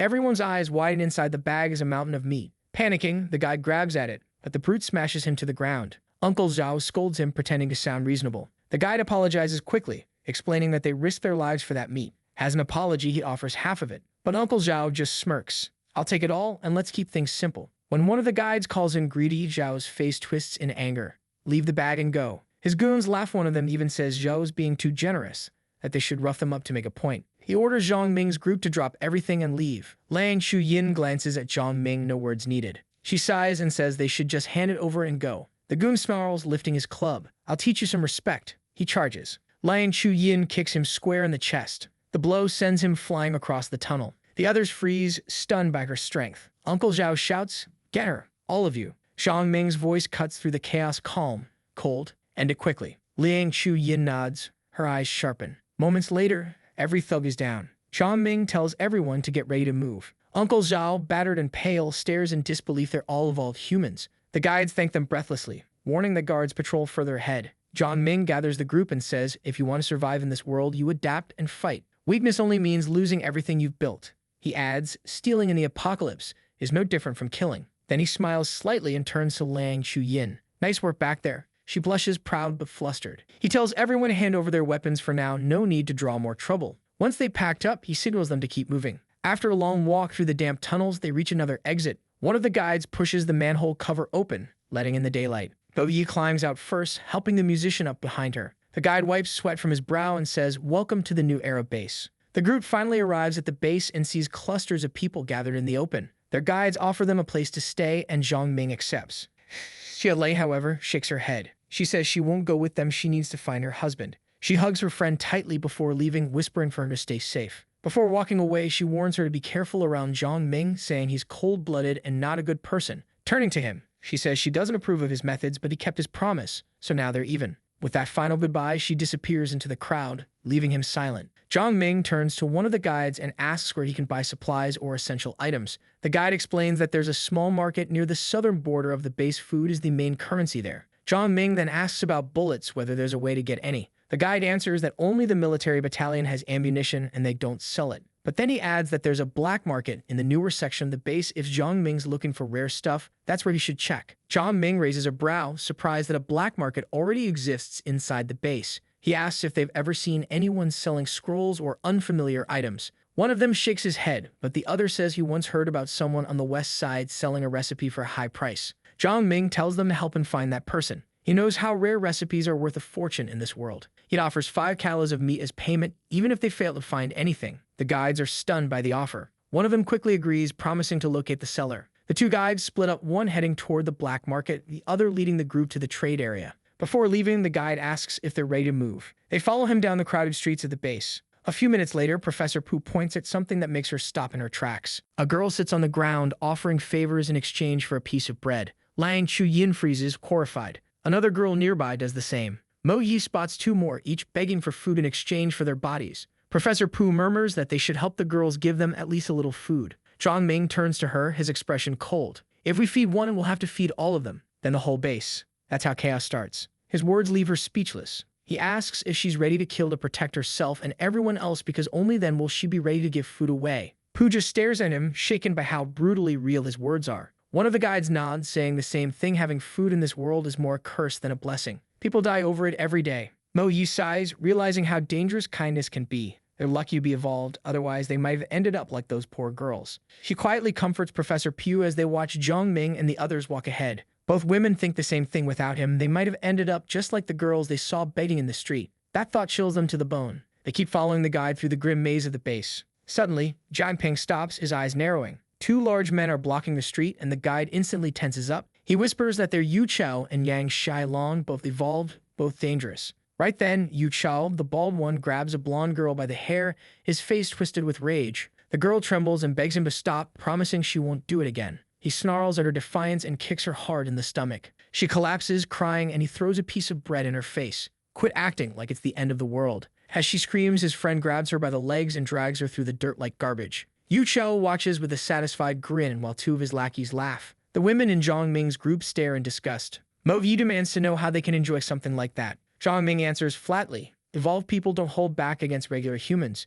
She probably refused something. The guide nods in agreement, explaining that Yu Chao and Yang Shilong are scum with a reputation. They've hurt a lot of women here before. The realization hits hard. Inside this base, the evolved can do whatever they want. Outraged, the bald thug spits on the ground, saying that if the 3 wheels didn't belong to them, those bastards wouldn't be so arrogant. Jong Ping grabs the guy by the collar, startled by what he just heard, and demands to know about the wheels, making the man scream in pain. The trembling guide explains that everyone in the base knows about the 3 wheels. They weren't guarded before, so plenty of people managed to see them. Jong Ming asks what rank they are and where they're located. The guide answers that 2 are rank 1, and the white one is rank 2. That makes Jong Ming light up, because in his past life, he left the city right after becoming a rank 1 evolver and never even knew a rank 2 wheel existed here. Armed with that information, he trades a piece of meat for a few futons, feeling lucky to have stumbled on it. Night falls at last, the dark sky scattered with faint stars above the ruined city. We see the building where the group has set up to spend the night. Inside, the women are gathered around a small improvised campfire, cooking dinner. Xiao Hu and the guides help arrange the sleeping mats.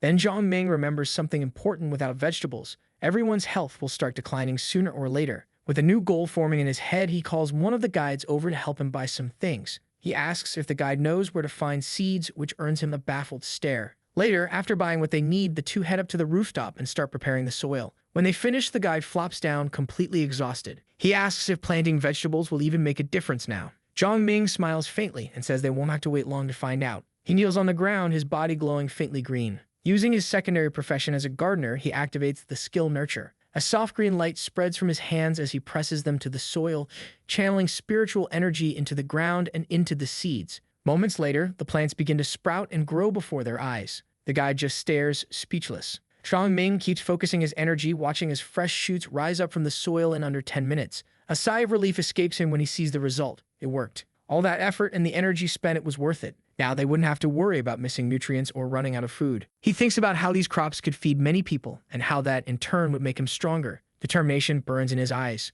After finishing the test, Jong Ming dusts off his hands and heads downstairs, but Xiao Hu stops him halfway. "What's the name of your second profession?" he asks curiously. "Gardener," Jong Ming answers casually. Xiao Hu bursts out laughing at the name until Jong Ming shoots him a glare. "Shut up." Later that night, They all sit together for dinner, enjoying a proper meal for the first time in days. One of the guides eats like he hasn't seen food in years. Xiaohu brags that their leader's going to cook something even better soon. Excited, the guide asks what it'll be, but Xiaohu just smirks and says it's a secret. Jong Ming quietly plans tomorrow's meal in his head, maybe cabbage stew with pork once his energy recovers. Suddenly, there's a knock, or rather, a thud at the door. The guide who went to find the recipe bursts in panting. He announces that he's found the person who has it. Jong Ming immediately asks where. The Haibo Community Clubhouse, the guide replies. Outside, the city lies in silence under the moonlight. Meanwhile, in a dim hotel room, CLA and Qin Yu sit together eating instant noodles from a single cup. She glances at the bruises on his arm and asks what happened. He says he just got into a fight and tells her not to worry. After finishing the noodles, he comments that they taste surprisingly good. He's never had them before. CLA blinks, shocked. You're the secretary's son and you've never eaten instant noodles? She thinks to herself that the meat and evolution medicine Xiao Yi gave her really did help her track Qin Yu down. But then Qin Yu suddenly clutches his stomach, grimacing in pain. The door bursts open with a heavy kick. A burly figure steps in its brother Pan. Qin Yu panics, apologizing quickly, saying he'll wash the clothes right away. He forgot because he had just met his wife. Xiaolei, confused, asks what's going on, but he mutters that he'll explain later. Brother Pan says nothing. He just stands there, eyes roaming, licking his lips as he stares at Xiaolei with a disgusting grin. He says he's leaving first, then walks out, leaving Xiaolei alone with Qin Yu. Qin Yu looks lost, not understanding what's going on. Xiaolei senses that something's off. She needs to find the group and a weapon fast. In another room, two men are lounging while a couple of women massage their shoulders. One of them brings up Qin Yu's wife, saying she heard Brother Pan saw her. Xiaolei is really pretty, she adds. She showed up yesterday looking for her husband. Brother Pan smirks and says he'd heard she was beautiful, but in person, she's even better. That catches the other's attention. She's that pretty, he asks, sitting up straight. Pan grins darkly and says they shouldn't waste any more time. He waves for the women to leave, and with teasing smiles, they walk out, shutting the door behind them. Once they're alone, Pan leans back and starts talking. There's no need to rush, he says. Think about it, we've got everything now, but not long ago, we were just doing temp jobs. He laughs to himself. Now we've got 2 art schools sending girls to massage and pamper us. His expression twists into something darker. We're evolvers. We can do whatever we want. He takes a drag from his cigarette. We're stronger than the rest. We kill zombies. We spin wheels. Isn't that enough? The bald one shakes his head. Not even close. Pan's grin fades. Exactly. The base is surrounded by zombies that could break through any time. He exhales smoke through his nose. You think we could take on 1,000 of them? The bald guy admits they couldn't. That's right, Pan says quietly. We need to get stronger. The bald one lights his own cigarette. And what's that got to do with Qin Yu's wife? Pan explains slowly, we're both 1-star evolvers. So why are we running this place? His partner answers, because the leaders have powerful abilities and men with heavy weapons. Pan nods, exactly. When things go bad, the leaders always survive first. The crystals, the weapons, everything, they end up in their hands. He leans forward. 5 kilometers from here, there's a mountain crawling with zombies and beasts. Rumor is there's a skill card wheel up there, and weapon cards too. Then that wicked smile returns, and you know what? Chef Jin's got a thing for young women. He lays out his plan, offer Qin Yu's wife as payment in exchange for those cards and weapons. The bald man's eyes light up. So we kidnap her? Exactly. The bald one yawns. Then let's do it tomorrow. It's too late tonight anyway. By morning, in a brick-walled building on the south side of the base, the guide explains that the man with the recipe is named Lai Qiang. He's not an evolver, but he's a deadly marksman. No one dares go near him when he's got his twin guns. His men might be regular people, but they're heavily armed. Plenty of folks want that recipe, including the base leaders, but the price is sky high. Jong Ming asks why nobody's just stolen it yet. The guy tells him Lai Qiang has over 200 loyal subordinates, and the base leaders aren't exactly united. After a long walk, they finally arrive at the trading site. A line of people winds up to a fortified gate guarded by 2 armed sentries. The guide explains that Lai Qiang is the only leader who recruits regular people. They do labor in exchange for food. One of the guards steps forward and asks if they come to see Lai Qiang. After a quick pat down, they're allowed to enter. The guide mentions that he already arranged everything the day before. Inside, heavily armed soldiers stand watch near the entrance. Lai Qiang sits relaxed in an armchair, waiting for them. The guide steps forward and Lai Qiang greets them coolly, saying he knows people usually come to him for one reason, the recipe. If you can pay the price, he says, it's yours. Jong Ming nods. Let me see it first. Lai Qiang signals one of his men. A soldier walks over carrying a laptop and opens a file showing the recipe on screen. Jong Ming asks how much it costs. Lai Qiang narrows his eyes. Never seen you around here before. Since when does the base have someone like you? Jong Ming smiles faintly. I just got here. Lai Qiang leans back. Then here's my price, 5 vials of 1-star evolution medicine. The protagonist says the price is too high. That's exactly why no one's bought it yet. With a smirk, Lai Qiang replies, the price is high because the item's good. That earns him a sharp, challenging stare. Jong Ming asks, if it's that good, why haven't you learned it yourself? Lai Qiang's expression hardens. It has too many requirements, he says. Selling is my only option. When the protagonist offers a counterprice 100 rank 1 crystals, Lai Qiang slams his hand on the table, furious, and orders his guards to throw him out. But Jong Ming calmly asks, you control the wheel here, don't you? Lai Qiang narrows his eyes. I do. Without another word, Jong Ming tosses a heavy sack of crystals at his feet. That's enough to spin it. Lai Qiang lifts the sack, weighing it silently. Then, and after a long pause, he stands. Follow me. And walk down a dim corridor until they reach a guarded room. Inside stands a color-patterned wheel washed over by 2 armed soldiers. Lai Qiang gestures toward it.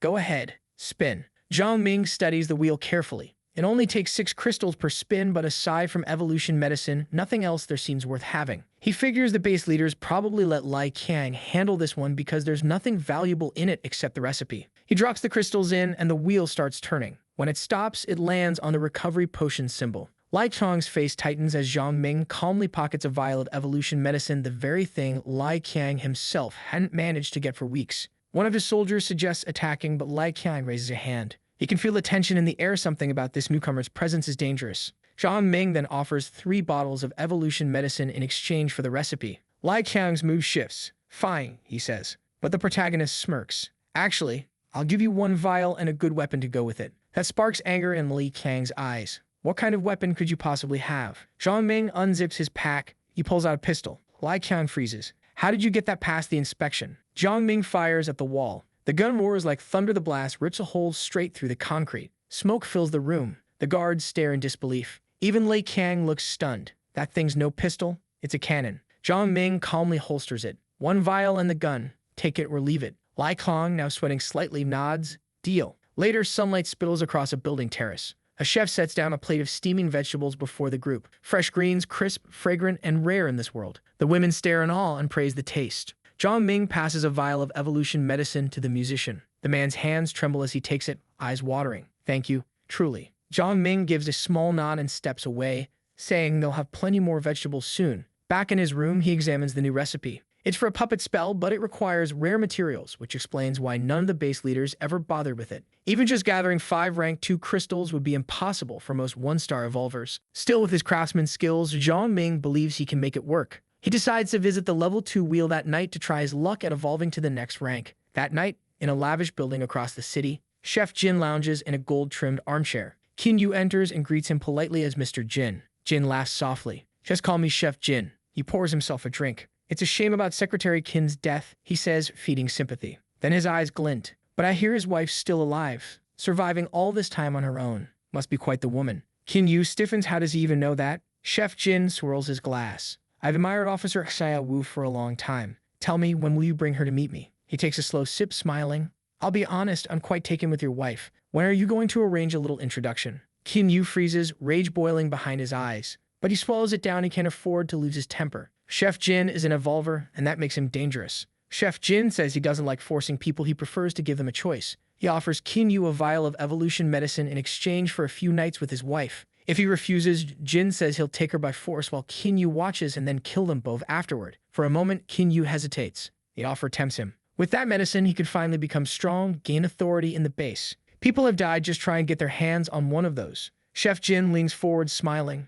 Becoming an evolver means living well. There aren't many of us left. Hand her over and you'll have food, weapons, women, whatever you want. His grin turns sharp. If your wife truly loves you, she'll agree. Kinyu says nothing. He lowers his gaze, lost in thought. Finally, he mutters that he'll think about it and starts to leave. Jin chuckles and says, you'll know what to do. A wicked smile spreads across his face. Behind his gilded chair, 2 bodies, those of his earlier guests, lie dead and cold. That night, from a distant rooftop, someone watches the same building. It's the protagonist. He's here from the level 2 wheel sitting on the roof. He notices right away that it's poorly guarded, probably because no one's been able to spin it successfully. Carefully, he slips past the sentries, silent as a shadow. At the top, he finds the golden wheel gleaming faintly in the moonlight. Placing his hand on it, he prepares to spin and ready to test his luck. When it stops, he frowns. No skill cards, no new recipes, only minor rewards, potions, gray gloves, junk. Then something catches his eye. A faint glow and attribute stone. An item that can add elemental effects to weapons, but also one with another hidden function. It can be eaten. He remembers an incident from his past life. A starving survivor had swallowed shards of one after a weapon broke. Instead of dying, the man gained incredible power. From that day, attribute stones became priceless. Their prices skyrocketed. Everyone wanted one. Jong Ming knows the world won't realize their true value for another 4 or 5 years, which means he can collect them now before anyone else understands. Alongside the materials he needs for the puppet spell worth 5 crystals, he still has enough for 6 spins. He just needs 1 attribute stone or a 2-star evolution potion. With a small grin, he spins the wheel again, hoping his luck turns. Elsewhere, 2 men drag a woman's lifeless body through a dark sewer tunnel. One sighs. Didn't even get to enjoy her long enough. The other grimaces. We've got to dump it. Don't want disease or the smell. But if we throw her outside the base, we'll attract zombies. They trudge deeper through the tunnels. The one with the ponytail mutters, he's right. Damn shame, though. The bald one shrugs. We'll find 2 more tomorrow. Then suddenly, he frees his eyes widening. From above the sewer exit, a golden light flickers across the night sky. They look up, stunned. Someone's spinning the wheel. The moon casts pale light over the ruined city. Inside a small room, Yahello sits silently in a bed. Kinfi paces nearby, trying to justify himself. Think about it, he says. If I don't evolve, we'll starve to death. You could help us survive. Her eyes go cold. He presses on. Once I become an evolver, things will get better. I'll treat you right, I swear. You'll stop hating me. Maybe one day you'll evolve too. Her expression darkens. What do you mean stop hating you? She stands abruptly, voice trembling with fury. You have no right to say that, none. How dare you ask me to do something that disgusting and then say you forgive me for it? She jabs a finger at his chest. You're a coward. Trash. Absolute filth. Grabbing her bag, she heads for the door. Where are you going? He shouts. She glares at him with pure disgust. Anywhere's better than staying with you. He grabs her wrist. You can't leave. She yanks free, eyes blazing. If I don't, she says, you'll just hand me over to Chef Jin yourself. Suddenly, Chef Jin appears and says he'll handle things his way. With a malicious look, he approaches the couple, and the girl glares at him with disgust. She responds with a powerful kick. He grabs her leg and says he likes fierce women. With a shove, he throws her onto the bed, saying that if words don't work, he'll try another approach. As soon as she lies down, Kinfi grabs her arms. He says he'll hold her and demands the evolution potion. But Yahello kicks him and, taking the chance, snatches her bag. Tears in her eyes, she wonders how he became such a despicable person. She says he sold his wife for so little and tells him to look closely. Is this really what he wants? 2 vials of evolution medicine are in her hands. Both look stunned. Kinfi explodes and asks why she didn't tell him she had the potion, asking if she truly sees him as a husband since she didn't give it to him. He says in the past she treated him like a tool and he shouldn't have married her. She replies that he has no hope left as she opens a vial. Chef Jin lunges toward her, trying to stop her from taking the potion. But suddenly he hears a noise and realizes someone is spinning the wheel. He looks toward the window and asks who dares. Then he jumps, breaks the glass, and chases the intruder. He orders everyone to gather and capture the person turning the wheel. On the rooftop, the protagonist keeps spinning the wheel. He realizes he's been exposed and needs to act fast. The wheel finally lands on an attribute stone. Determined, he says he finally got what he wanted. Jong Ming has his attribute stone at last. He only has 1 crystal left and knows this is his last chance. At that moment, Chef Jin and his soldiers reach the roof and find him turning the wheel. The wheel spins quickly. The protagonist panics and begs for it to stop. Finally, it lands on a vial of medicine. But the rooftop door is smashed open and soldiers pour in. They surround him and order him not to move. The protagonist is captured and told to raise his hands. Meanwhile, the wheel releases the item. With the item finally in hand, the boy feels even more confident. Chef Jin is shocked to see he got the potion and orders the guards to kill the intruder as he bolts. He hides behind the wheel, using it as a shield. Then he jumps off the building and uses his dagger to hook into the wall and lower himself safely. He descends down the side of the building. Chef Jin rages and commands his soldiers to find him no matter where he goes. The protagonist continues down the wall with his dagger. He lands on a balcony and prepares his next move. He thinks the place is no longer safe, and that he has to get away before Chef Jin or Director Wang find him. Suddenly, a soldier spots him and shouts that he's there. But with a quick attack, he defeats every soldier who surrounds him. The soldiers are terrified of his strength and beg them not to shoot. He thinks he needs to find a safe place to take the potion. Once he evolves, everything will be easier. He runs through the street. The soldiers shout not to let him escape and chase after him relentlessly.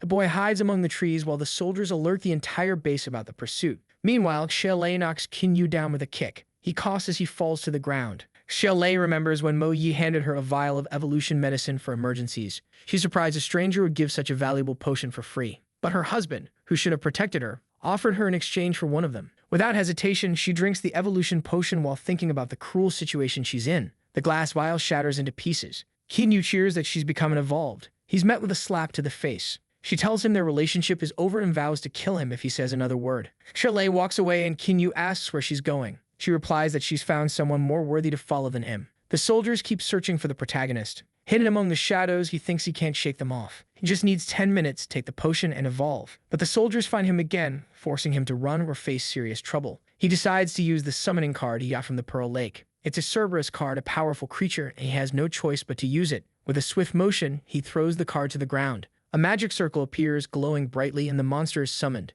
A two-headed Cerberus bursts out, ready for battle. The soldiers freeze in terror at the sight of it. They panic and open fire, but the beast charges forward, engulfing them in flames. One soldier is completely burned to ashes, while the others keep shooting in desperation. With a roar, the Cerberus splits into two smaller versions of itself. The protagonist takes advantage of the chaos and runs, but the soldiers keep pursuing him. He uses his beginner summoning technique. A nearby tree twists and morphs into a monstrous creature. The soldiers, horrified, start firing at the living tree. He sprints toward a car and touches it. Using his skill again, the vehicle begins to transform, metal twisting, lights flaring until it becomes a massive combat robot standing tall. Exhausted, he knows the summons won't last long, but they'll be enough to distract the soldiers. He escapes into the forest, thinking that to truly be safe, he'll have to eliminate the base's leaders. Meanwhile, the soldiers keep searching, turning the place upside down for any trace of him. Chef Jin and Director Wang join the hunt. There are many civilians nearby, making it harder to find the target, but they know if he gets away, he'll become a huge threat later. Chef Jin isn't worried about finding him. What truly scares him is the idea of the boy coming back for revenge. Furious, Director Wang orders his men to sweep the area and kill anyone who isn't part of the base's crew.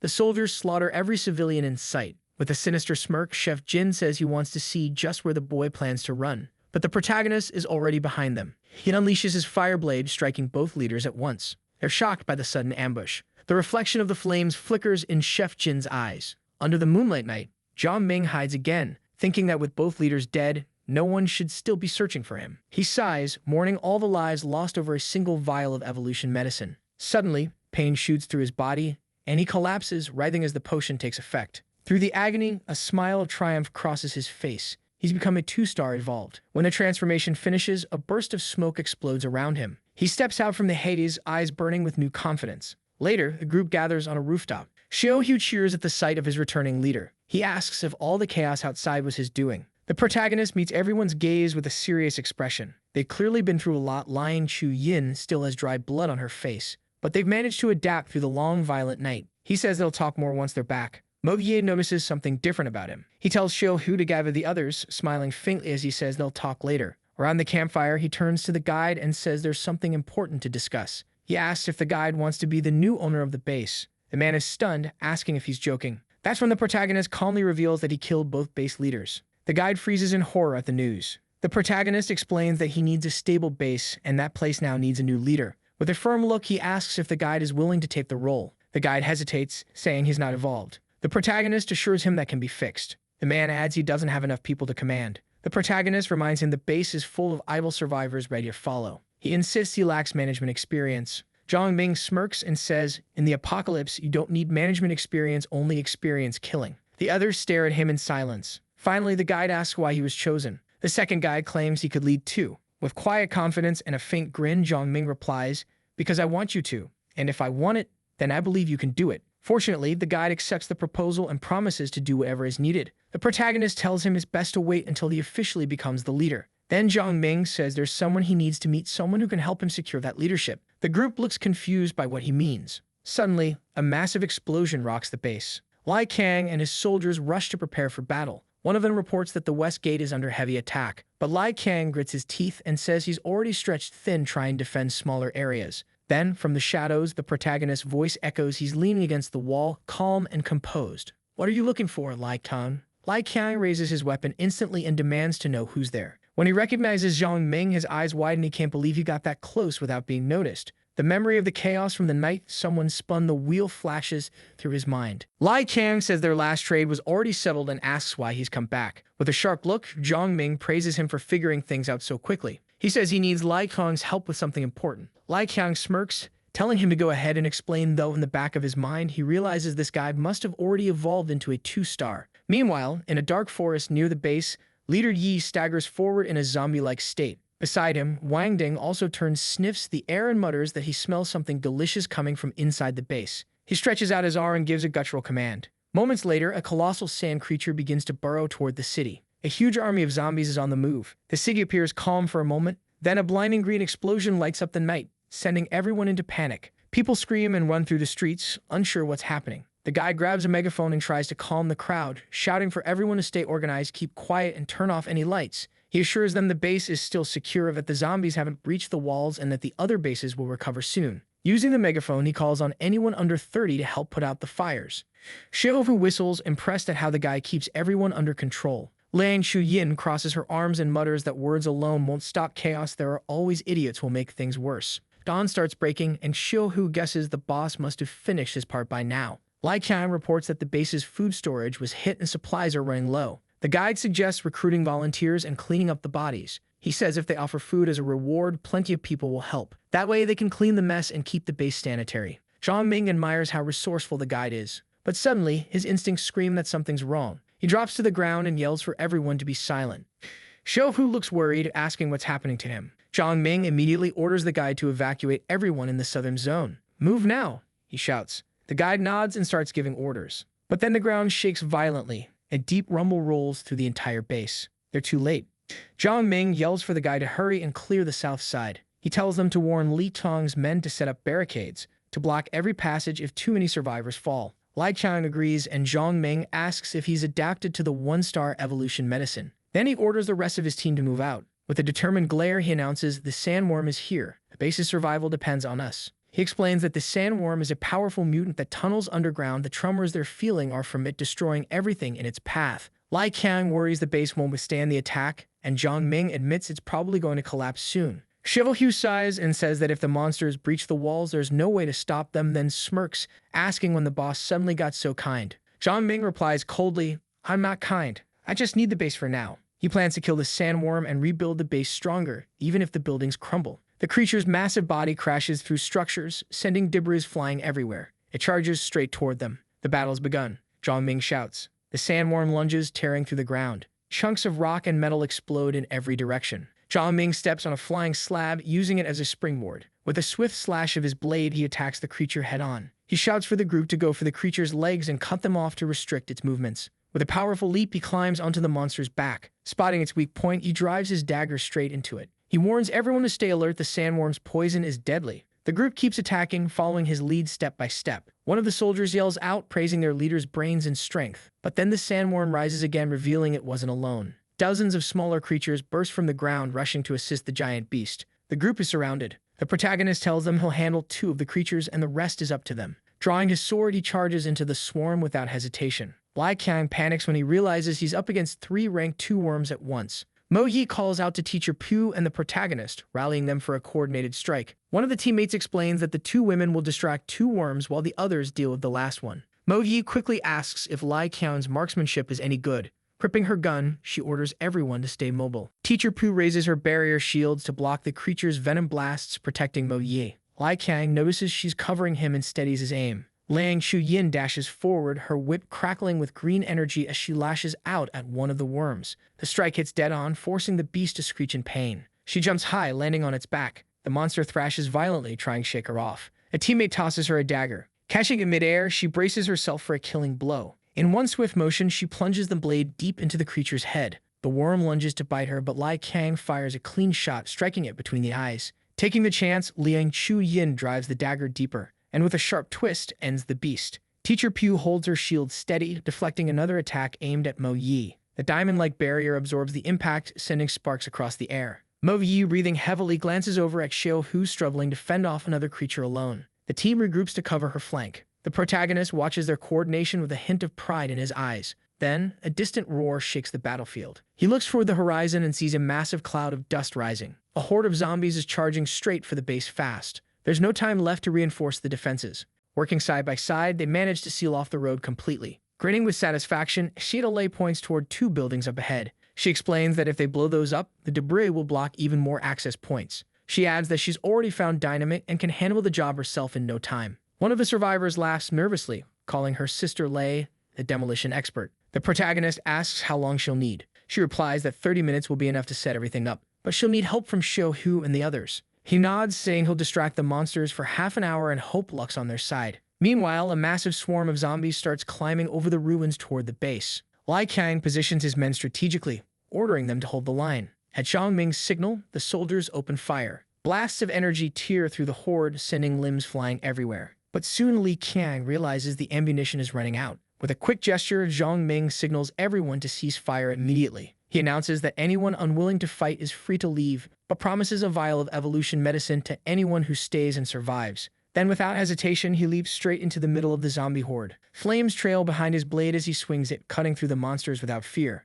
With a confident grin, he shouts for everyone to move forward. Liang Chu-yin unleashes her spinning dance technique, striking down the zombies around her. A burst of green energy ripples outward, tearing through the horde and scattering the undead. The soldiers stare in awe at her strength. Motivated by the promise of evolution medicine, they charge into the fight head-on. They swing their weapons with renewed courage, slashing the zombies apart. The protagonist thinks to himself that this kind of bravery, even in the apocalypse, might just be humanity's last bit of hope. He yells for everyone to keep their distance and avoid reckless moves. One of the soldiers kicks a zombie backward, knocking it into another. The leader warns them to focus their strikes on vital points and not waste energy. Meanwhile, Teacher Pooh shouts that they've got 15 minutes left. A soldier scoffs, calling her a coward for hiding behind them. But before he can say another word, she throws up her diamond shield, blocking an ambush from behind him. The soldier freezes, realizing he misjudged her. Grateful, he thanks her and jokes that he'll buy her a meal later. Pooh coldly replies that she only eats meat from rank 2 mutant beasts. Then she spits on the ground and mutters to herself, wondering since when she started acting like Liang Chu-yin.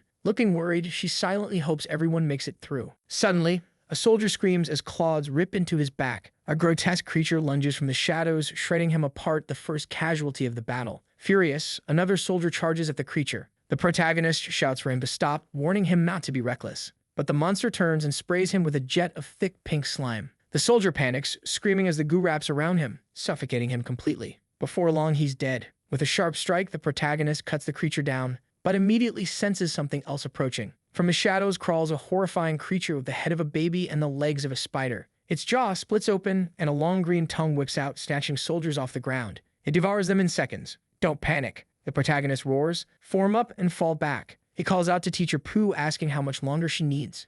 11 minutes, she yells back. He orders her to keep supporting the group while he clears a path. Pooh throws up barrier after barrier, shielding everyone as they retreat. He shouts for Lai Kang to cover the rear. Lai Kang looks down his scope and spots movement behind the horde. He reports seeing someone or something controlling the zombies. The protagonist asks if he can hit it, but Lai Kang says too far. That's when the leader realizes this entire attack was orchestrated. Far off in the distance, a masked figure stands silently, watching the chaos unfold. The figure spots the protagonist fighting in the center of the horde. With a twisted grin, he murmurs that the boy smells delicious and that he'll be his soon. Back on the battlefield, Liang Chu-yin spins again, unleashing another 4-directional dance strike. A wave of green energy explodes outward, cutting down wave after wave of zombies. Panting, she collapses to one knee, realizing that using it twice has drained her completely. She curses herself, knowing she needs to get stronger. The protagonist rushes over and catches her before she hits the ground, startling her. He tosses her toward Teacher Pooh and shouts for her to catch her. Pooh worries about her condition, but Liang Chu-yin snaps, "Shut up or I'll strangle you myself." The protagonist, burning with determination, ignites his blade once more and carves through the undead,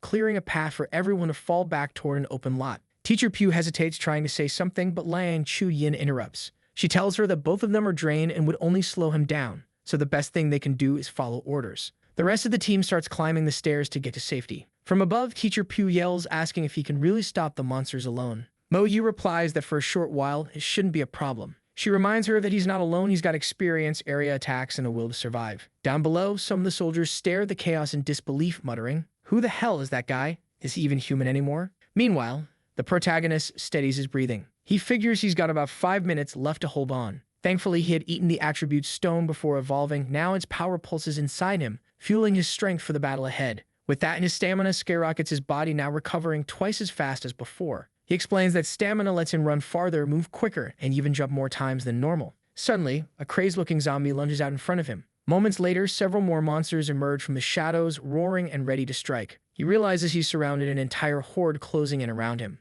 Shock hits as he notices something terrifying. None of them fear death anymore. From afar, the group wonders what's happening, why the monsters have gone berserk, and where so many rank 2 mutants came from. The zombies roar their leader's name as they charge toward him. They swarm over his body, piling up until he's buried beneath a mountain of corpses. Seeing it, one of the soldiers lowers his weapon and mutters that it's over, the chief's gone, and they've done all they could. But Mo Yi cuts him off sharply. "Look again," she shouts. In the next instant, the heap of corpses bursts into flames. A blazing inferno devours the mound of zombies. Through the fire, he grips his dagger tightly and pushes himself upright. He emerges from the ashes, eyes burning with determination. The soldiers stare in disbelief. He's still alive. From a distance, one of them calls out that enough time has passed. Later, in an abandoned bank, the group discovers several safes. One of them smirks. saying there's bound to be something valuable inside. He pries a lock open with his dagger and freezes in shock when he sees what's inside. Emeralds.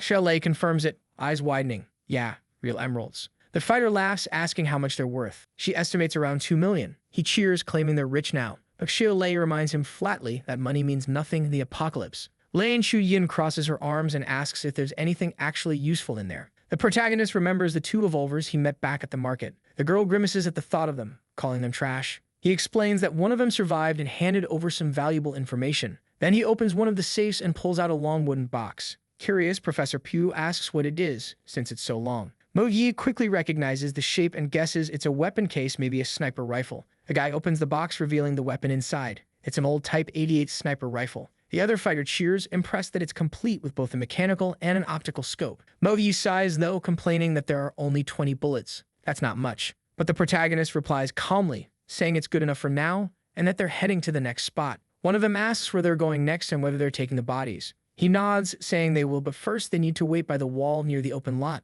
As they wait, the same fighter mutters that the boss sure is mysterious. He adds that it almost feels like the guy can predict the future or understands the apocalypse better than anyone. Liang Shu-yin cuts him off sharply, asking what's wrong with having secrets. She says it doesn't matter what kind of secret he's hiding, he saved her life and made her stronger. She adds that they were all lucky to survive thanks to a 20-year-old kid. Professor Pugh teases her, saying she sounds like Jong Ming's biggest fan. Liang Shu-yin looks away for a moment, remembering how few decent people she's met since the world fell apart. The protagonist says quietly that everyone remembers those who betrayed them. The musician speaks up, saying that since the guy saved his life now belongs to him. The other fighter raises his hands defensively, saying he was just curious why the boss is so mysterious. With a crooked grin, he adds that he'll stick with the boss, maybe he'll finally find a proper profession. The girls agree, saying they want to see how far the guy will go. Someone wonders where the boss even went. It's been half an hour since he vanished. Looking up at the starry sky, one of them smiles faintly, thinking the boss must be doing something incredible right now. On a rooftop, the protagonist stands silently,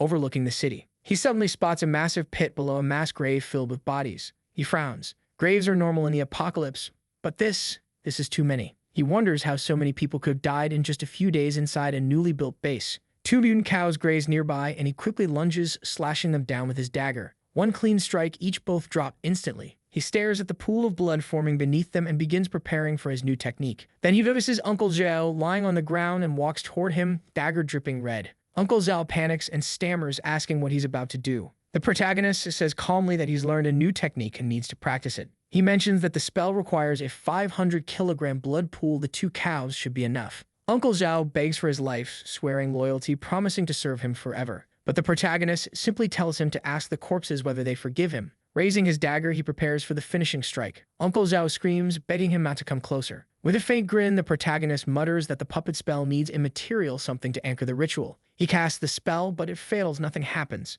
Confused, he glances at the pit of bodies and suddenly notices movement. He tenses, ready for whatever's about to happen. Then he sees her, the blonde woman he recognizes from the market, the one who'd been dragged away. His expression hardens. Balling his fist, he thinks coldly, the strong live, the weak die. He jumps into the pit and rushes to her side. Lifting her in his arms, he realizes she's still breathing barely. Her organs are failing. She won't last long. His eyes sharpen with resolve. He needs someone at the edge of death for the spell to work. He glances back at Uncle Zhao. She's more suitable for this, he says. Holding the dying woman, he walks toward the pool of blood. He tosses 2 crystals into it to start the ritual. Then he feeds her a vial of evolution medicine. Activating his new beginner rank marionette spell, he completes the incantation. The woman's body jolts, and moments later she becomes a puppet, her once blue eyes turning empty and haunting. Her glowing red eyes flicker to life as she rises, ready to obey. The puppet floats off the ground, her crimson hair flowing wildly in the air. With pale white skin marked by dark tribal patterns, she looks like some mystical being. The protagonist steps closer, inspecting her condition. He notices she still has a faint pulse, but it won't last long.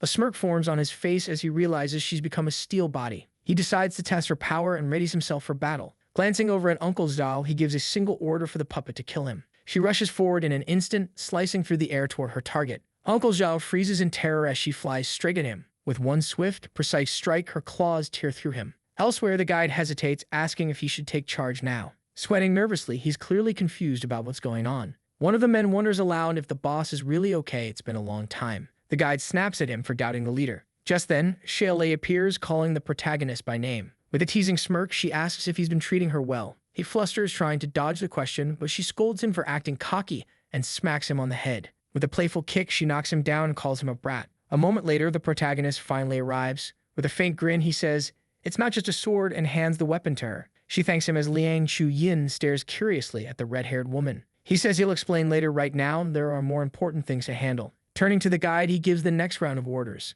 He explains that after drawing the zombies in, he'll clear the area to make it safe. His expression hardens as he tells everyone to grab whatever they can and come back once they see him move. With a sharp command, he sends the team off and they dive into the mission. He assigns Professor Pooh and the musician to provide support with the lanterns. The bystander jumps back, startled by the puppet's appearance. He's shocked by her glowing red eyes and flowing crimson hair. The musician realizes that it's a zombie one being controlled by Jong Ming. With the area cleared, the team begins gathering loot from the corpses. The protagonist slashes through zombies with his dagger, carving a path forward. He notes that the puppet fights like a humanoid weapon, precise and brutally efficient. With a single swing, she crushes a zombie's skull. He's impressed by her strength. Her power and defense are incredible. Even a rank 2 creature can barely scratch her. He concludes that even without innate talent skills, she's stronger than a 1-star evolver. When more zombies start closing in, he orders everyone to fall back. They confirm and retreat immediately. The next night, the city lies dark and silent. The group gathers around a table filled with evolution medicines. Mo Yu reports that they collected over 1,000 rank 1 crystals.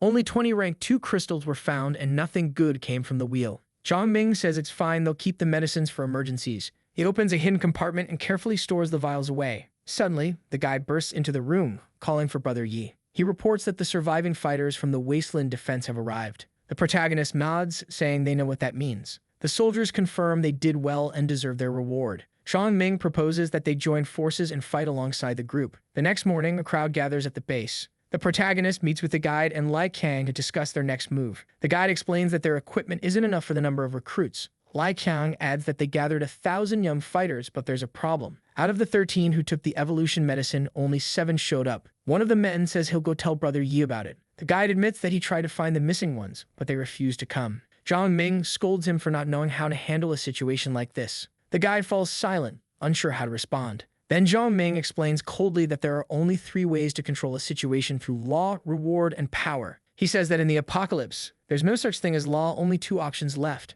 He explains that he's already given them the benefits, so now there's just one thing remaining. With a cold stare, he orders the guide to use his weapon and show everyone who's in charge. He calls Xiao Hu and Xia Lei to join the mission and tells Lai Kang to assist as well. Then he sends the guide to find the other evolvers, telling him to give them a choice: hunt with them or die. Meanwhile, he quietly watches the city from above, waiting for the group's return, his eyes distant and thoughtful. The guide eventually comes back, reporting that one of the men tried to resist and he had to kill him.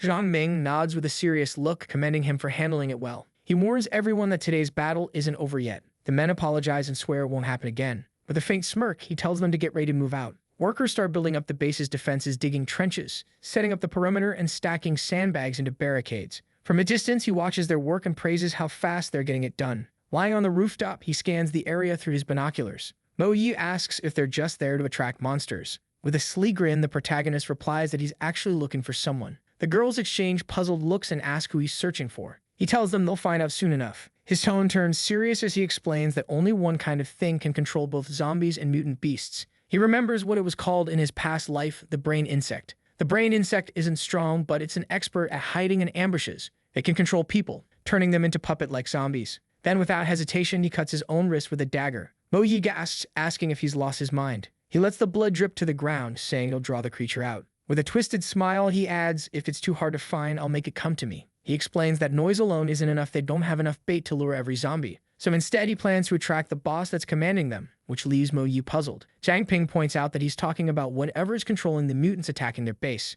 Mo Yi lifts her binoculars and scans the horizon. Through the lens, she spots a massive swarm of zombies and mutants charging their way. Jong Ming warns that they're coming. It's time to get ready for battle. Down below, Xia Lei and her squad are already positioned behind the barricades. She confirms that the enemies are back for another round. The trio dashes for the incoming horde, bracing for the fight ahead. Leaping over the barricade, they dive straight into the chaos. Their leader shouts orders, telling them not to get reckless and to fall back once the trench fills up. The purple-haired girl agrees, ready to follow his plan. With her weapon raised, she rallies everyone, shouting for them to be brave and wipe out those disgusting creatures. She adds that after today, everyone's life could finally start to change for the better. With a battle cry, she charges forward, leading the attack as everyone rushes in beside her. They reach a ruined, overgrown garden. The protagonist moves through the area with his puppet and yellow pill by his side. He's certain the brain insect is hiding somewhere nearby. He knows it didn't attack their base by chance, it had a purpose. Its goal is to evolve, and for that, it needs the body of the strongest one around him. But he doesn't mind. His goal is to hunt the brain insect anyway.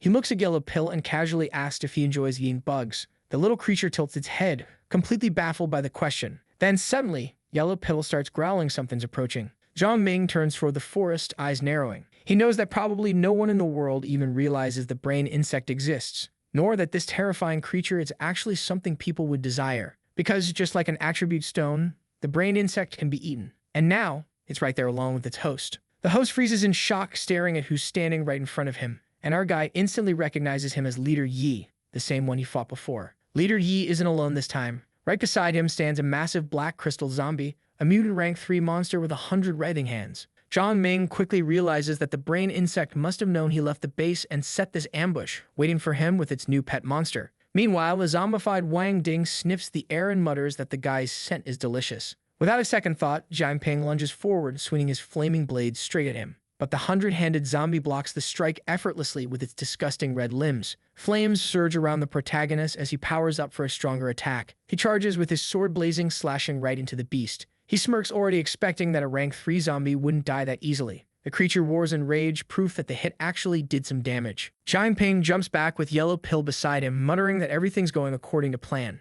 When the monster lashes out with its red tentacles, he deflects the blows with his dagger. Yellow Pill seizes the moment, biting into one of the creature's arms to help his master, but the monster snarls and smacks the poor pup away with a heavy swing. The beast follows up with a crushing punch, forcing the protagonist to block with his blade. He flits back, realizing the rank 3 zombie is way too strong to take head-on for now. Still, he grins because he knows the creature has a bigger role to play. He orders Yellow Pill to go after the cloaked figure standing behind them. The dog leaps toward Leader Yu, obeying without hesitation. Jong Ming knows the zombie's main mission is to protect the brain insect. The creature lashes out its tongue, wrapping Yellow Pill midair, but even trapped, the pup fires off a barrage of golden spikes. It flies straight toward Leader Yi, catching him off guard. He barely blocks them with his monstrous claws. While the creature squeezes Yellow Pill tighter, the protagonist takes his chance, striking a clean hit right into one of the zombie's eyes. Using his own tongue for leverage, he launches himself upward onto the monster's back. But suddenly, a new creature hurls a rock straight at him. He blocks it with ease, landing on his feet, shocked to see what's coming next. A tiny zombie is perched on the back of a massive mutant bear. It's a two-headed zombie dude, one small and crafty, the other big and brutally strong.